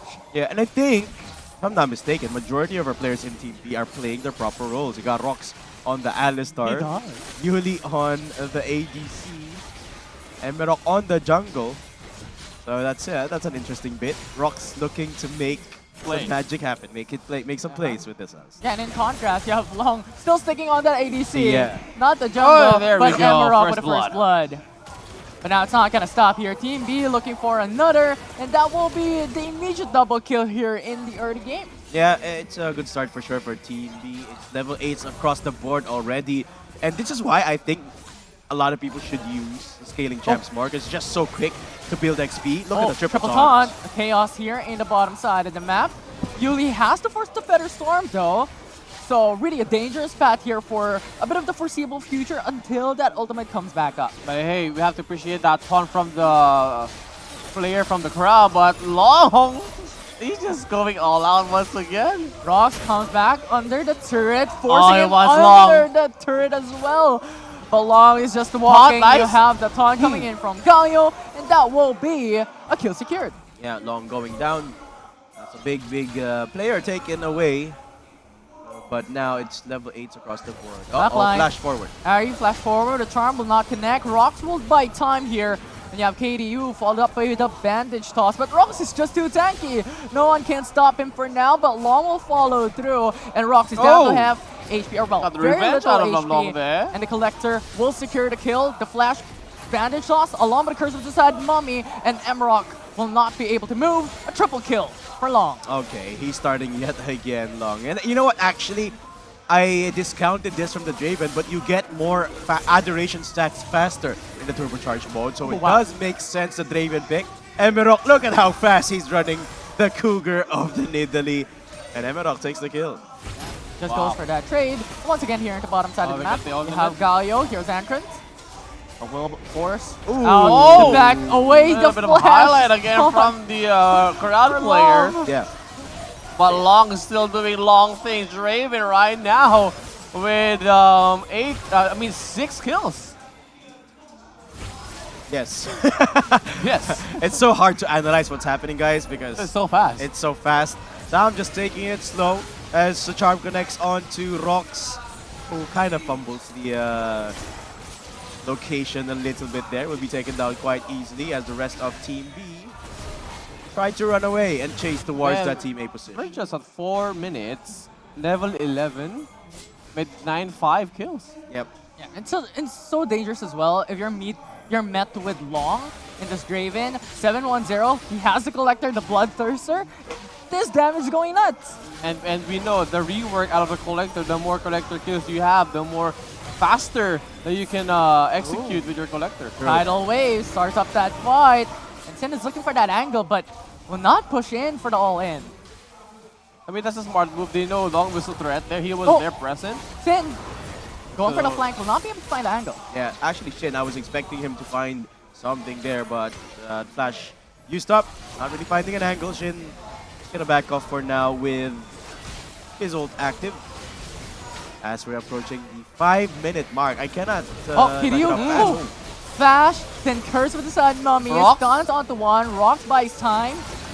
And Team A will try to chase him down. Long with once again the Collector into the back end. Rox just got melted.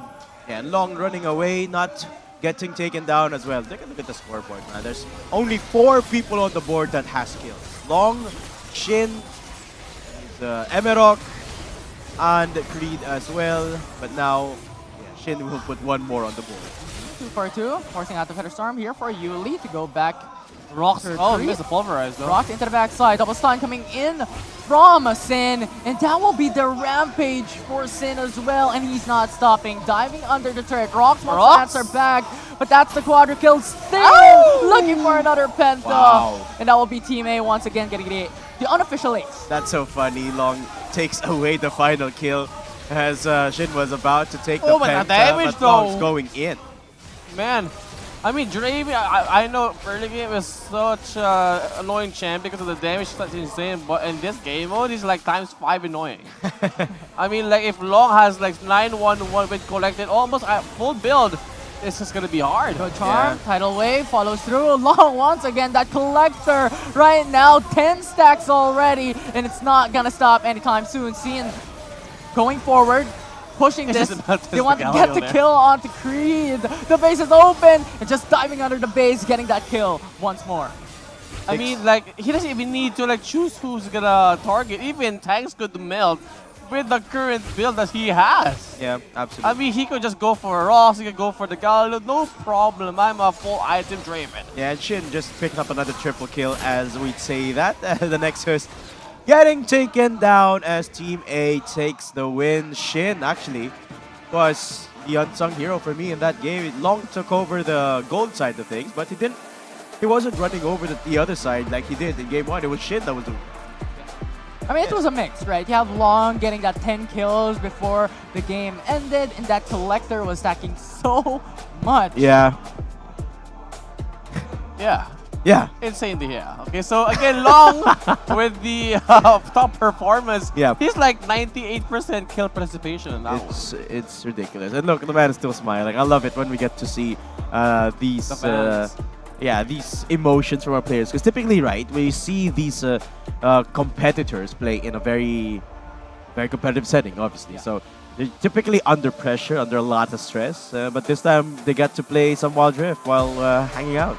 Yeah, I mean, if you came to this area and you just want to like go to the booths, enjoy the moment, and you get picked to be part of these events and be part of these sets of players, I mean, that's going to be something you will never forget.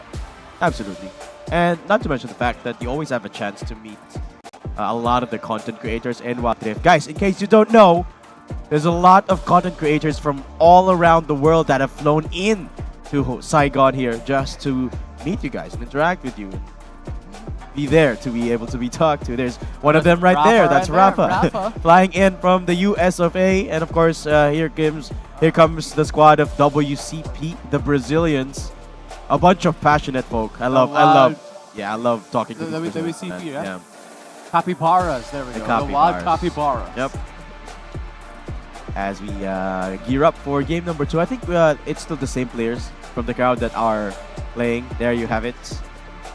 So no rotation of players. It is going to be the same things. We will see a difference in champ select. So we will see the evolution of who comes out on top in terms of draft wise. Yes. What kind of ADC Long is going to pick, or maybe something else. Long, please say please play Yasuo. Long, I'm looking at you. That's the thing, right? The question is like, what role is Long now going to play, or even the rest of the crew? Yeah, that's it's true. Still going to be like ADC Long. Long, please play Yasuo. I'm channeling my inner my osmosis. I'm looking Osmosis? Long. Osmosis. My mind control. Wait, I'm a mind control Long. Like, I know I'm like 10, 20, 50 meters away. Like, Long. Yasuo. Yasuo. Shout out to my fellow Yasuo lovers in the chat. Oh, the Yasuo mains. I mean, like, there are a couple probably in the chat right now watching. Oh, let me ask you guys this: who is the most annoying? Who are the most annoying champs to play against in lane? Because I know you guys love particular champs. You love sets. You love supports. Yep. So who's the most annoying to play against? You first, because supports. I hate Zillion. I hate Zillion. Because the thing is, like, you imagine a moment when you're about to get the kill already and then the revive comes through, and then you also have like those annoying stuns. It's so big as well. Like the AoE of Zillion is so big. So. Yeah. Fair. That's fair. What do you hate? That's a set main. Poppy. I mean, Zed can't do much with a Poppy. Yeah. I mean, she could just take my punch to the face and be like, okay. Hey, how's your mama? I mean, she's pretty great. She's incredible. Uh-huh. My mom has always been my motivation for everything I do. What do you call your mama? Mama. Mama. Shout out to Mama. Mama. You know, personally, I hate playing against a set. This is not much a Yasuo can do against a set. Oh, that's right. Right. I mean, yeah. I'm like, when I see a set, oh mama. Oh, you're calling my mama. But yeah, I mean, I do understand that sometimes Yasuo can't really do much. You know, you could pray to like dodge maybe my haymaker, but that's it. That's it. That's not all you can do so far. But I can look at that view right there of the bridge here in Saigon. Yeah. The lights, everything you'd want to see right here. The venue is colorful, the bridge is colorful, everything is just vibing. Actually, I was a bit curious. Now that you mentioned about like Yasuo, like spamming Yasuo. Okay, here we go. What's your favorite thing about Yasuo anyways? And how did you become a Yasuo main? Okay, here's the thing. Here's the thing, right? Here's the thing. Some things don't have an explanation. Like, oh, really? For example, let me ask you this question as a retaliatory response. What do you like more, dogs or cats? Okay, fair enough. Cats. See, why do you like cats more? Because they're low maintenance. You just do. They're low maintenance dogs. Okay, fair enough. You just do. You just like cats. I just happen to like being the bane of the existence of every other player on the Rift. So. Okay, but here's like what's teammates included. What's your most favorite thing about Yasuo? I think I like the challenge. I think that's it. That's mainly. No, this is me seriously answering now. I think I mainly like challenging stuff because you know how certain games, the harder they are, like you get 0-10 power spike. The longer. Yeah, oh, that is gonna be the one. Yeah, the 0-10 power spike. Exactly. So that's why I do that every game. Wait! You do that every game? It's a must. Because I like the challenge. It's a winning condition. I like the challenge, right? That's the challenge because being 0-10, he's gonna be locked in gold. But if he gets that power spike, that's about it. And here we go, guys. Oh, Sayone. Okay. Not a Yasuo. You don't see a Yasuo, but almost. At the very least, a Strutter is here. Sorry. Okay, so come on, shit. You were one tile away. You were one sibling away. You were one sibling away. Okay, here we go. Game number 2 of our best of 3 here for the Turbocharged Rift showmatch. Again, we have 1 point ready for the side of Team A, Long's team. And the thing is, like, Team A right now has a point lead, but shout out to the community here, having to play Mild Fight for Team B, and also the Ari for Team A. Yeah. I mean, it could make highlights one Oh! get. Oh! Amarok being very aggressive there. First blood secured for Team B, and once again, they're just sliding that bottom side of the map, but Zimmy on the Lulu. I think Emerok has a plan this game, and he just executed that plan. Take away the Vayne. That's 2 kills in a row on Long. Emerok is... Mamma mia. He's soaking on the bot side. Oh, and the top side though, they got Rocks going down. No, sorry. One. It was someone else. Oh, this is like ARAM. We're fighting all along in the bottom lane. It's not even stopping. It's not. And Long has been receiving majority of the pummeling from Emerok. I think Emerok has had enough of the Long dominance. So I would imagine that Emerok will come back eventually to that area. Yeah, but it's a bit surprising, right? Because traditionally from what we see, a very fast game mode, right? We have the likes of Lucian or Graven that really wants to snowball this competition. But now we have Vayne. Actually, the top side, we have another get coming on here. Sin with a Fate Seal, double knock up, and Sin, this is really good, but that is 2 players that they're fighting up against. But once again, going back, those late game scaling champions, like how far is this gonna get? Well, as far as the game gets there, right? So, Long just trying to survive for now. And Yuli on the Xayah actually should have the definitive advantage in terms of range, at least with the Xayah. So let's see how this pans out on the bot side. It's just, even the observers are just watching the bot side at this point because nothing else is happening. And right now, at 2 minutes, yes, level 8. So let's start stat check for Long. 1, 2, 1. So still got kill, waiting for that power spike, but right now it's going to be the more balanced early game. No dominance yet. Yeah. And surprisingly, we don't see more scaling options. Yes, you got the Vayne and the Yone. The Xayah and the Fiora, but that's about it. And nothing too hyper scaly like what we predicted. So pretty much standard as well, right? I feel like these players are just having fun with the pick. Oh, Rock in trouble. The Rammus now going for the he missed. Still will not connect. Rock TV is still alive, has to flash back to safety. The rest of the crew is here. They want to join the chaos. And the top side for Team A will get melted. 2 down for Team A. And there it is. So another beautiful play. Right now, Team B doing it. Oh, that's Shelly. I didn't know they had Shelly in this game mode. Yeah, but we'll see how it's going to be used up here in the mid lane. You have Ari going golden, buying time. Ramos delaying the fight, pushing them back. You have Long that is so huge with a Vayne and a wild growth. And now you have Yuli forcing out a better storm as well. Looking at the flank, you have the charm connecting on to Rocks. That's about it. No one really able to find an angle for a kill. Yeah, 6-4 our score. So 3 kills more. It's I'm about to say that, but you came across me. I knew you were gonna say something about that. So anyway, hopefully we skip that part. But again, this Team B doing much better here at this game number 2 against Team A. Yeah, they are taking the lead. Rox takes the tower on the top end, who this time is playing the Baron lane. Wow, I think this is the first time we're seeing Rox not play a support today. Yeah, and he wants to just pressure the side lanes. And I think that's a game plan here for Team B, right? Having that 4v4 brawl. But there you go. Emerok once again just crashing down up against their opponents. And Team A loses Long and loses Semi and have eyes on the first turret in the mid. Wow. Long, actually very nice dodge on the Unstoppable Force, but still got taken down there. So you can see the pivot of focus from Team B. They want that ADC dead. Yeah, for sure. And they're they looking got at Prios. Even at this game, but they got Prios. So that's impressive. Yes. Yes. Yes. As the Baron Nashor spawns, 5 minutes into the game, Team B currently leads, but not by much. It's just around 2k gold lead for Team B. 5 minutes Baron? Very quickly as well, getting melted. Long is dealing a lot of damage.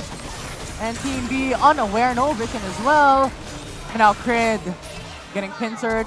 Oh, here we go again. Long. I think he said it's my time to shine again. Long. Emerald getting chased out. Long as well as the rest of the squad will just crash down onto Emerald. And just like that, Team A is back, Leo. I mean, like, it's 8 seconds. I can see the disappointment in your face that it's not 6. I But had to look twice. 9-7 the score now as Team B takes the lead once more in terms of kills. But take a look at the gold graph, guys. Team A still leading by around 3-ish thousand. That Kai thing. Oh, long. In danger as well. You have Emerald going in for Whoa! the chase. The collector coming from Emerald once again. And that reset comes through. Now he wants for more. He wants to go for more, but will not opt to do so as he is low already. Oh! But now you have player, you have Ari going golden by time. But you have someone in the back. I like what he did there. You know, he got the opportunity to do that on a big stage. The player from the crowd had highlight on that emote there. Actually doing particularly well on the RE.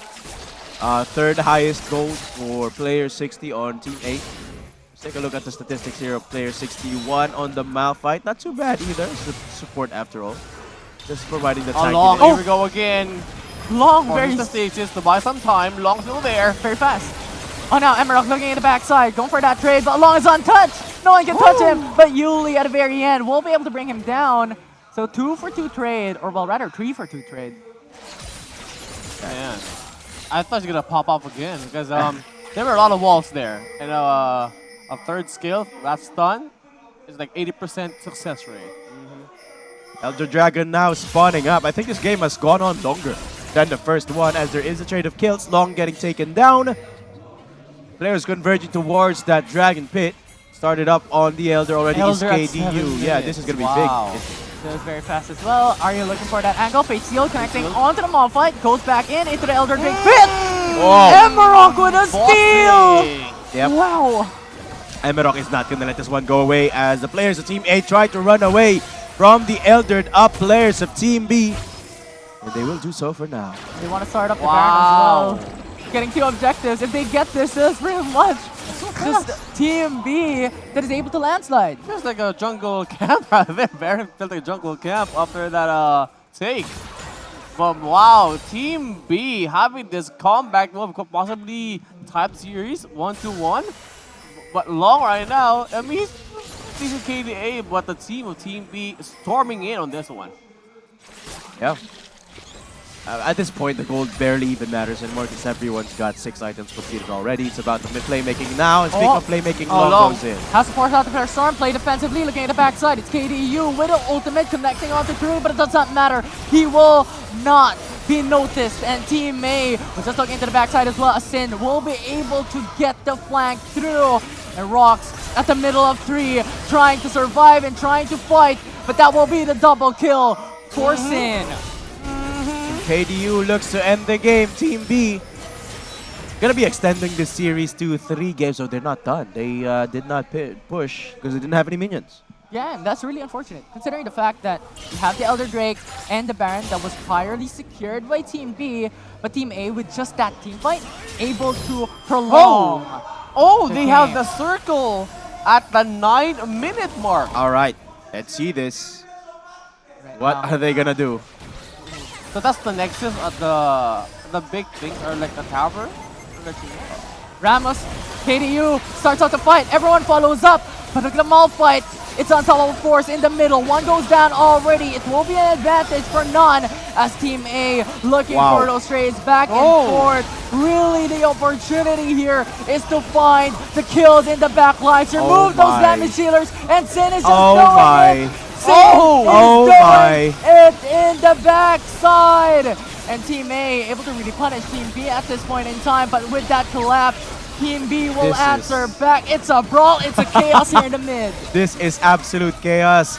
And Jin actually taking a lot of kills, but it's about who gets more. And looking at it, you have Emerald with the Guardian Angel in the back lines as well, looking for the angle. It will be Team A that comes back. Whoa! It's still Team A getting the win with the sweep. Again, I really thought that was going to be like Team B. Like, they got the momentum, they got good power specs already, but I was surprised with that 9-minute one. For sure. That was a ride. I didn't even know what to say. I was just watching everything unfold. Shin getting a triple and Long trying to stay alive, but eventually got the tiniest of advantages, and they win. They end the night. Look, he's laughing. Look at the guy. Yeah, he had fun. Oh, that's nice. I mean, that's the main purpose of the other game was when doing that focus and just chilling. Yes. We love to see it too. We love to see the audience having fun witnessing our players to take on a different take, or play a different take on Wild Rift, and of course play with a new set of faces along with them. And even Team B as well. I mean, look at their faces, even the community as well. Yes. Enjoying and laughing together with our creators and players here on the stage. Of course. It's the atmosphere. I feel like it's everyone here coming out tonight here in Saigon Riverside Park, and the weather's actually perfect. Yeah, past the couple of weather nights. today has been great. Yeah, the past couple of days it's been raining. It's been super hot, but now it's chef's kiss. Yeah, hopefully it does continue that until tomorrow. Because again, tomorrow's gonna be the last day. It's gonna be the finals of I Creator know. Track and Pro Track. Can't believe it's the last day already tomorrow, man. It feels like we just started, but all the good things must come to an end. I don't want to think about it yet. I want to stay here in Saigon. This is a beautiful place, the beautiful people, the beautiful food, Yeah. and the beautiful Wild Rift. Beautiful For sure, Wild 5 Rift. years, 5 years Oh, of yeah. League of Legends Wild Rift, and many more to come. I mean, as you guys have mentioned, tomorrow will be chaos, game day, and pretty much all the fun there is to it, because there will be 3 finals Wait. tomorrow that we can expect. I think something's happening on stage because they're not leaving yet. There might be another match cooking. Let's take a look at this. Hold on. I don't want to counter X too early yet, but all the players are within. There we go. There we go. Alright, I think we're going for a short interview in just a while, so let's throw it over to the hosts to do that. Yeah.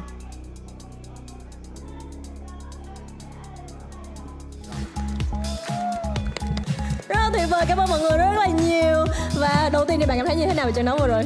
Dạ em thấy vô cùng là hạnh phúc khi mà team em với lại em đã giết được anh Long rất là nhiều ở trong ván 2 à. Đối với anh em thì hôm nay em cảm thấy em điên vờ lợ. chị CB thì cứ liên tục bút cho em 2 lần luôn. Anh Long gào thấy có chỏng, mọi người không biết đâu. Nó vui vờ lợ. Rất cảm ơn các bạn và xin các bạn khán giả thân mến, hãy dành một tràng pháo tay thật lớn cho tất cả 10 thành viên của hai đội trong trận show match này ạ. Xin cảm ơn mọi người rất là nhiều. Chúng tôi luôn hy vọng rằng mọi người sẽ có những trải nghiệm tuyệt vời nhất với lại tốc chiến, dù là thắng hay là thua, dù kết quả như thế nào, nhưng mà chắc chắn rằng trải nghiệm của chúng ta đều sẽ là điều quan trọng nhất, đúng không ạ? Cảm ơn mọi người. Thank you so much. Xin guys. Thank you. Xin mời các bạn khán giả chúng ta quay trở về vị trí.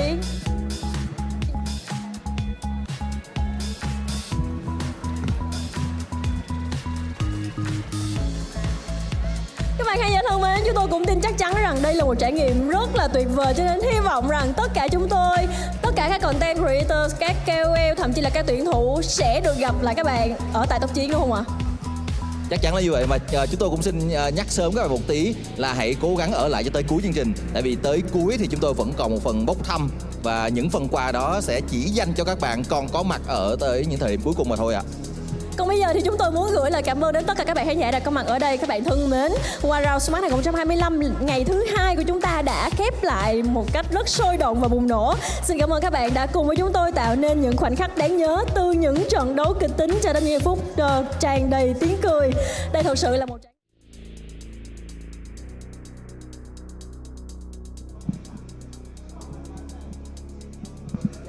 And I guess we're back. And that was the community and the show match coming into play. But a 5v5 creator track standings. Currently, it is WRLK with 4 wins and only 1 loss. Yeah. And Checkmate with the same standing, but with a net difference of, what is that? Just the time. Yeah, the time differential, giving them taking them a little bit more time to end the games, but that puts them in number 2. Checkmate dropping a series to WRLK dropping a series to Vietnam Chosen, which is the number 3 seed. Yeah, it's going to be so exciting tomorrow. Having WRLK and Checkmate with the same standing, they both performed phenomenally today. So many things could happen tomorrow. I mean, how much action, how much determination for these players to perform at their peak tomorrow. Yeah, and you mentioned about tomorrow. We're looking at the schedule at the moment. Because just look at WRLK. Team Relay, they will battle up against WRLB for the Team Relay with that 1v1s and AAA ARAM tomorrow at the start of the day. And of course, we've got 3 matches to showcase: the final, the best of 3 final, and the Pro Track best of 5 final between the 2 Chinese pro teams. Of course, it is going to be action-packed. I am so excited for that, for all of them, for obviously, but I can't wait to see that second one. Yeah, there's just a lot to take in for sure. I mean, WRL Blue, WRL Red, we saw them play in the Team Relays, and they're going to play once again tomorrow for the finals. And again, last year it was the PH who won the Creator Track, and now they're back to the finals against WRLK. It's gonna be a defending championship match. Yeah, for sure. And the interesting part about this is that every single one of the players here is different. So can they defend that title? That is true, but The bar's high on this one. absolutely. But it has been a long day of Wild Rift, guys. Thank you so much for joining us today at Wild Round Smash. We'll see you again tomorrow for the final day. Again, we are your casters. Datum here with the ones and only Infinity and Creole saying good night and see you again tomorrow. Bye-bye.